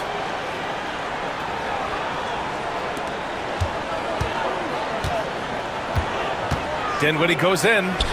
Ooh, nice concentration to hit the double clutch layup. Dinwiddie's got his second basket of the game. That's an excellent bucket there. Not an easy one. That took some creativity. And so it's Dallas up 14 as we wrap up the quarter. We hear teams talk about wanting to get the ball inside, but this is how you do it. We'll be right back. And it's time now to bring you our State Farm assist of the game. Yeah, just shredding the defense with that feed. Zero chance to stop that. Now that is an elite level dig. What a great pass. And with the fourth quarter upon us, time is running out for this game to become competitive. On the court right now for the Celtics, Tatum and Horford, the duo at forward. Then there's Peyton Pritchard, and it's Queta in at the 5. And a fast break now, the Mavericks on the run. Lively passes to Doncic.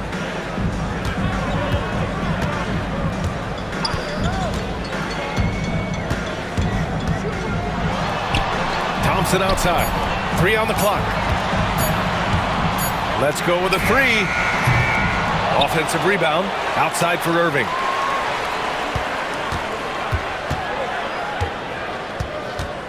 Tries again. Tipped. Doncic against Tatum. Pass to Queta.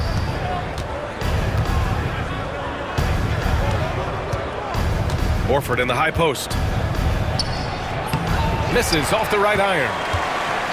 The Mavericks lead by 14. Doncic outside.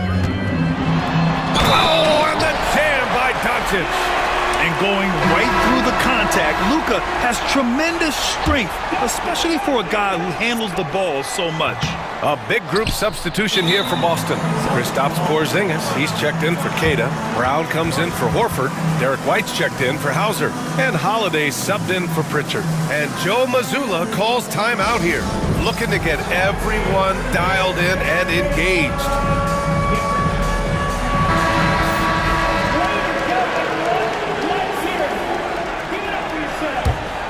Celtics trail by 16. Holiday passes to Porzingis. That one falls. Nice feed that time from Holiday. And Holiday takes this responsibility seriously. When someone is open on his squad, he gets it to them. And it's Doncic on the drive. And it's good. 2 points. Doncic has gotten 4 this quarter. And this is what you want to do when you've got a big lead. Must stay aggressive. Yeah, they're being absolutely relentless, building this lead in every way possible. Irving against Holiday. Irving with it.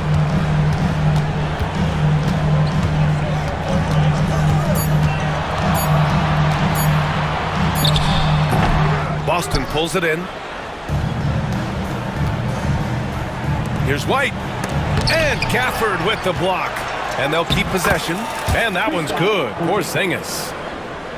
Here's Irving. Just under 2.5 minutes gone by now in the final quarter.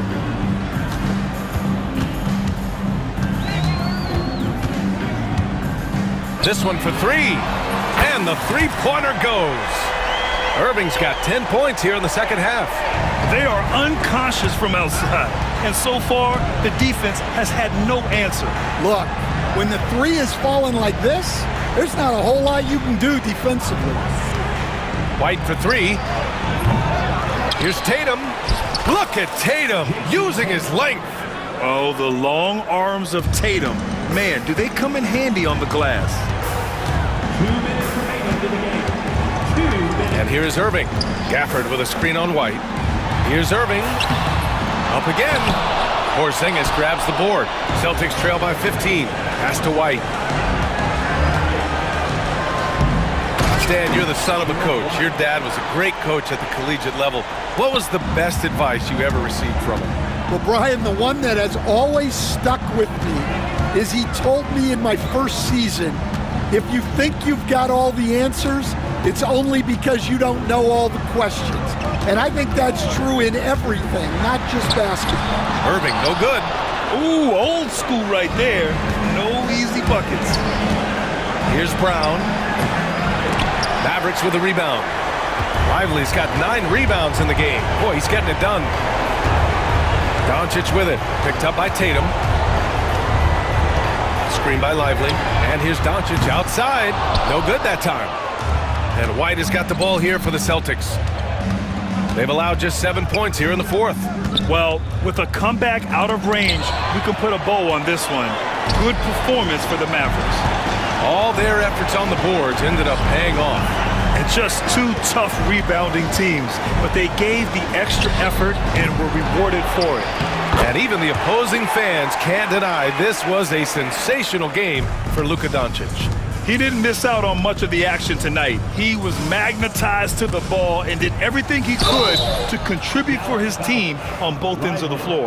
First personal foul, second team foul. And that one falls for Tatum. Just money from the line. Tatum knows the importance of making free throws. It's both from the stripe. 34 seconds left in the final quarter. Now Doncic. 23 seconds left in the fourth. Lively with a screen on Holiday. 5 on the clock. Doncic, no good. Here we go. And he's going for the lob. It's blocked.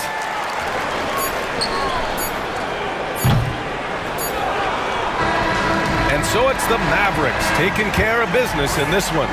Even early on in this game, they appeared happy to be playing at home. And it makes a huge difference. Once they started to get into a groove, you never really felt like they wouldn't come out on top. All right, Allie, good stuff there. Thanks for that. And that'll do it, folks. For Grant Hill.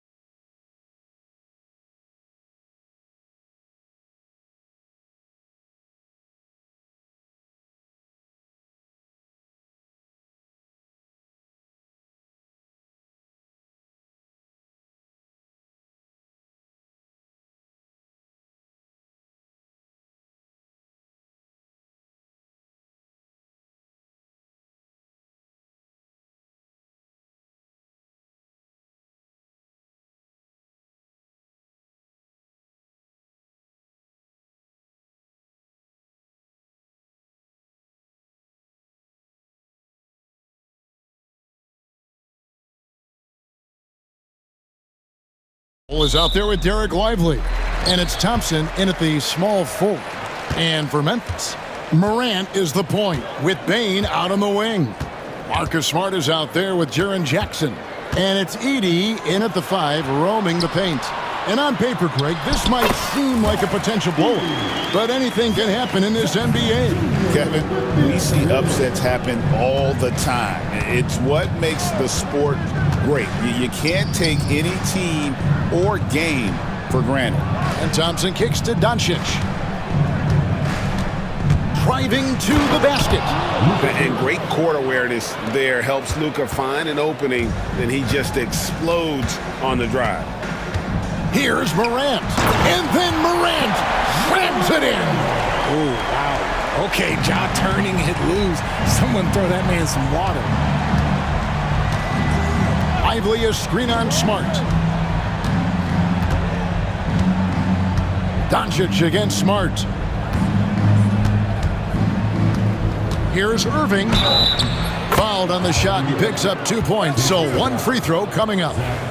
Magic with the rock. Kyrie just contorts his body, figures out ways to make the impossible look so easy.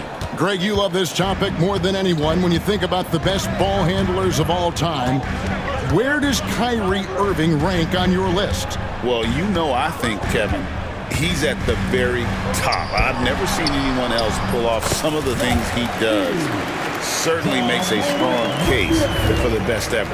And it's so difficult to defend Morant in a pick and roll because not only can he get his own, but he can also create passing angles in very tight spaces. And a nice job here early of establishing an inside presence.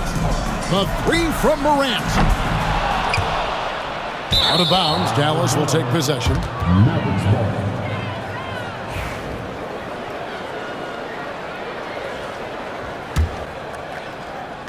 For Dallas, they've gotten their first 3 shots to go in for them to start off this game. Doncic outside. He lobs up the alley-oop pass and finished off by Lively.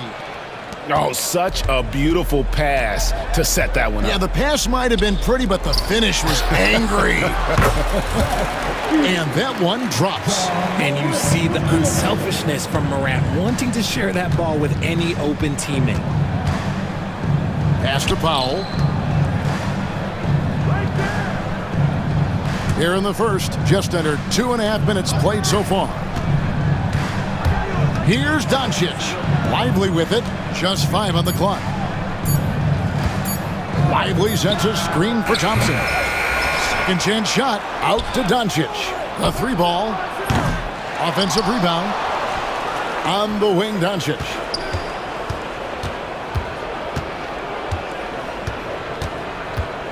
And another shot. Got a piece of it. That's why you always got to get a hand up. You never know. Marcus Smart, great anticipation and extra effort. And contact on the shot, so he'll be shooting free throws here. And Greg, at the time Kyrie joined Dallas, there were some questions around how he and Doncic would fit together. Yeah, well, Dallas needed another ball handler who could score and make plays for others. Doncic couldn't do it all by himself, especially in the postseason. Now they're trying to build around those 2 guys. Now, here's Doncic. Lively sets a screen for Doncic. Ring shot on the way. It's rebounded by Memphis. And first quarter, we're about 3.5 minutes in. Doncic with the steal.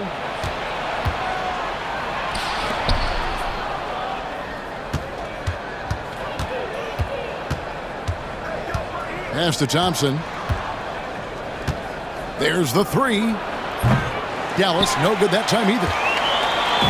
And so it's Jackson who brings it up for Memphis. Great D that time from Powell. Look, the defense was locked in on him there. They know how dangerous he can be, and they guarded him perfectly. Doncic passes to Powell. Morant with the steal. And he goes right over Luka Doncic and slams it down. Okay, I see you, John, flexing a little bit of muscle, showing off that athletic ability. Okay. Lively a screen on Bain. Irving for three. Doncic outside.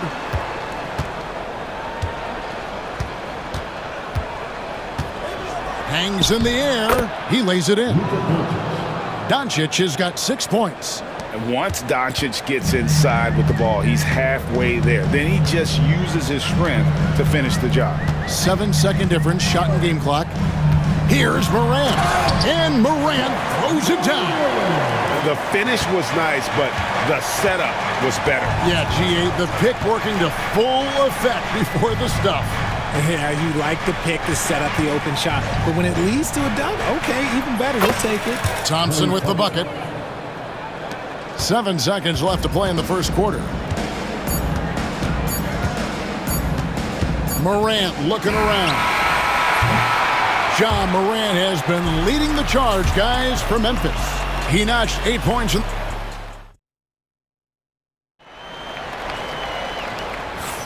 And if you're just tuning in, it's been a pretty even game through the first quarter. And looking at what we've seen from the Grizzlies, what do you guys think? Well, the offense is clicking, and they seem to have seized the momentum here early on. Credit the game plan coming in. They've identified some weaknesses, and they are exploiting them. On the court for Dallas here in the second. Big men on the floor for Italy, Washington and Gafford. Luka Doncic out there with Exum, and it's Thompson in at the 3. Shot clock at 6. Washington sets the pick for Doncic. There's the drive. Impressive work inside from Doncic. And we've seen several lead changes tonight. Neither team giving an inch. I've been on the edge of my seat courtside. Man, this has been a barn burner. And Morant throws it down. Oh, an aggressive move and fantastic finish. Trying to send a message with that slam, I think. Doncic outside. Off the mark there with the three-point shot.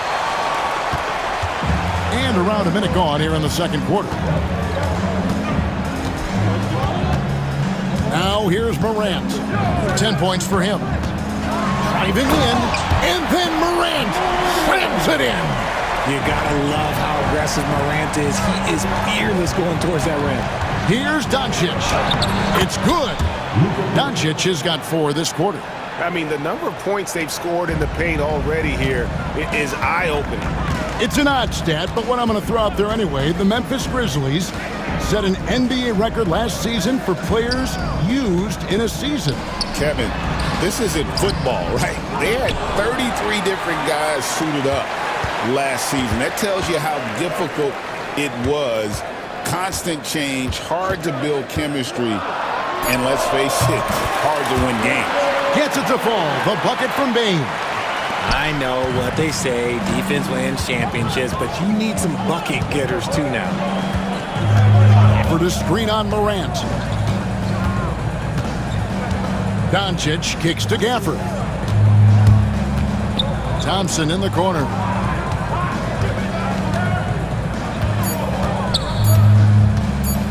Fires from deep.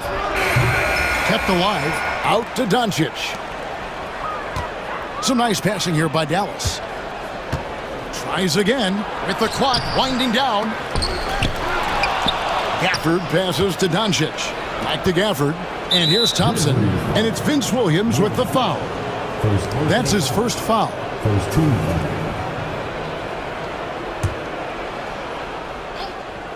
Second quarter of play with almost 3 minutes gone. Here's Doncic. Pass to Gafford. Here's Exum. 4 on the shot clock. Here's Thompson. Here's Gafford to the wing right side. And here's Washington outside. Good for the basket. Starting off 1 for 1 with that shot. Guys, what a tight start to the game this has been. And it's still in the first half. This could be a wild one. Now Eldama. Morant with it, picked up by Thompson. And foul on the shot, so he'll get a chance at the line. Well, we've seen this a few times, Richard. Players getting booed at home. And that's got to be painful for a player. You get taken back a little bit. For some players, it's deserved, but it's always a surprise. But you have to be self-aware. Did you deserve to get booed? In most cases, it's true. And he's going to get whistled for that foul, G. That was intentional, but not exactly logical. How about pointless to foul there? I mean, I don't know where his head is, but it's not in the game. We've got a timeout called by Taylor Jenkins. This will give him a chance to discuss some potential alterations.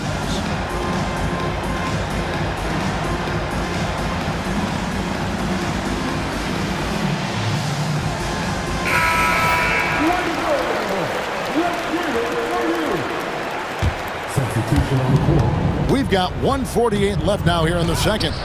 Takes it off the glass. Irving's got 5 now. Great hustle there from Kyrie in the paint, outworking the defense and finding a quality look. Right side Jackson. Dinwiddie with the steal. Here's Gafford. And Gafford throws it down. Well, that's why they're in front. Aggressive play at both ends. Nicely done. Jackson down low. Covered by Gafford. Mavericks leading by 3. 1:03 left in the first half of the game. Irving looking over the floor. Back to Gafford. Gafford sets the pick for Dinwiddie. Pass to Gafford. Another shot. Oh, and that one had the right spin on it, and it is good. Gafford's got the lead up to 5 now for the Mavs.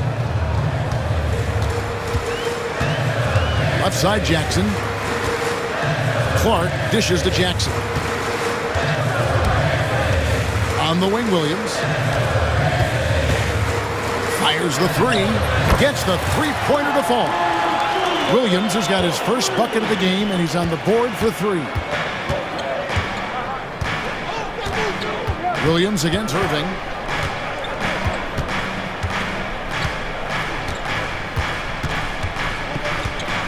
For the screen on Williams. Irving from long range. Controls the rebound and puts it back up and in. That is really good work there on the offensive glass. There's Jackson with the 3. And that one released in time, but no good. And some good action through the first 2 quarters as we reach halftime. Thank you, David. And we'll be back for the third quarter of action following halftime.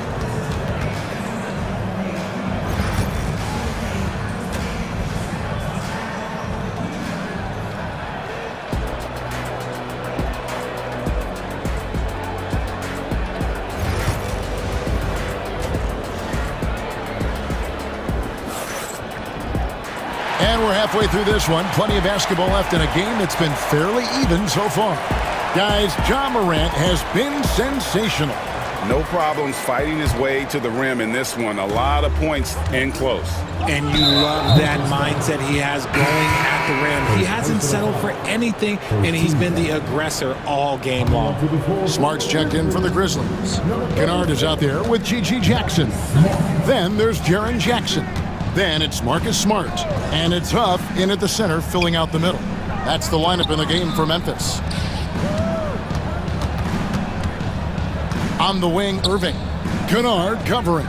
5 to shoot. Thompson inside the line. The Grizzlies pull it in.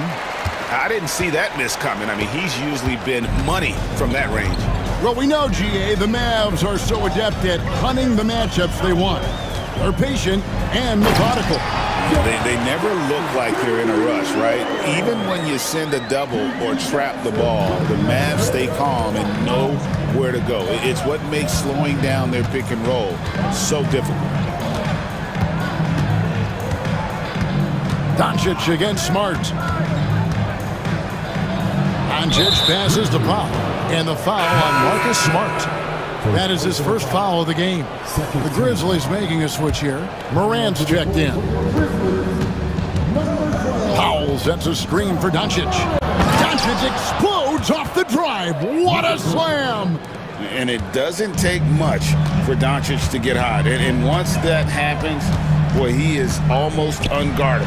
Huff, nice spin off the left rim and in. Huff's got his first 2 points. Textbook, nice pass, great catch, even better finish. Doncic against Smart. Doncic looking it over. Doncic to the rack.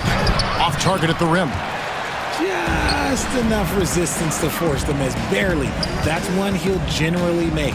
And now we've got some time to check in from the sidelines. You got for us, DA? Kevin, with the Grizzlies' injuries last season, there was a lot put on Jaren Jackson Jr.'s plate. Coach Taylor Jenkins says he loves the challenge and the growth opportunity. Jackson said, you always work on everything. You work on your game because you love it. And if you get a chance to use it, great. Kevin, back to you. And he's always working on his game. All right, David, we thank you for that report. Pass to Huff. Now, here's Morant for 3. And the rebound goes to the Mavericks. Outside Irving, and there's the call on Kyrie Irving. That's his first foul. Oh, great defense there. Anticipated the play and got there first. Memphis trailing here. Morant outside. There's the pick. And then Morant slams it in. It's been all about Ja tonight. Can score in so many different ways. And here's Doncic from the arc. Ja Morant grabs the rebound. The Grizzlies have gotten 4 of their first 5 second-half shots to fall. 80% since the break. Pass to Huff. Out to Morant. 6 to shoot. Morant with another miss. The Mavericks have gone 2 of 5 shooting here in the third quarter. Greg, you think about oversized point guards, and the gold standard has always been Magic Johnson. Now you look at Luka Doncic, and he's certainly big for that position. Definitely some positive similarities, right? But the big difference is one of those guys has 5 rings, and that's not a knock on Doncic. This is a team sport, but Magic's ability to affect winning was right there with another MJ, Michael Jordan. And some changes here for the Grizzlies. Santi Aldama's checked in for Jaren Jackson. Vince Williams comes in for Smart. And it's Jackson in for Morant. And then for Dallas, Prosper's checked in. And it's Quentin Grimes in for Klay Thompson. On its way from Irving for 2. And he hits the jump shot. Irving's got 7. Second half here. We're just over 3.5 minutes into it. Jackson from long range. Rebounded by Prosper. The Mavericks leading. Irving with it. Guarded now by Jackson. And the shot goes in. Irving's got 4 this quarter. And guys, the D has to show a little more fight on the interior than they did on that trip. Pass to LaRavia. Outside for Jackson. 46 seconds left in the third quarter. The shot from 20 feet away. Dinwiddie with the rebound. We'll see if they want to trade 2 for 1 here. Got to time up that clock to do so. Here's Prosper. Back to Irving. And he drops it in from the low post. And it's a 6-point Maverick lead. The skill of Kyrie, incredible around the bucket. I have never seen someone his height so good at the rim. And the well is running dry for him right now. Nothing falling. Yeah, and the risk now is that he gets inside his own head. Time to take deep breaths in through the nose, out through the mouth, and let the game come to you. Here's Jackson, and the dunk by Jackson. And didn't do anything fancy there, but didn't need to. Nope, his only concern right now is getting the points on the board, and I don't mean style points. Here's Irving. Count it.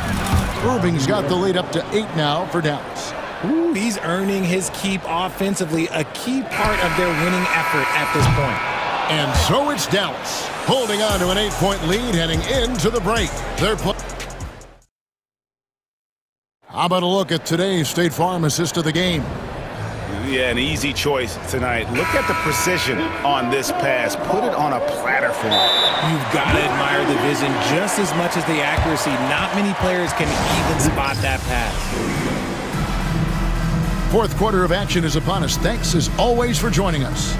We've got a timeout called by Taylor Jenkins.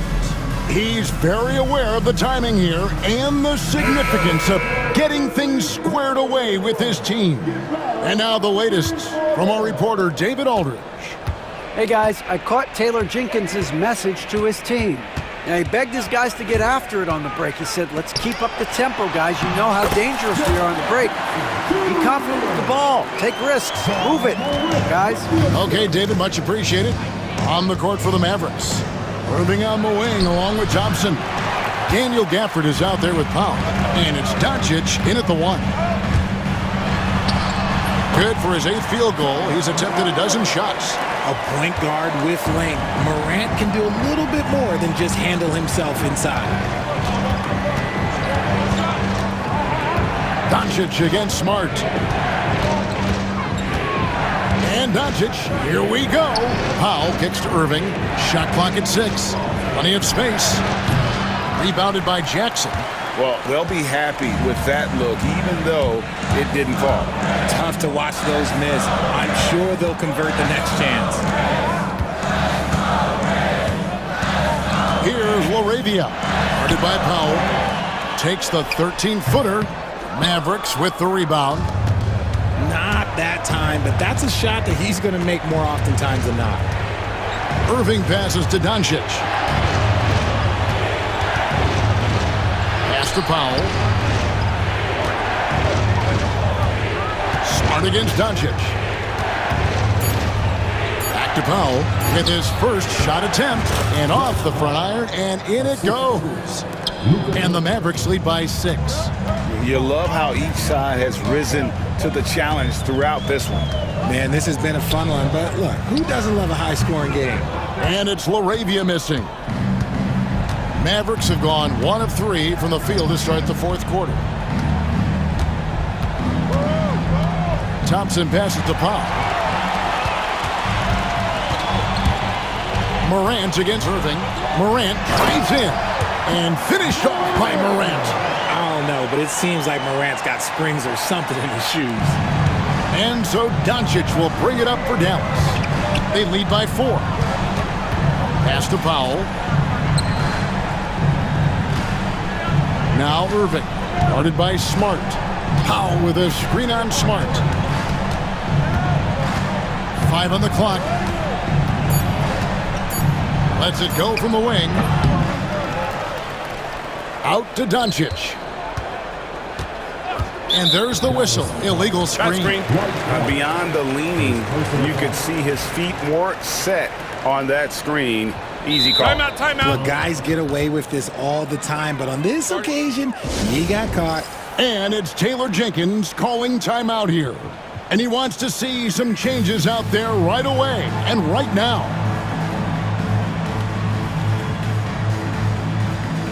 And Memphis making a change here. Huff's jacked in. Derek Lively, he's checked in for the Mavericks. The Grizzlies trail by 4. Here's Morant. And they recover it. Huff passes to Morant.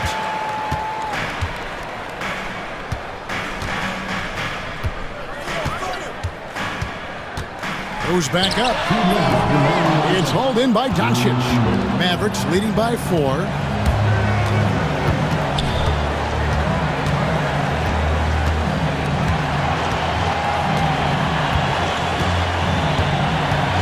To Irving. Here's Lively.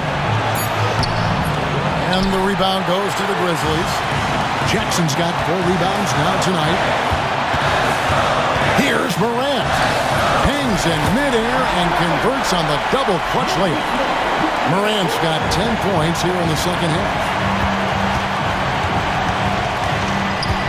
Smart against Doncic. Driving inside. Payne with the steal. And here we go. Fast break, and Morant's got it. And then Morant slams it in.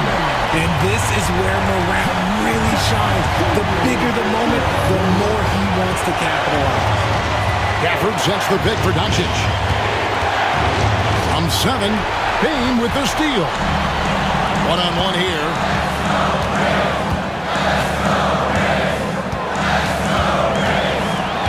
Morant passes to Huff. Back to Morant. And the whistle blows. It's going to be on John Morant. That's foul number 2 for him. Yeah, way to get there first and be willing to absorb the contact. 46 seconds left here in the fourth quarter. Effort to screen on Smart. Doncic with it. Now defended by Bane. Stolen by Smart. And now the Grizzlies. Fast break. Bane against Irving. Bane kicks to Smart. To the wing on the left.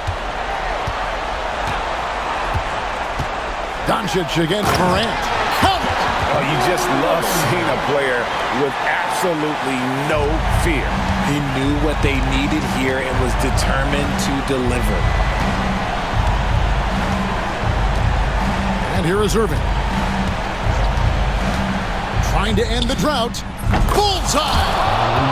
Pick works well there. Not much resistance from the D.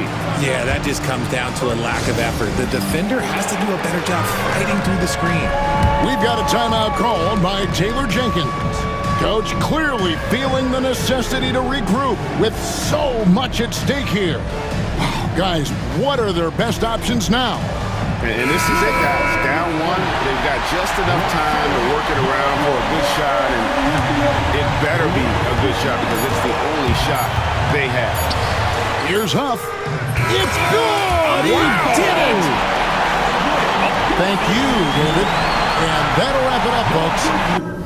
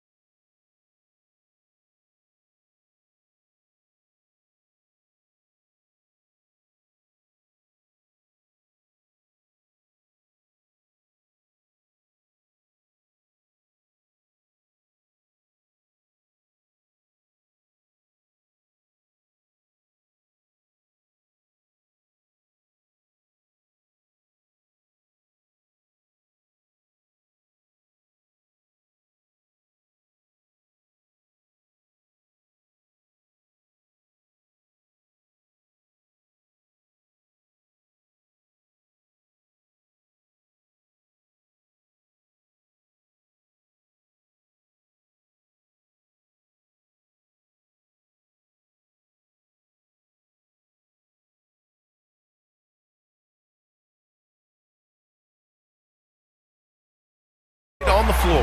I see where you're going with that, BA, but I look at the talent disparity between these teams. It's wide and deep. It's a chasm. So I see no opportunity for any kind of surprise here. And the starting lineup for the Grizzlies. Manning the backcourt, we'll see Morant and Payne. Jaren Jackson out there with Marcus Smart. And it's Edey in at the 5. Shot's good by Morant.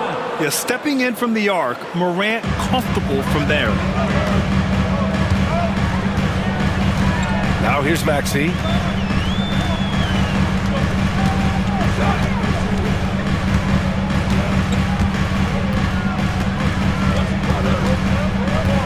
Shot clock at 6. The floater, it's deflected. And that one goes out of bounds. Last touch by Edey. Sixers ball.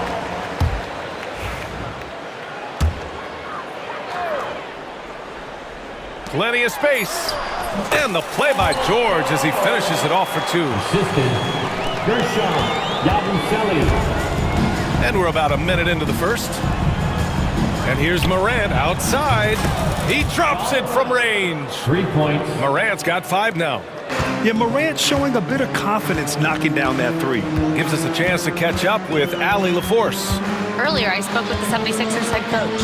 They were concerned with Jaren Jackson Jr. on both ends of the floor. Coach saying defensively, Triple J covers so much space, a blocking machine. And on the other side of the ball, Jaren has serious skill for a man of his size. He's a tough game plan for us. Jaren Jackson Jr., a two-way menace. Brian? All right, appreciate it, Allie. Now here's Jackson. Outside Morant. Sinks the tray.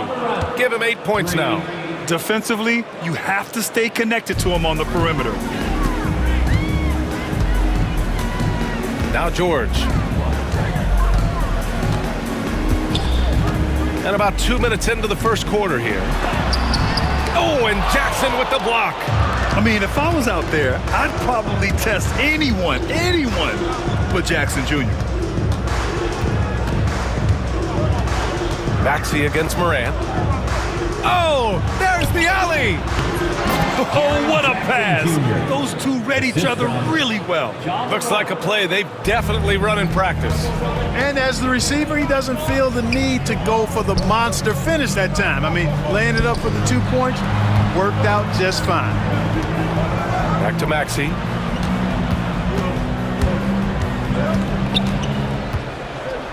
Parked it down low that time. Got hit with the 3-second call. Memphis ball.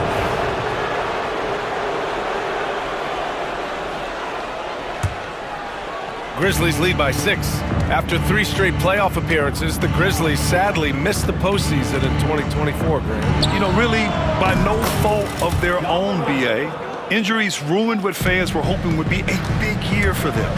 You know, it just goes to show there's no safe bets in this league. Maxey's so good at breaking you down off the dribble. Great skill. Remaining in the first 2 minutes. Morant looking around. And there's the lob. Oh, George with a steal. Maxey on the wing.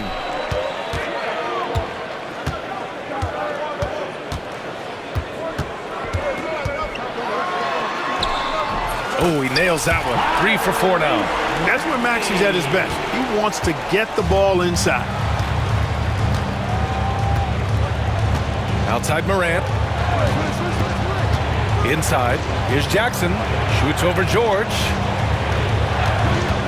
And it's Morant off the drive. And the dunk by Jackson. I just love the strong finish there inside. Man, he's got that dunker's mindset, doesn't he? Always ready to pounce. An absolutely tremendous athlete, able to go up and finish over the biggest of defenders. Here's Maxey. The Grizzlies making their last shot. George outside. Embiid a screen on Smart. 5 to shoot. George, no good. Tell you what, guys, you don't see that often. I mean, when he's this open, usually it's lights out. From deep, Morant. And count it. Now 5 for 7. They've shown so much energy right from the start, particularly on the offensive end. Tell you what, forget about easing into the game. They came out with guns blazing. Man, this is just fun. These teams are trading threes back and forth. Nothing like answering back. One team gets 3, you fire 3 of your own. Boom. It's a 4-second differential between the shot clock and game clock. Three-pointer. Here's Embiid. Got a piece of it. They retain possession. The defense there doing whatever they can to protect the rim. Definitely saved the layup with that foul, and he'll make him earn them from the line, and that's what you want to see. Philadelphia shooting their first free throws of the game now. And you can't take those numbers lightly, fellas. I mean, their free throw shooting made a difference for them in a lot of their games last season. Already a very confident player, knocking down those free throws only fuels that.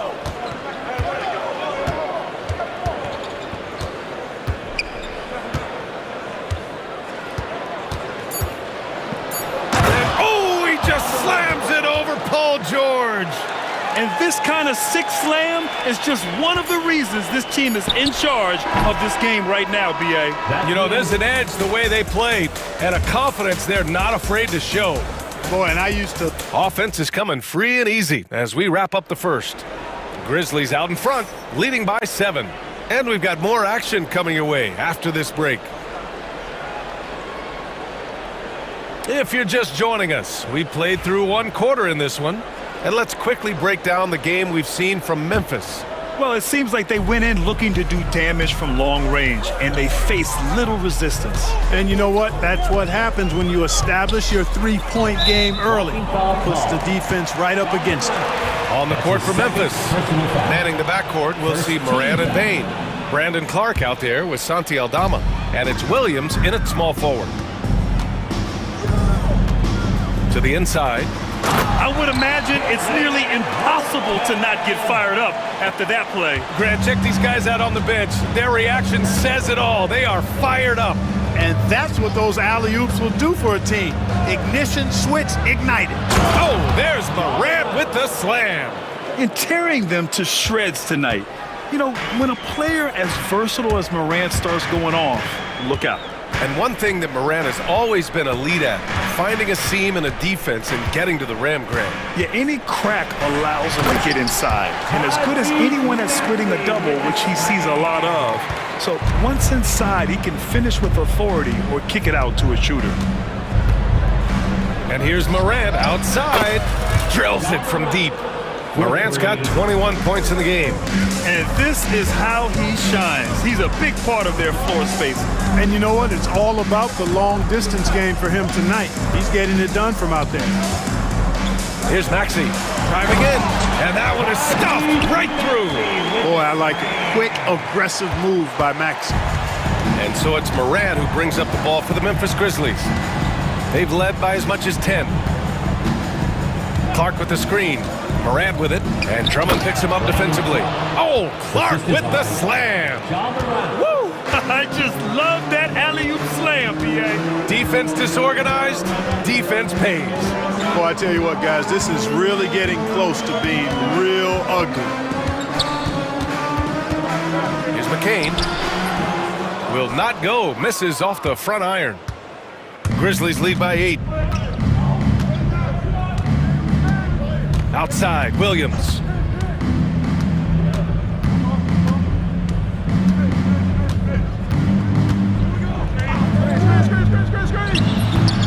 Rebound by Philadelphia. Quarter 2 and just under 2.5 minutes gone by. And Oubre gets it to go. Credit their discipline. They've been working for high percentage shots. Morant against Maxey. Outside Morant. Aggressive take from Morant. And he's going to the line for 2. The official saw contact while he was going up. That one on Martin. The boundless athleticism Morant has is really special. He's someone that is always in attack. And Morant drops them both. And this is a star-driven league, but talk about the importance of role players, Greg. Oh, B.A., a lot of times they're the ones who carry the day. You know what you'll get from your stars, but when the X factor ignites, that can make the difference.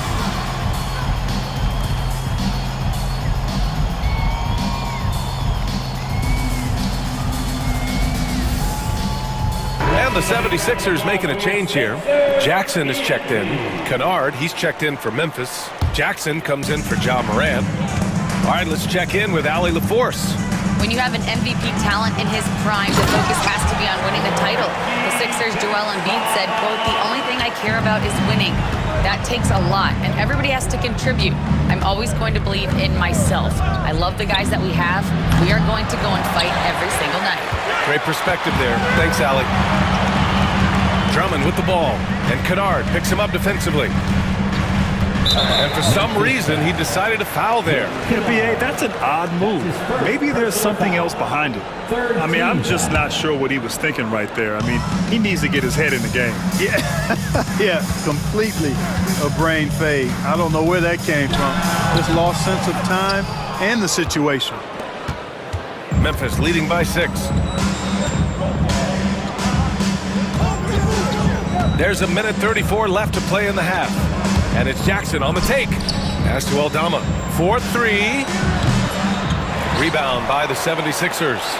And you just can't afford to give up that kind of look very often. Martin outside. Here's McCain, defended by Kennard. Lays it up and banks it in. This team looks to him to score the ball. They feel good when he's taking the shots. And here's Jackson. No points yet. And again, it's Memphis missing. He had more than enough room to hit that. Just couldn't make it happen. Williams against Jackson. 41 seconds left in the first half. Can't get a second shot to fall. Now 1 of 2. Memphis has gone 1 of 4 from three-point land here in the second. Jackson gets the bucket. Great teamwork on that drive, punctuated by a strong finish. That is the perfect fast break, guys. Getting a hoop before the defense can get set. Martin a screen. 20 seconds left in the second quarter. Clock at 6. Here's McCain. Off target from outside. Back to Williams. Laid it in with a nice touch off the window. And now an 8-point Grizzly lead. Good decision making. Scopes the situation, puts the pass right on the mark. And so that's the end of the first half. Grizzlies out in front, up by 8. Stay with us, folks. We'll be back just after halftime to get the third quarter started.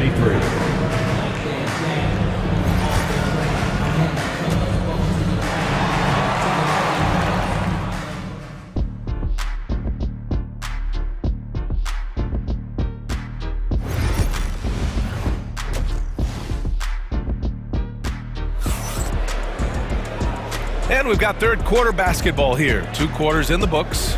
Oh, a fantastic game from Ja Morant in this one. Yeah, he's kind of been the floor general for them tonight. A lot of assists for him. And, you know, that's not a job they ask him to do very often. But in the first half, I thought he was in perfect sync with his teammates. They've got Kenyon Martin. He's out there with Kyle Lowry. George out there with Joel Embiid. And it's Yabusele in at the 4. That's the group for Nick Nurse getting going here in the second half. There's Jackson with the 3. Nails it from 3. Jackson's got 5 now. Gets the shot he wants. The defense wasn't quite connected enough. They lost contact. And Kyle Lowry is going to pick up the foul. That's his first foul of the game. And great job to establish position and square up. Excellent example of toughness and physicality on defense. Got his nose right in the middle of things and made a play. Memphis making a switch here. Smart's checked in. Jackson against Lowry. And the dunk by Jackson. And one move ahead of the defense. A solid pick. And then the monster dunk to complete the play. Well done. Boy, picture-perfect teamwork that time, guys. One guy sacrificing for the other. That's how you succeed in this league. For 3, Lowry buries it from 3. Lowry's got his first bucket of the game, and he's on the board for 3. Boy, there's a pit bull kind of quality to Kyle Lowry's game. He's relentless at both ends. Jackson, pass to Jackson. Hammers the lob through. An opportunistic player. When Jackson sees an alley-oop opportunity, he doesn't pass it up. Pass to George. Tipped. Jackson against Lowry. Up top, Jackson. He has 7. And a foul called on the way up. So he'll take 2 from the free throw line. Well, that was clearly a foul. Yeah, he took a shot there, earned those free throws. And he's good on the second. 76ers trail by 11. Oh, he goes up high for the two-handed slam. A good display of Lowry's court vision there. Nice feed to the open man. And we're just about 2 minutes into the final half of play now. Jackson, the pass to Jackson. Jackson outside. Ooh, the Grizzlies with another miss. The 76ers have gone 3 of 5 from the field in this third quarter. Here's Martin. Here's Yabusele. George outside.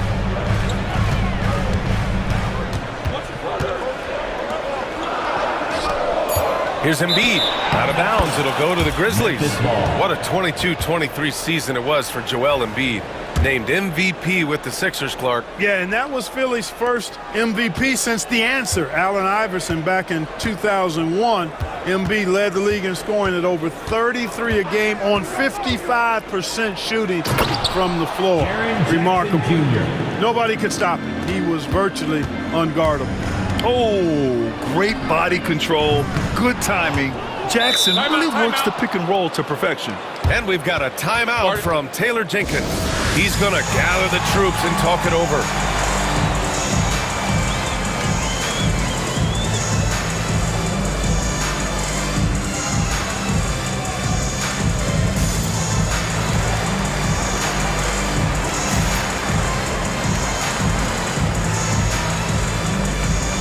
Substitution on the court.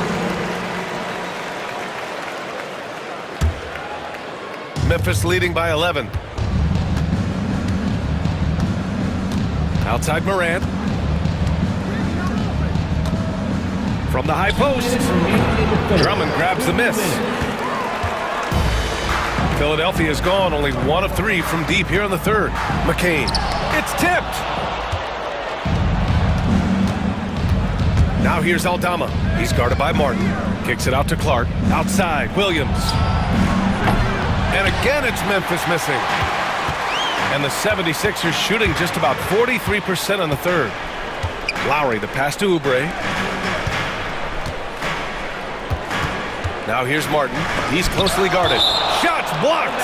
And it's out of bounds. The Sixers able to retain possession here. Second half here, and we're just over 3.5 minutes into it. And so it's Morant who brings up the ball for the Grizzlies.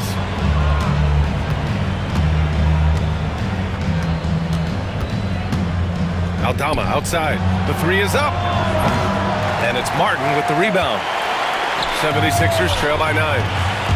Throws it up high. And the jam by Drummond.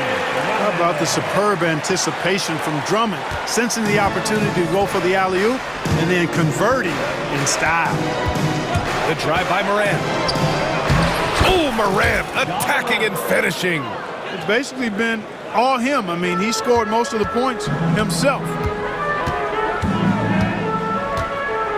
Lowry with it. Takes the 3. Aldama grabs a board. Grizzlies lead by 9. Outside Morant. To the paint. I just love that alley-oop slam, B.A. Defense disorganized. Defense pays. Boy, I tell you what, guys, this is really getting close to being real ugly. It's a 4-second differential between the shot clock and game clock. Pass to Martin. Oubre on the wing. Here's McCain. They grab their own miss. I love his tenacity. Extra possessions, second chance points. That's winning basketball. And so it's the Memphis Grizzlies with a 9-point cushion at the end of the quarter. Their key to consistency. And now we have a moment to reveal our State Farm assist of the game. This is the definition of team chemistry. I love to see this kind of communication and connection between teammates leading to the perfect pass. For me, next to the big-time alley-oops and monster throwdowns, passes like that are probably the next best thing when it comes to sweet-looking NBA highlights. And this is it. Glad to have you along for this fourth quarter. On the court right now for the Grizzlies, we've got Brandon Clark, Luke Kennard out there with Ja Morant. Then there's Santi Aldama, and it's Williams in at the 3. And here's Lowry from the arc. Memphis with a rebound. You know, he's just chucking it up from distance this quarter. If you're going to do this, especially in the second half, you better make it. And then Morant with the dunk. And the bounce that Morant possesses is unlike anyone else at his position.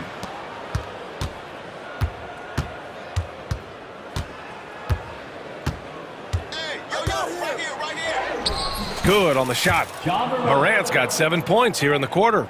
And just not letting up at all. I mean, you have to love this approach. You want to get the ball to the guys who make plays. If it's working, keep working it. That's what I say. Keep the pressure on. He got in excellent position, then takes it right back up. Boy, that foul looked intentional. Not exactly what you'd expect here. Yeah, I know. It just doesn't make sense given the situation. And a new group getting ready for Memphis. Edie's checked in for Clark. Jackson comes in for Aldama. Smart's checked in for Williams. And it's Bain in for Kennard. Morant with it. Guarded now by George. Morant, no good. Boy, that's a look. He has to finish it, and he knows it. Blown opportunity. George passes to Embiid. Kicks it to George. Launches a 3. And Morant clears the board. Grizzlies lead by 14. Oh, there's Morant with the slam. One of the faster players in the league, end to end. I mean, unbelievable. Embiid bangs it in. Boy, this big guy, Joel Embiid, is a center with an awesome dunking arsenal. Oubre against Morant. And he gets it to go off the front iron. Morant's got 13 in the second half. They're leaning on him heavy, and he's responding. He can carry the load. 4-3. Philadelphia grabs the miss. We're in the fourth quarter here. Just under 2.5 minutes gone by.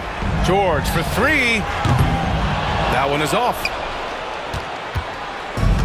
Memphis has gone 7 for 17 from three-point range so far in this matchup. Morant against Maxey. Pass to Morant. Second chance shot. And blocked. That one goes careening off the glass. Clock at 4. That shot wide open. Smart has gotten himself on the board with a 3 there. Now you have to extend that defense. I mean, you really have to stay connected to him at all times. Yeah, especially with the score being what it is. I mean, you got to tighten it up on D. It's turned into a showdown here. Dueling from distance. Looks to me like there could be something personal taking place here. Here's Morant. Over to the left wing. Smart outside. Pass to Bain. Second chance effort. The rebound by Maxey. And Maxey's got the ball here for Philadelphia. They trail by 16. They came out and had a statement win with their performance tonight. A fantastic effort to get it done here for the Grizzlies. Well, Grant, I don't know if there was one deciding factor in this game, but I'd say shooting accuracy if I had to choose. Agreed, B.A. They really went after quality looks and shot the ball with confidence. And as it was happening, as it was building, you knew this was a monster game for Ja Morant. So impressed with his performance today. He was confident, he was composed, and the defense just didn't know how to adjust. Moran against Oubre from 17. Outside for Moran.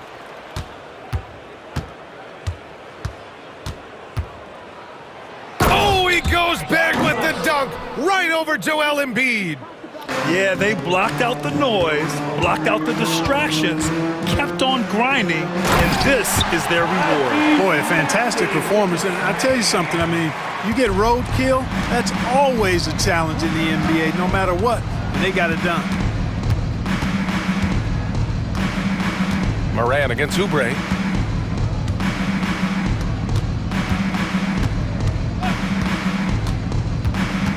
Oubre against Moran. Oh, there's Moran with the slam. This is what winning is all about. Playing your best when it matters most. Yeah, you know, once they got victory in their view, a huge injection of energy and a great run to finish it off.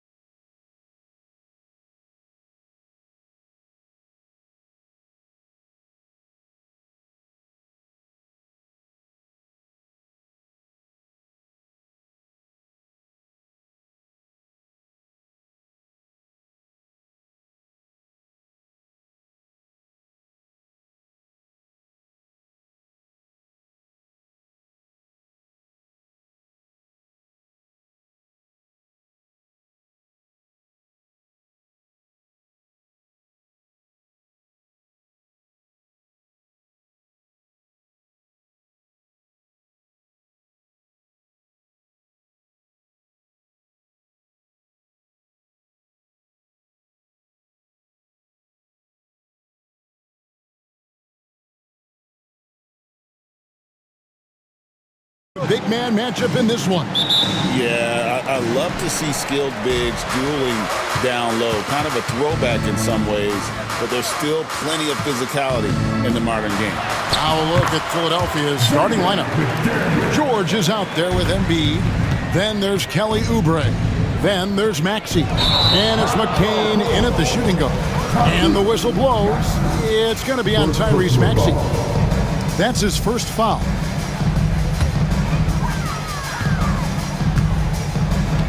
And here's Edwards. The three.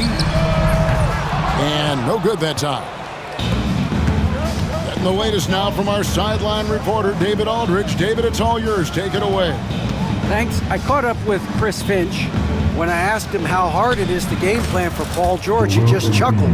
He said he's one of the hardest guys in the league to guard. I really challenged our team to make sure we're communicating whenever he has the ball.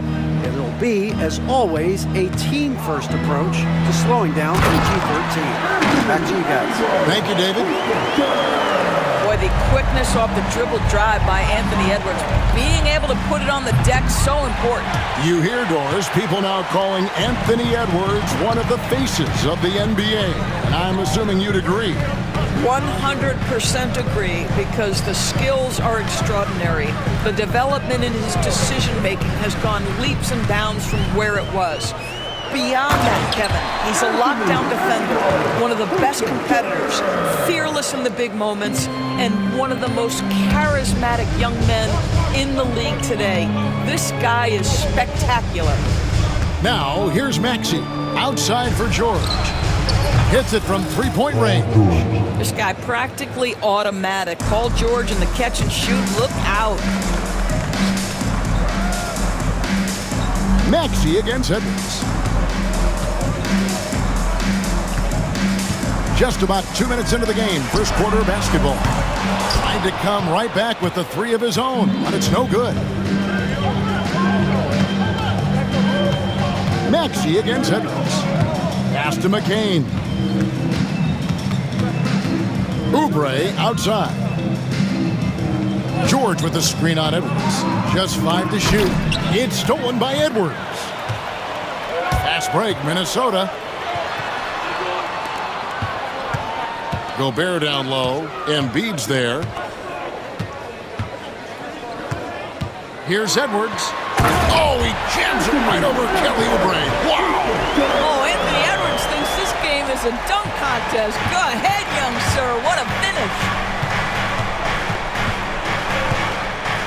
Maxey against Edwards. Now, here's Maxey. Tight defense on him. 6 on the shot clock. Here's George. Rudy Gobert with the rebound. And this is a shot he can definitely make, and the defense not a factor at all. And Randle throws it down. Well, if the basket is within reach, Julius Randle understands how to finish. And we have an intentional foul there, GA. Wish I could say why. That one's pretty strange. I mean, no idea what got into his head right there. Now, here's Maxey. Into the lane. He gets it in there.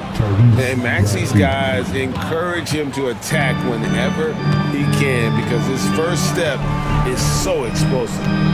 Here is Edwards. And the call on the shot that sends him to the line. No question, he got bumped on that shot. And a closer look here at the scoring breakdown for Minnesota. A lot of high motor play from them in this one, allowing them to kind of charge through the defense and find good looks. I think the other thing they've done a great job of is making their presence felt inside, converting tons of paint opportunities. And the Timberwolves with possession here after the Sixers pick up 2. Edwards looking it over. Misses the layup. Philadelphia's gone 1 of 2 from long range in the first quarter. Pass to McCain.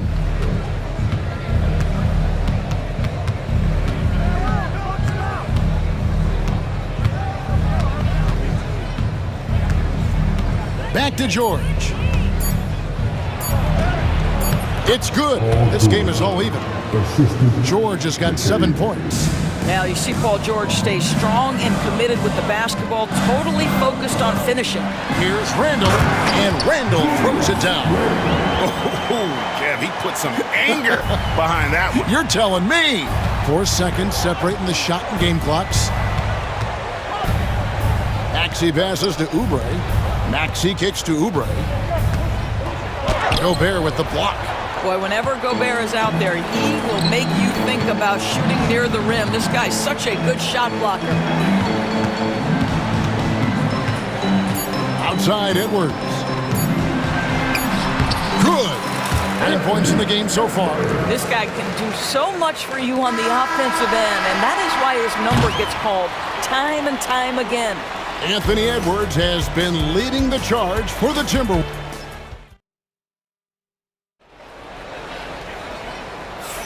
And if you're just joining us, we've played through 1 quarter in this one. And what do you guys think about Minnesota here in this one? Well, you come in thinking they're going to settle for perimeter jump shots. Think again. They've certainly made the commitment to pounding the basketball into the painted area, and boy, is it paying dividends. So on the floor for Philadelphia, Andre Drummond is out there with Yabusele. Then there's Tyrese Maxey. Then it's Martin. And it's McCain in at the 2-guard spot. And the wide-open shot from DiVincenzo. No good on the triple. Boy, he won't miss many from that spot. The defense gets lucky there. And there's the call on Nickeil Alexander-Walker. That is his first foul of the game. First team foul.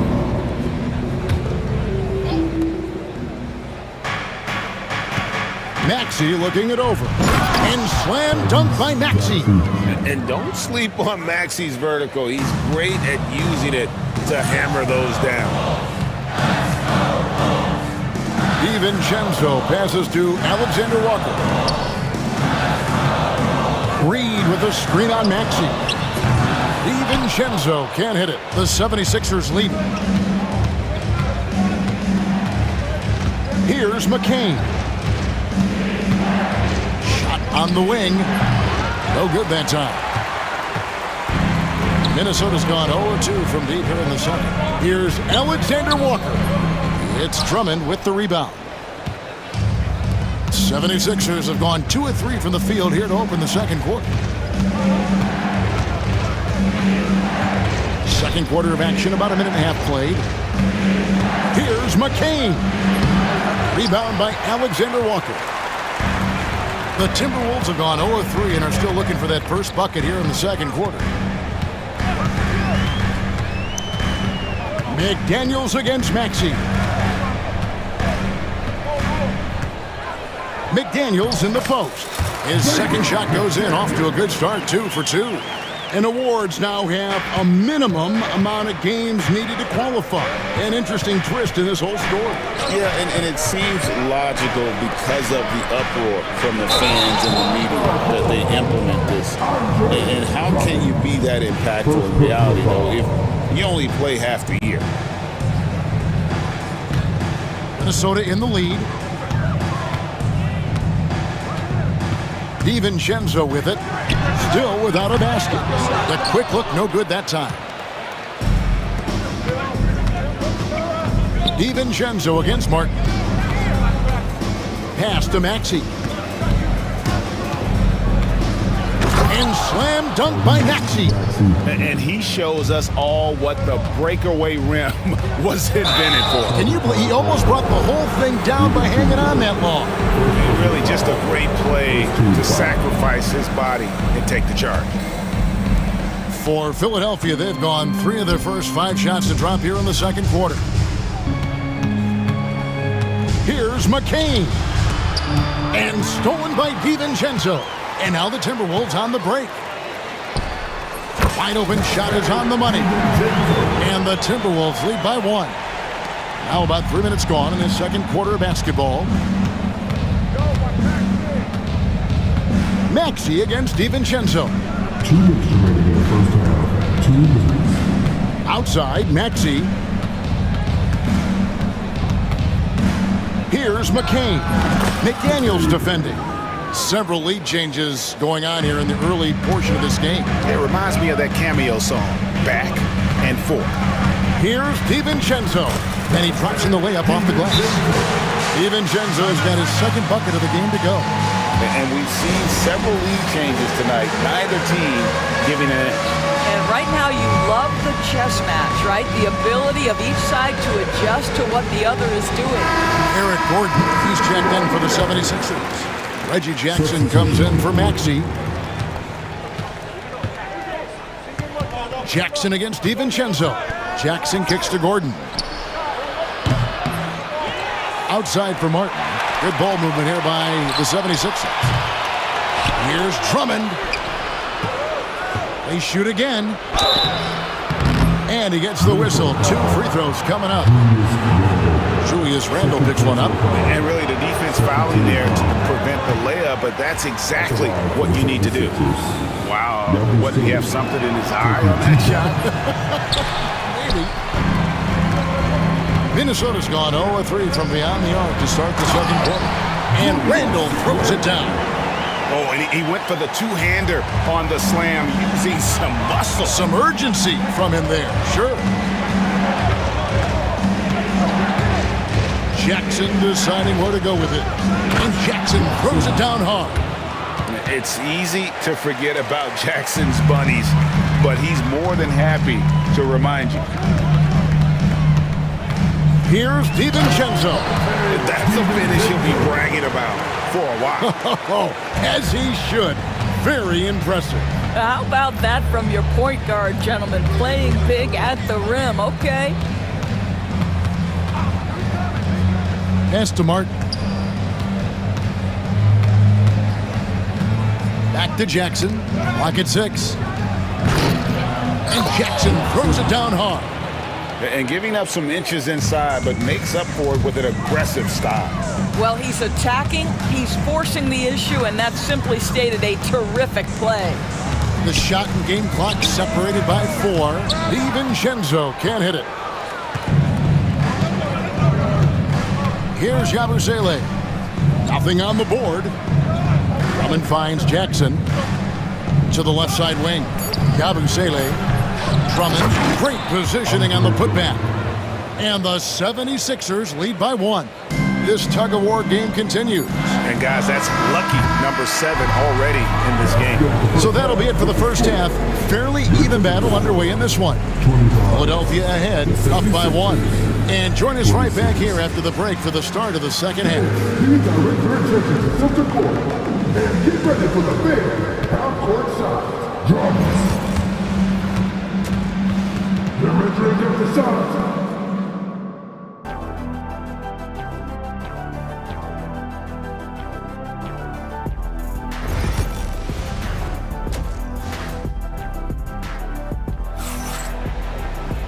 We've got second half action for you, and if the next couple quarters are similar to the first, this one could go down to the last possession. You have to like what we're seeing from Anthony Edwards. Man, how about the amount he's contributing in the scoring column? Through 2 quarters, he has been terrific. And one would expect that the defense made some adjustments at halftime, but he has the ability to answer right back. Julius Randle is out there with Naz Reid. And it's Rudy Gobert. Then there's McDaniels. And it's Edwards in at the 1 spot. So that's the lineup for Minnesota. They didn't have much of a problem getting the ball into the post that time. The specter of injury seems to always loom over Paul George's career, Doris. Well, Kevin, I think it's very hard for Paul George fans to take out of their mind completely that gruesome injury he suffered. But we've got to give this young man a ton of credit. He has managed his play and his health. Julius Randle showing off the hand. Boy, that was a tough-looking move. Edwards against Lowry. On the wing, George. Drives to the hoop. And then George with the jam. And putting his explosive athleticism on full display there. George is capable of some highlight reel dunks. You simply must play better defense than that. This guy is too good from distance. George against Reed. This one for three. Rebounded by the Timberwolves. Gobert's got 4 rebounds in this game. Outside for Randall.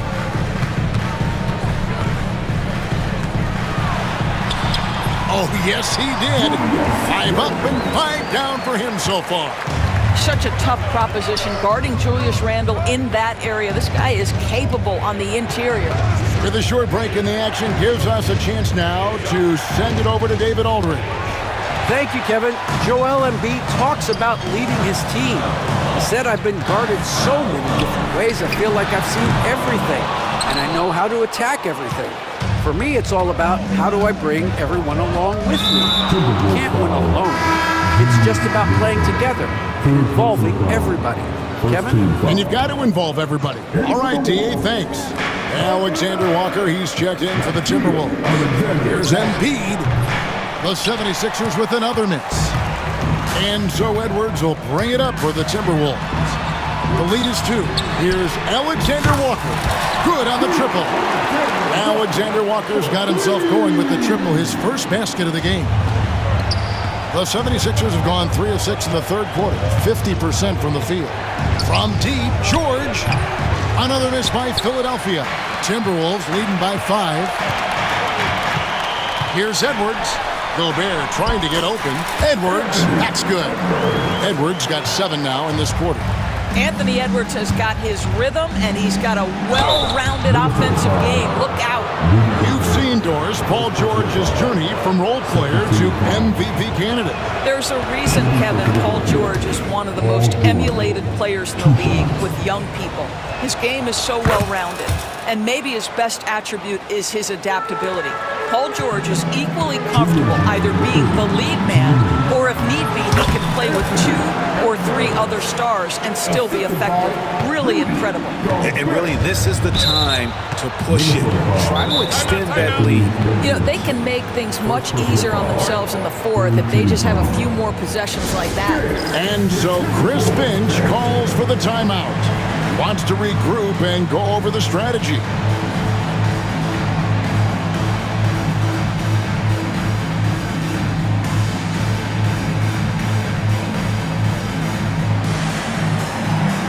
Both teams deciding to change it up.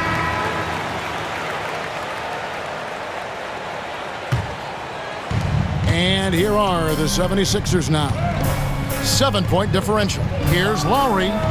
The putback, and you know that's going to be goaltending, guys, so that's a free basket right there. The shot goes up. You've got to put a body on Andre Drummond. This guy's so good off the offensive window. 1:37 left in the third quarter. With the teardrop, and DiVincenzo with the lay-in. DiVincenzo's got the lead up to 7 now for the Timberwolves. Here's McCain, defended by Alexander Walker.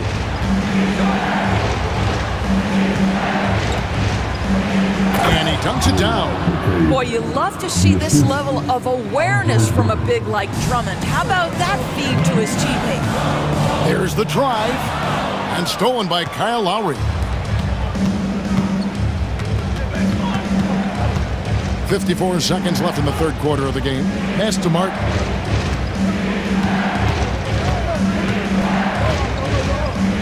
Here's Yabusele. Outside for Lowry. 4 on the clock. Shoots over DiVincenzo. The shot by Lowry, no good. Minnesota leading by 5. Now here's DiVincenzo. He's got 8. Can't connect from 13 feet out. I guess even he has to miss one of those once in a while. Launches a 3. McCain's shot is off. Timberwolves have gone 8 of 10 shooting here in the second half. Very strong.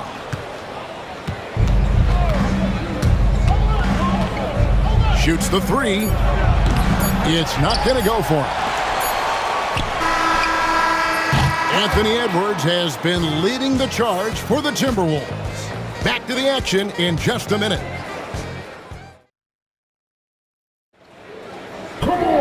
And with 3 quarters behind us, we start the fourth quarter in what is still anybody's ballgame.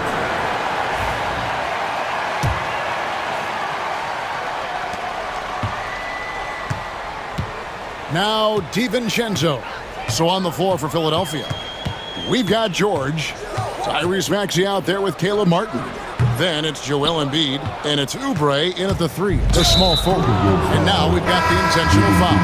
Yeah, not sure what that was about. I mean, talk about a brain cramp. Here's Maxey.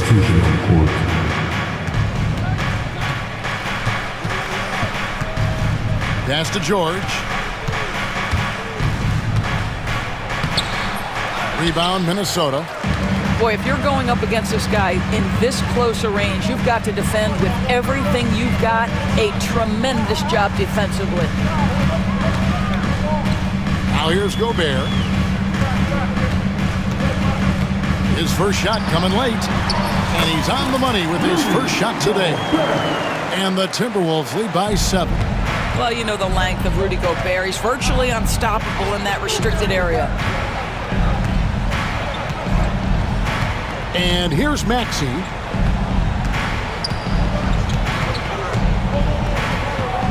Out to the wing.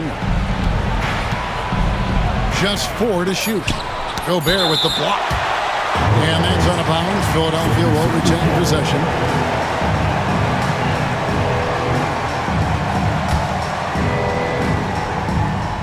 And here are the 76ers now. They trail by 7. Reed with it. Pass to Randall. Back to Reed. Outside Edwards. The 3. Look at Edwards slotting home the 3. The work that Anthony Edwards is putting in as a shooter is there. That range shot so important. Nice three-point look right there. And an eye for an eye. Both teams working to stretch the floor. Well, that three-point shot just gives you so much room to operate on the offensive end. Reed with a screen on Maxey. No one near Edwards as he lets it fly. And there are the Timberwolves with another bucket. You can't just stop when there's a pick set up. Gotta fight over it as a defender. You know exactly what that takes. It takes energy, it takes activity, it takes intensity. Martin finds Maxey. Here's George, and it's Paul George with the finish. Boy, you have to love his demeanor today. Paul George has been dialed in, nothing distracting him. The open shot, Edwards, and dead on that time. Beautiful shot. Edwards got 25 points. Boy, what else is new? This guy's accuracy this quarter has been phenomenal. Maxey passes to Martin. In the corner, George with it. Shoots over Reed. The shot by George, no good. And here's Edwards. He'll bring it up for Minnesota. The 3. Tyrese Maxey grabs the miss. Hard to figure out how he doesn't knock that one down. No defender in sight. Here's George, and he drives in, and it's George finishing it off. Boy, you have got to love the energy Paul George is playing with. Throws the hammer down. Edwards, no good. Boy, 9 times out of 10, that's going in. I'm sure he surprised himself with the miss. And so they choose to intentionally foul. First personal foul. Second team foul. Well, if you're just tuning in, welcome. We've got about 3.5 minutes gone here in the fourth quarter. Martin, the pass to Maxey. Outside, George. 6 on the shot clock. Maxey kicks to Martin. And they force the shot clock violation. Great D.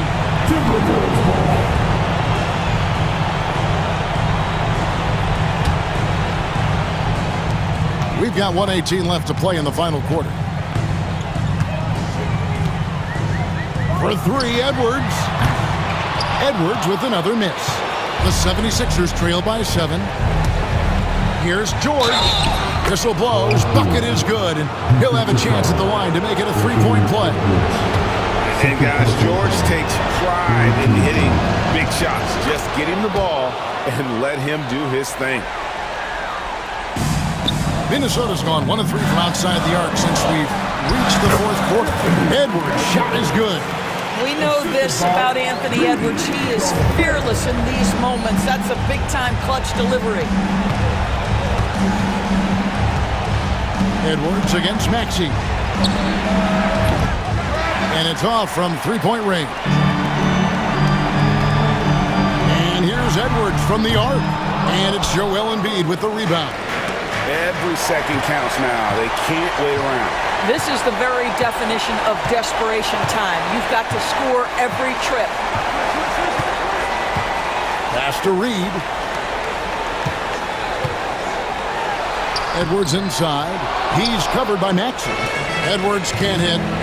And looking for a very quick shot here. You've got to run a play that's a quick strike. You've got to immediately foul after that.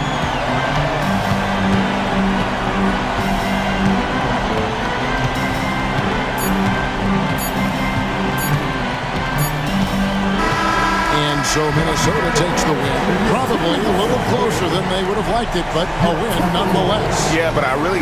Thanks so much, David. And that'll do it, folks. For great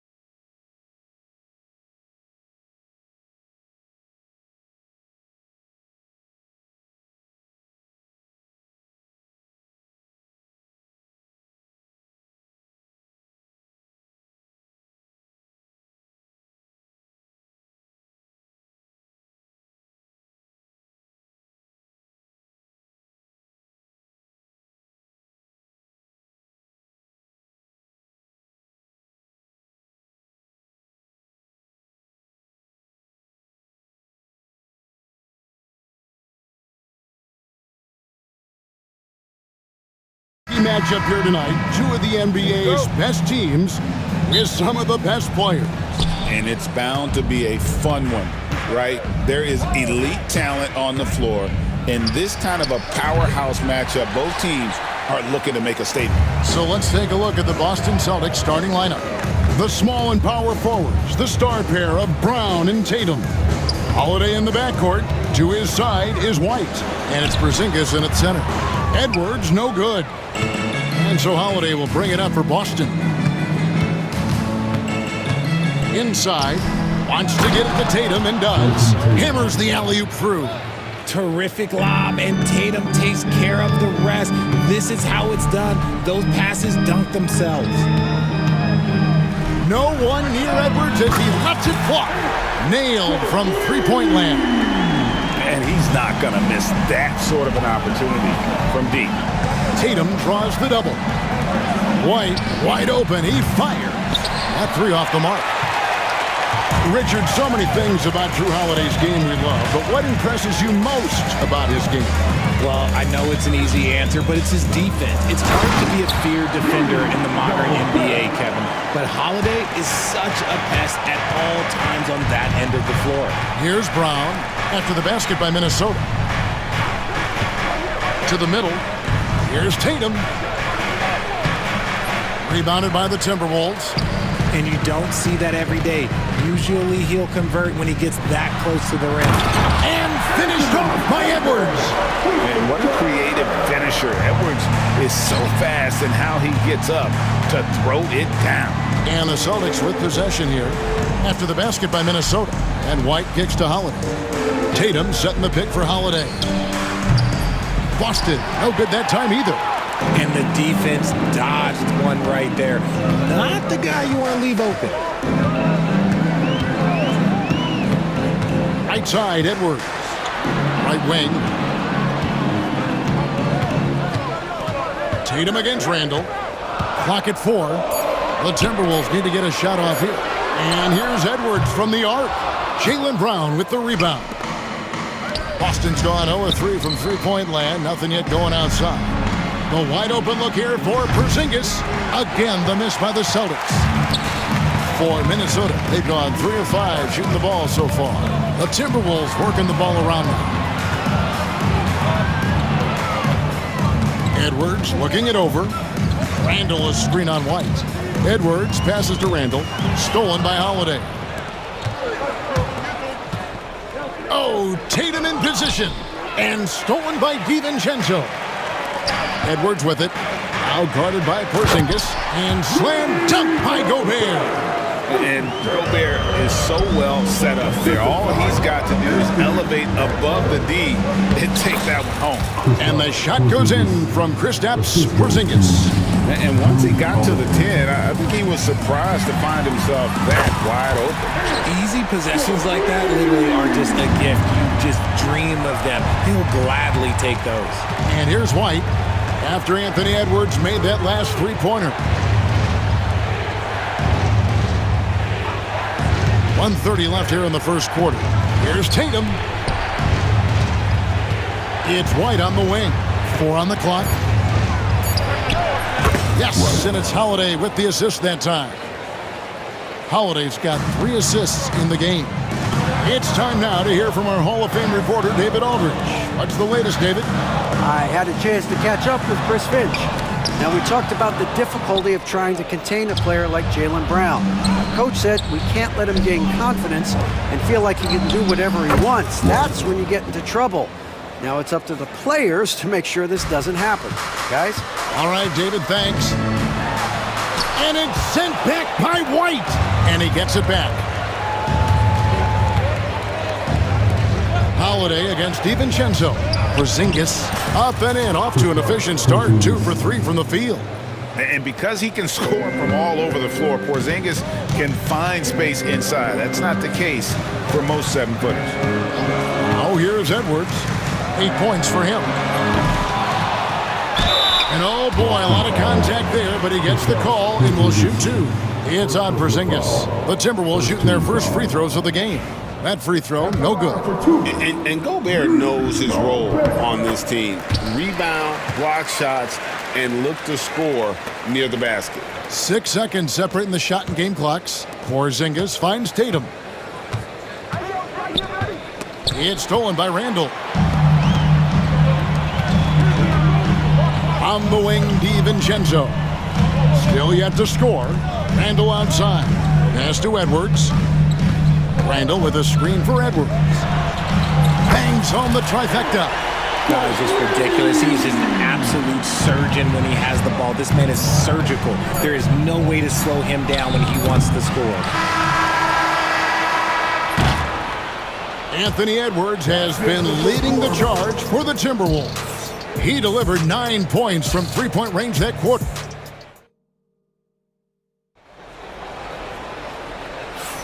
And hope you've enjoyed the broadcast so far. Halfway through the first half in this one. And guys, what do you think about the offensive approach we've seen so far for Minnesota? Well, so far, their long-range shooting has been the story, doing damage from deep.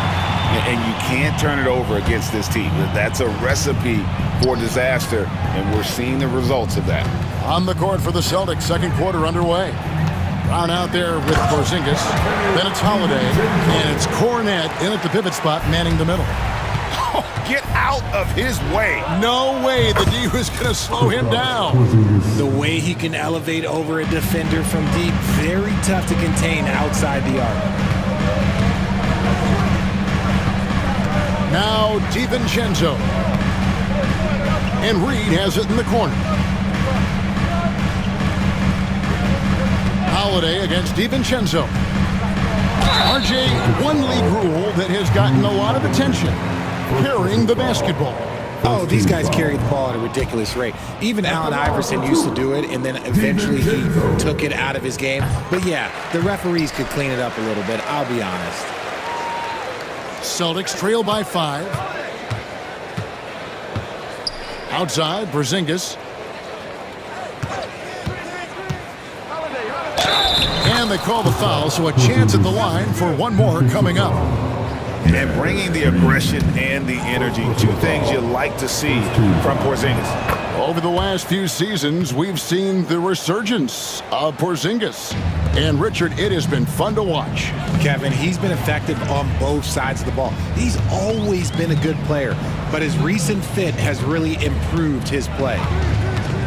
And the wide open shot from DiVincenzo. And the three off target. Cornette passes to Pritchard.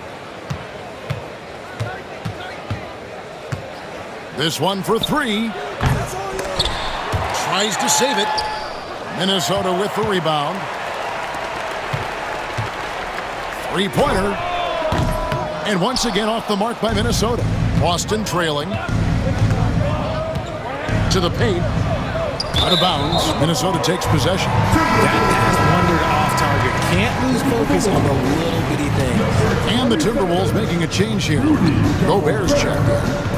Here's DiVincenzo. Pass to Reed from downtown. Comes out of the gate empty. He's 0 for 1. Boston's gone 1 of 2 on three-pointers here in the second quarter so far. 20 feet out. Rebound by Alexander Walker. And the defense was right on him there. Nice contest. Back to Gobert. And slam dunk by Gobert. Not stopping that. Gobert from there is right around 100%. Porzingis with a screen on DiVincenzo. And Holiday kicks to Porzingis. Pass to Cornette. Back to Porzingis. Here's Pritchard, defended by Alexander Walker. Pritchard gets the bucket. You can't lose a shooter like him on the court. The ball will find its way to him, and he will drill a 3 each time. The Celtics have gone 3 of their first 5 shots to drop here in the second quarter. And the latest now from our sideline reporter, David Aldridge. David, it's all yours. Take it away. Thank you, Kevin. Rudy Gobert continues to embrace the challenge of elite rim protection. He said competition is what it's about. Sometimes I'm going to get dunked out, and sometimes I'll get the block. But I'm not going to stop coming and doing what I do. I'll be there every time. Kevin? David, just like you. Thanks so much. Pass to Alexander Walker. And that one, good. And the Timberwolves lead by 4. Huge hole in the defense that possession. He didn't waste any time cutting through it. Holiday up top, defended by DiVincenzo. Brown, no good. Timberwolves have gone 4 of 8 so far here in the second quarter. A nice shot by McDaniel. Nice ball movement there. That's how you break down the defense. Porzingis kicks to Brown. Screen by Porzingis. The putback. Porzingis on the foul. Porzingis has got 14 points for the game. And talk about persistence. Porzingis just being a bully on the offensive glass and punishing the opposition. Celtics trail by 4. And the foul is called. He intentionally grabbed him there for some reason. I don't know. Kevin, all I can think of is that he's trying to slow the game down a little bit. Right. That's a stretch, though. Definitely a strange move on his part. And so Chris Finch calls for the timeout. He's going to have a discussion here on the sideline. And some changes here for the Timberwolves. Garza's checked in, and Miller's subbed in for Reed. And here's Tatum for 3. Rebounded by the Timberwolves. They have a chance to go 2 for 1 here. Well, let's see how they play the clock. And that was a little bit of a range check for him. Yeah, he might have been feeling himself a little too much on that one. He can hit it, but not consistently. They get it back. Shots good by Miller. Second chance points always hurt. Just not enough effort to block out. Yeah, I'm going to go out on a limb here and say they need to emphasize rebounding going forward. The 3 from Tatum. Miller grabs the miss. Randall outside. Over Tatum. Randall no good. Very dangerous to leave a guy like that open. Lucky break there for the D. And so it's the Minnesota Timberwolves with a 6-point lead at the end of the quarter. Their defense has been active and effective. We'll take a quick break and then back to the action here. Teams direct your attention to center court and get ready for the fair half-court shot. Drum roll, please. They're taking up off the shots.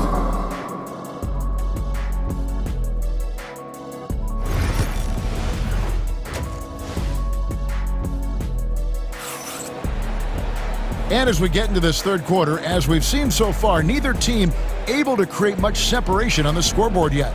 And it's been a clinic out there by Kristaps Porzingis. The way he was able to finish on the block was incredible there in that first half. The question now is, will the defense keep letting him punish them inside? Or did coach have some new ideas for them?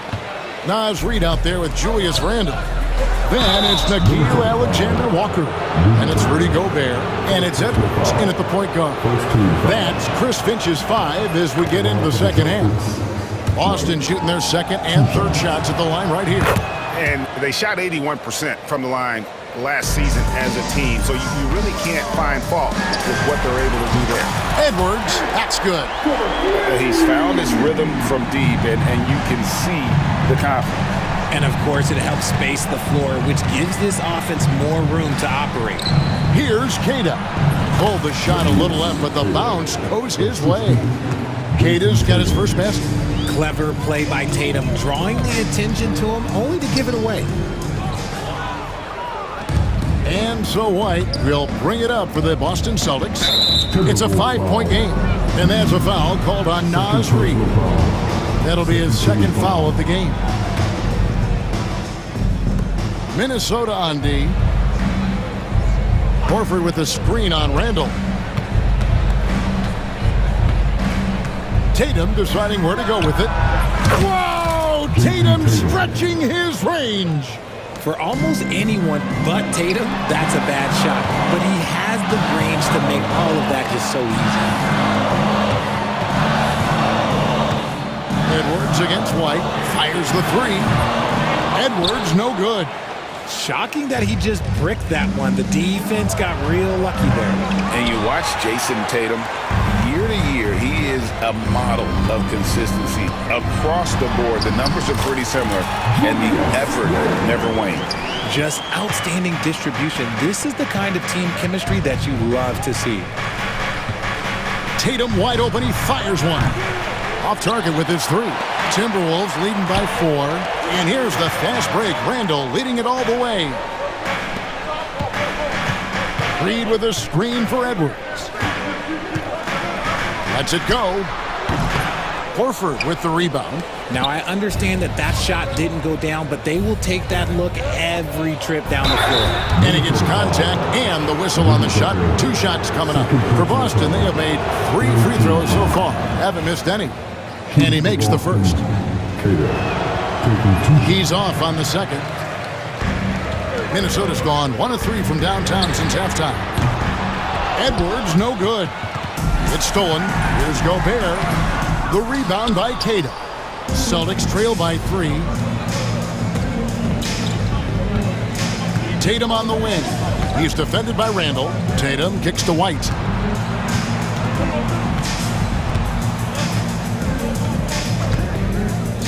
For the tie.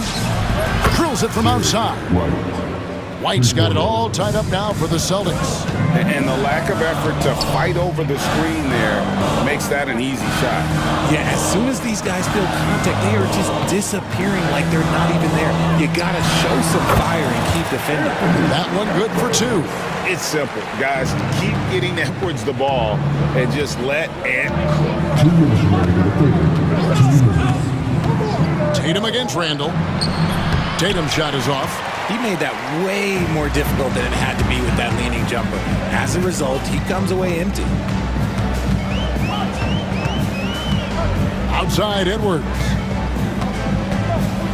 From past the arc. Rebound Boston. 1:37 left to play in the third. Horford with the screen on Edwards. To the inside. Horford no up. Minnesota in the lead. Here's Alexander Walker. Pass to Edwards. The tray. Look at Edwards slotting home the 3. And you have to stay up on Edwards out there, which is dangerous because he's so good at going right around you. And we've got a timeout from Joe Mazzulla. Looking for a breather and maybe just 1 or 2 things to talk about.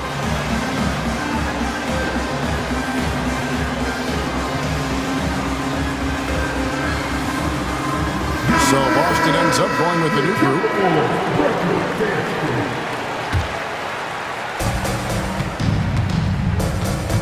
Here's Pritchard, defended by Alexander Walker.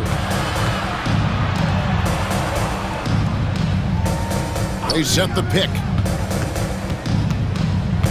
Shot clock at 6. Here's Pritchard. Again, the miss by the Celtics. And they had some botched coverage that turned into no coverage. Shots good by Alexander Walker. And what kind of defense was that? You can't give up wide open 3s like that. What are you doing? Porzingis with a screen on DiVincenzo. And they get it. And Porzingis with the lay-in. Porzingis has got 16 points. A shifty player who really thrives on making the right play. Holiday sure runs a smooth pick and roll. And that solid play in the paint continues here, guys. 6-second difference between the shot and game plan. Down low, Cornette, and he banks in the layup. That's the kind of aggressive and assertive play they need as we get closer and closer to crunch time. DiVincenzo passes to Miller. Miller sets a screen for DiVincenzo. Back to Miller. Lots of room. And the Timberwolves tack on 2 more. When guys are moving the ball, sharing it, it makes the game so much more fun, both as a player and as a fan. Here's Pritchard. And he was able to put it up in time, but doesn't fall. Anthony Edwards has been leading the charge for the Timberwolves. And with his work in that quarter, he has... And with 3 quarters behind us, let's see what this 4th period holds in store for us.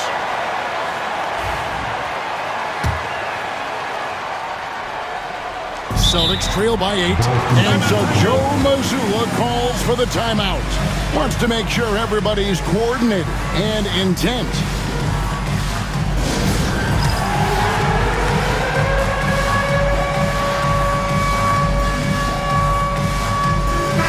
And let's head over to the sideline and catch up with David Aldridge. Thanks, guys. Listened in on what Joe Mazzulla told his team. Now, he wants his team to mix it up offensively. He said, we've been settling for too many threes. Don't be afraid to attack the rim. Challenge their defense. Let's see some variety out there. Kevin, back to you. Thank you, David. On the floor for Boston, White in at shooting guard, with Brown playing small forward. The post pair, Tatum and Porzingis. And it's Holiday in at the point. Looking to end his cold spell, and slam dunk by Tatum. Exploding at the rim. Tatum shows you the right way to finish off a drive. Here's Reed. Over in the corner, McDaniels. Reed with a screen on Holiday. For 3, Edwards. The rebound by Jason Tatum.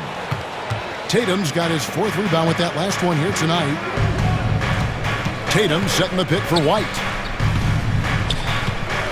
Outside Tatum. Back to White. Puts up a 3. Here's Porzingis. The kick out to Brown. Tatum setting the pick for Brown. Wants to get it to Reed, and does. No one near Randall as he lets it go. Misses the 3. Celtics trail by 6. Pulls up on the wing. Porzingis can't hit. I don't know if he got in his own head there or what, because the defense can't really take credit for that miss. Drains it from beyond the arc. Edwards got 11 in the second half. Operation Feed the Horse. Feed him early and often, and guess what? It's working. They have the lead. Here's Porzingis. Gets it to go for bucket number 8. He's taken just 10 shots. And what a luxury to run pick and rolls with Porzingis. He can roll to the basket or pop out for that jump shot. Now here's Edwards. Shoots the 3. They grab their own miss. Gobert finds McDaniel. Right side, Edwards. A second chance effort, and that'll be 2 free throws coming up. Officials on the call with the foul. And how about the commitment from Edwards, refusing to give up on that play. So 1 for 2 that time at the stripe. Celtics trail by 8. Tatum with a screen on McDaniel. An active scorer, whenever Tatum forces the issue and goes at the defense, they have to compromise. What do you guys think so far about the offensive approach for the Timberwolves? Oh, they've done a lot of damage in transition. Every time they see a chance to push the tempo, they're gone. And not just that, they're also forcing turnovers at a high rate and taking advantage in transition. For Boston, they've gone 2 of 4 from the field since we started the final quarter of play. And it's White missing. And you could tell he thought that triple was going to fall. Edwards against Brown. Puts up a deep 3. Edwards, no good. And he might have thrown himself off when he saw how much space he had from 3. Brown kicks to Holiday. Back to Brown. And finished off by Brown. There's that leaping ability. Brown, he just gets up so easy. Holiday against Edwards. Gobert with a screen for Edwards. Launches it. Rebounded by Tatum. Tatum's got 6 rebounds in the game. Porzingis finds Brown. Porzingis with a screen on Edwards. Brown against Edwards. Now here's Brown. Not a lot of room. Tatum's shot is off. Minnesota leading by 7. 1:19 left in the 4th quarter. The open shot, Edwards. Edwards with another miss. Nothing seems to be going his way this quarter. Yeah, straight up, guys. Like, he's ice cold, like freezing. What's colder than cold? But you don't have to shoot it, my guy. It's okay to pass the ball. Outside for Randall. Here's Gobert. Outside Edwards. Reed with a screen on Holiday. And here's Edwards from the arc. Rebound Boston. 43 seconds left in the game. Poke loose. It's stolen by Gobert. Fires from deep. Reed misses. I think it's safe to call this one a wrap. Yeah, they fought as hard as they could. Just wasn't in the cards tonight. And so Edwards will bring it up for the Minnesota Timberwolves. They've allowed just 7 points here in the fourth quarter.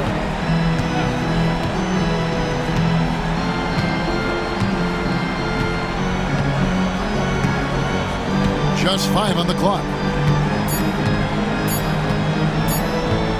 Fires from way outside. And so the Timberwolves take the win. It was a fantastic ball game, and they did a great job making sure it didn't get away from them late. Yeah, I mean, they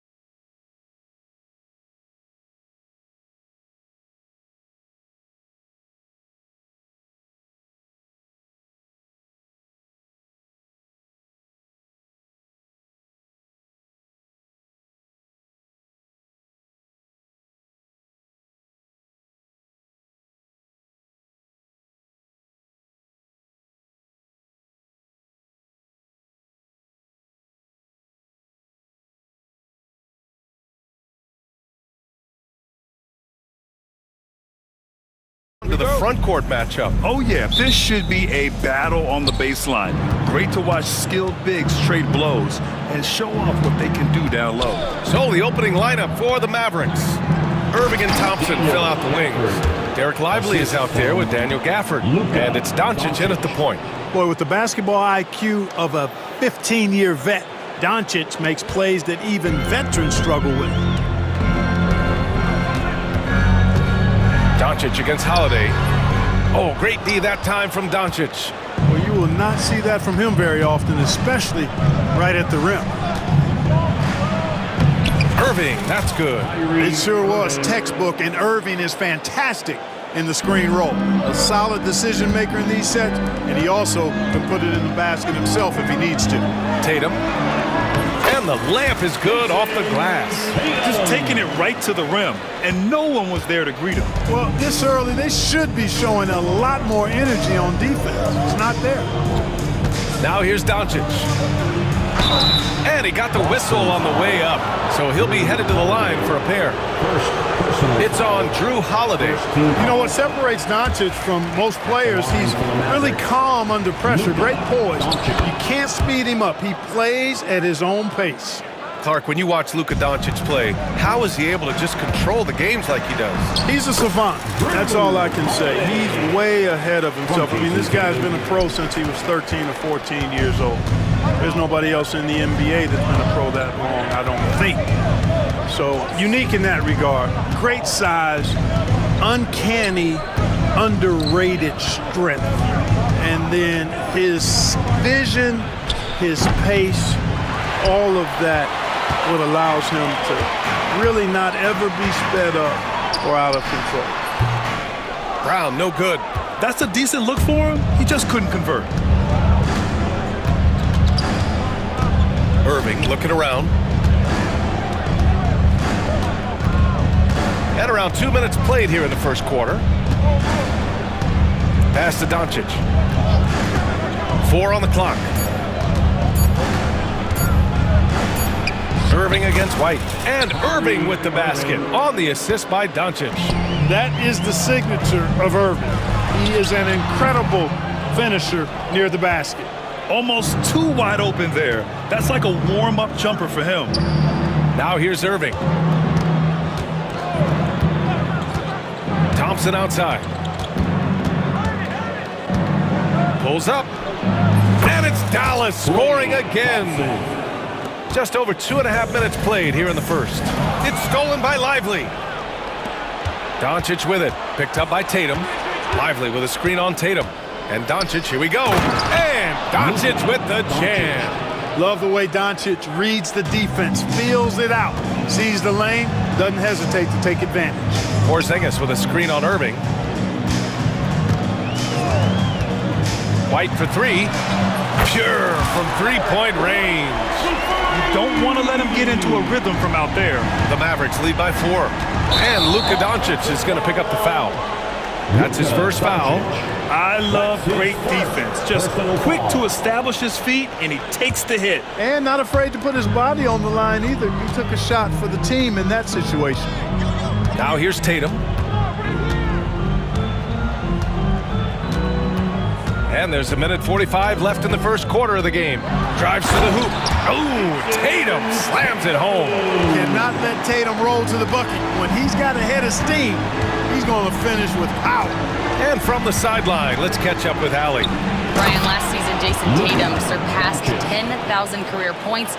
He said, it sounds crazy. I always think about when I was a kid growing up with my mom and saying I wanted to be in the NBA. I may have thought I would be one of the best players, but to actually do it is a surreal feeling. Brian, he's being honest. Yeah, dreams do come true, Allie. Thank you. Now here's Doncic. He's got 5. Count it. All 3 of his attempts have gone in. Doncic really excels at keeping defenses off balance in the pick and rolls. Tatum drives in and finished off by Tatum.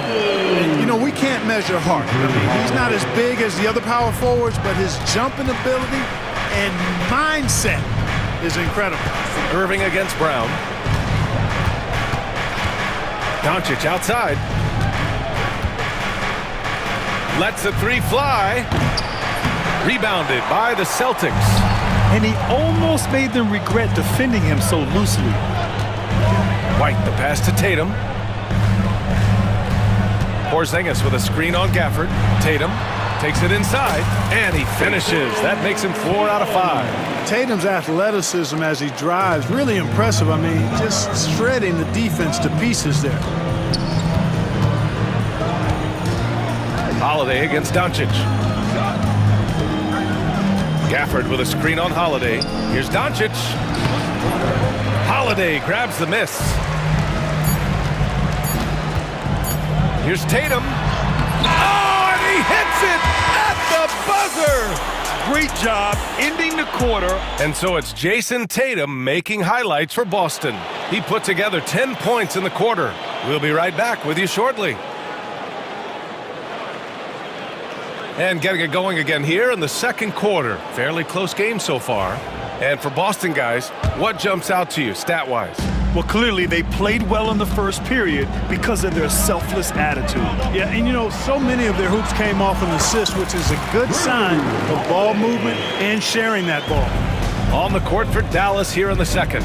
They've got Dante Exum. He's out there with Luka Doncic. Klay Thompson is out there with Dwight Powell. And it's Prosper in at the power forward position. And here's Doncic outside. And it's Cornette with a rebound. The Celtics with the lead.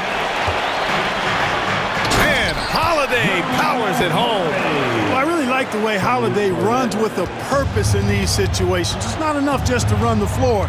You've got to know exactly where you want to run. To the middle. Tipped. And stolen by Porzingis.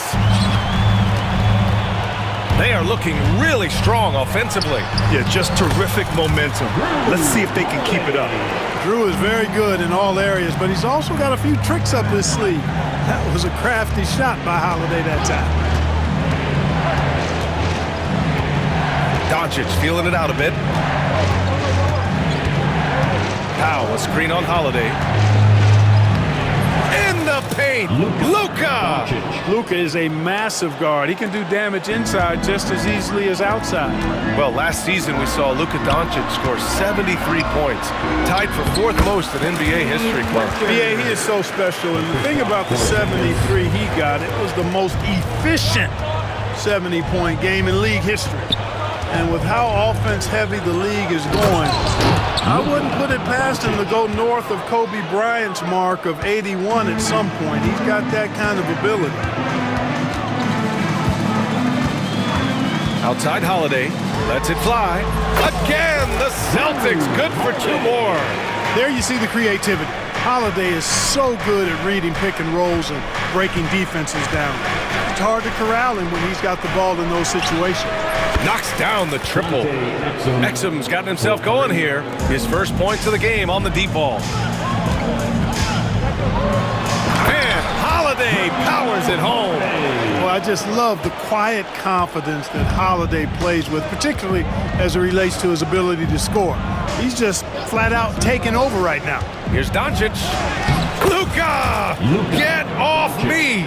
They're punishing those late defensive rotations, getting good looks inside throughout the half. And Joe Mazzulla calls timeout here. Coach wants to speak to his guys, maybe alter some of the game plan.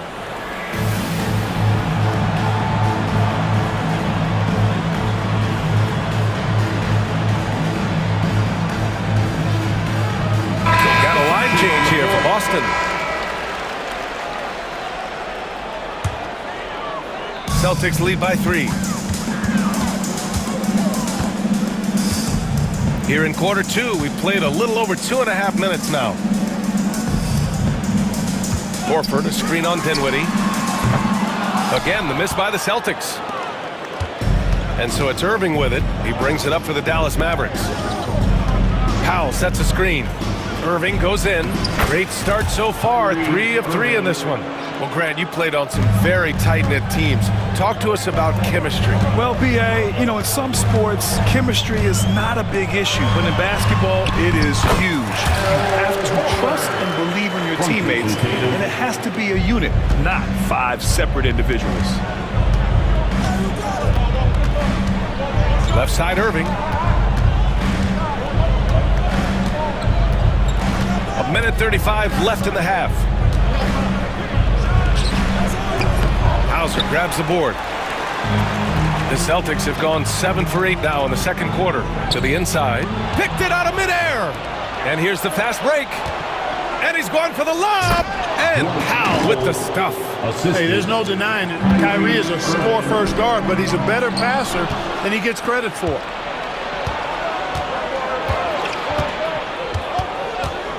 There's the triple. The putback. Hauser grabs the board.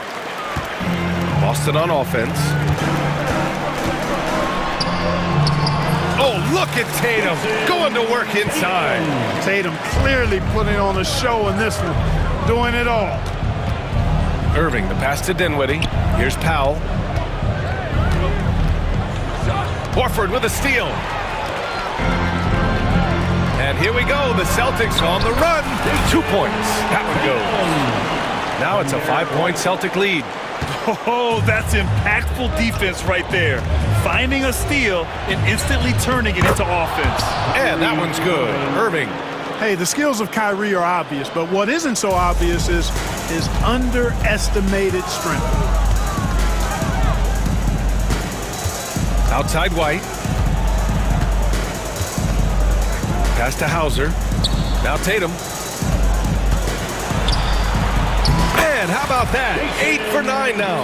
We know Tatum's got a terrific jumper, but I like when he pounds that paint too. Outside Irving. From the top of the key, he buries it. Irving's got 10 points. You want to run your offense through him, a reliable scoring option. And we're through the first half of play here in what's been a good one. It's the Celtics. They lead by 3. And join us right back here after the break for the start of the second half.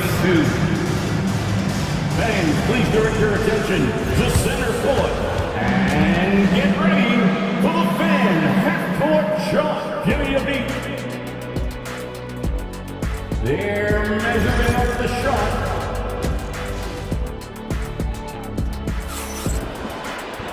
And if you're just joining us, we played through the first half in a game that's been fairly even so far. And you know, Jason Tatum, he's been really making it happen, guys. And in the first half, he dominated in the post. He got the looks he wanted and was able to execute. Yeah, you know what? I think he's doing exactly what he has to do. Using his body, shaking off contact, and then finishing at the rim. Tatum and Horford, the duo at forward. Then it's Derek White, and it's Kata in at the center position. That's the Boston 5. On the court. Boston leading by 3. Here's Holiday. And yes, it's good. He's 7 for 8 now. You know, Holiday is one of those rare guards who's as physical as any other player on the floor. Holiday busting it up inside. From deep, here's Doncic. Offensive rebound. And here's Thompson for 3. Porzingis grabs the board. He didn't make them pay for that weak defense, but they just can't rely on him to miss those kind of shots. Outside Holiday. And the rebound goes to Dallas. And here's Thompson for 3. Gafford passes to Thompson. Gafford with a screen on Porzingis. They get the rebound. Outside for Irving. And another shot. That one falls. Great setup by Doncic. Irving's got 12 points. That's the decisiveness we talk about with Irving. He's quick and right at it. Holiday passes to Brown. Porzingis up top. Hasn't gotten one to fall yet. Back to Brown. Brown cashes in. A terrific finisher inside. Working to get the high percentage bucket. Nicely done that time by Brown. Doncic passes to Irving. This one for 3. Doesn't go in. Third miss out of 9 shots. Here's Pritchard. He's guarded by Irving. Operating inside. Porzingis. Defenses struggle with Porzingis in the paint. I mean, he's able to shoot right over most defenders. Pass to Gafford. Back to Doncic. And he drives in. Sinks it again. That's his 7th made field goal in 11 tries. He's bringing a lot of energy to this offense, not letting the scoreboard discourage him right now. Boy, I tell you what, the hole would be a lot deeper if he wasn't being as efficient as he's been so far. And he just driving the stake in him there. He's a guy who just never lets up. And that's terribly demoralizing for a defense, guys. I mean, they know he's going to keep coming and coming and coming, and that they may not have an answer for it. A strong finish to cut into that lead a little. Man, left no doubt with that one, Grant. Well, I tell you what, he loaded up as much power as he could behind that two-hander. And so Jason Kidd calls for the timeout. He wants to review the game plan.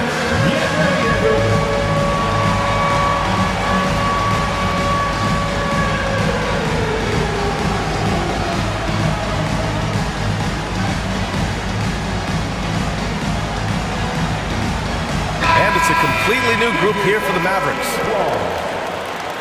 Substitution on the court. Boston leading by 5. Here's White. He takes it in. And White gets right to the 10.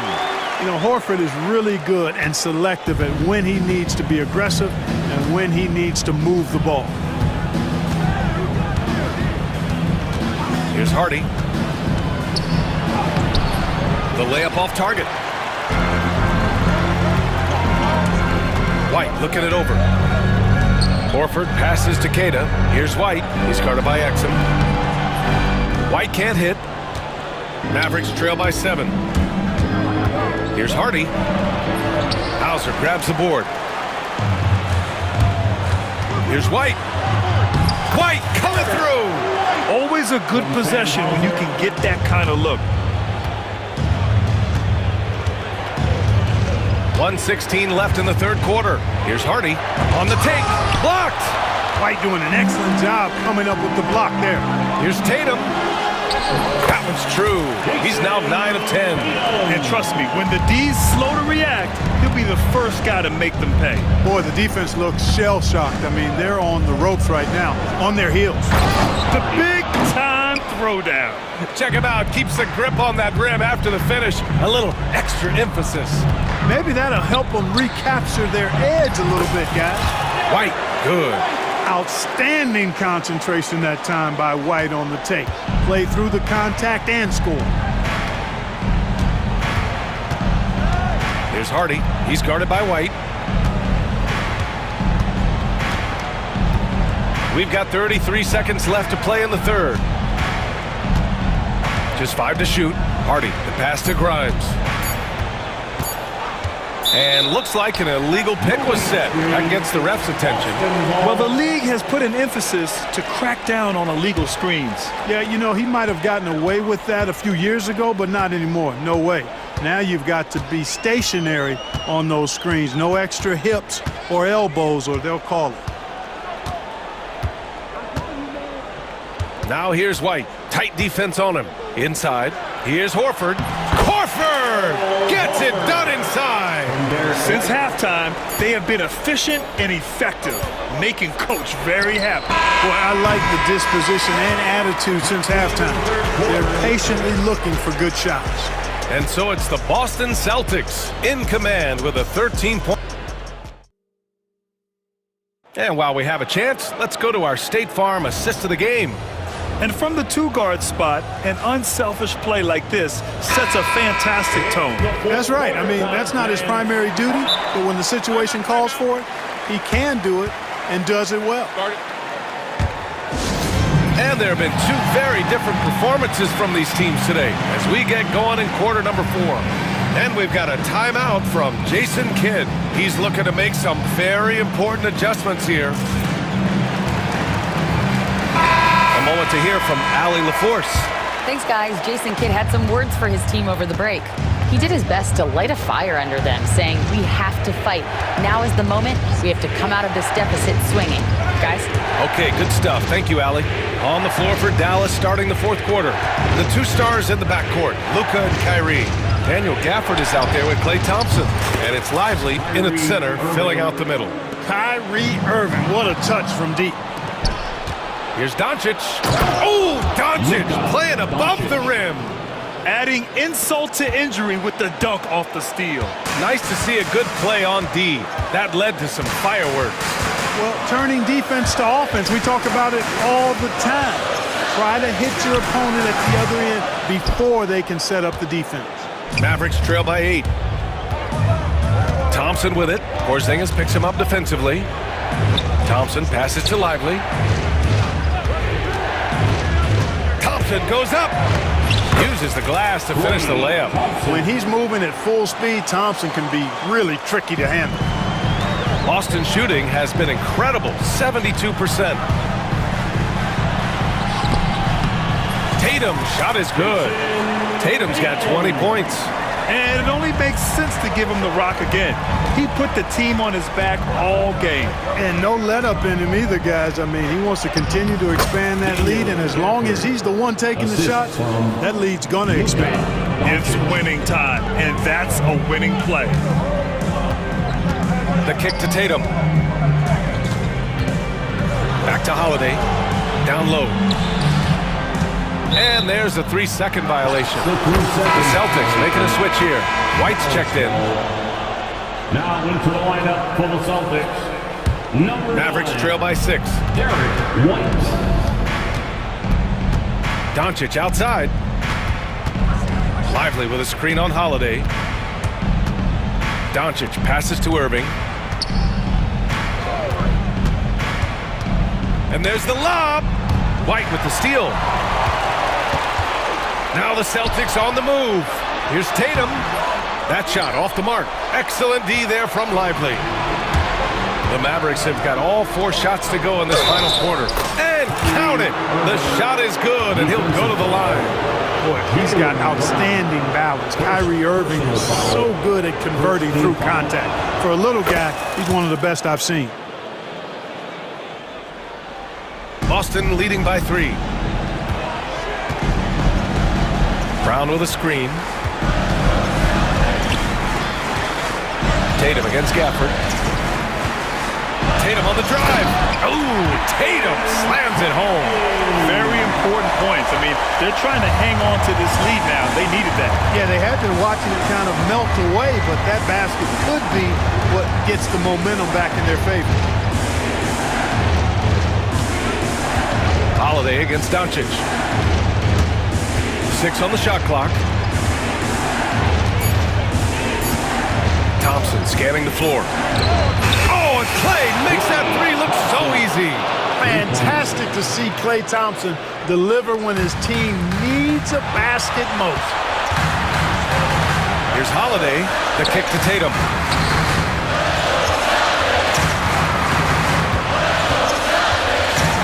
Oh, Tatum slams it home. And Tatum has been in these situations before. He's reliable when it comes to stepping up in big moments. Irving against White. Irving pass to Gafford. Rebounded by the Celtics. 13 points was their biggest lead of the game. Back to Holiday. The basket drops, and he gets fouled on the shot. 1 free throw coming his way. Boy, there is an understated, quiet physicality to Holiday's game. I mean, he's a guy that you don't want to mess with. He's strong and tough and persistent. From deep, here's Doncic. Rebounded by the Celtics. Porzingis has got 4 rebounds now. Back to Tatum. 1:07 left in the 4th. Oh, Tatum stuffing it home. The athletic prowess of Tatum on full display. What a move to the bucket. Outside Irving. Shoots over White. Outside for Irving.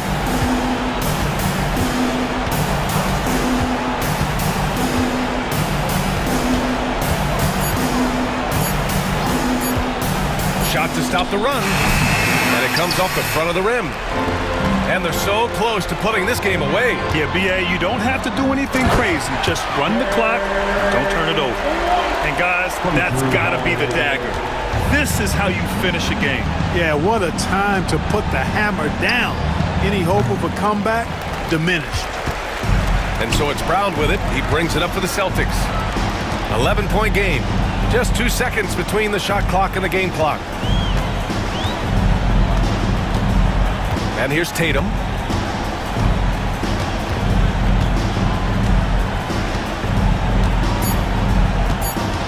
Fires from way outside.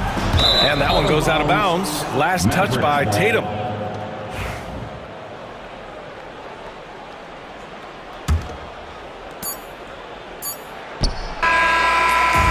So we see the Celtics taking the W here. A clean win, and one where they clearly showed better energy. Yeah, so true. They put on a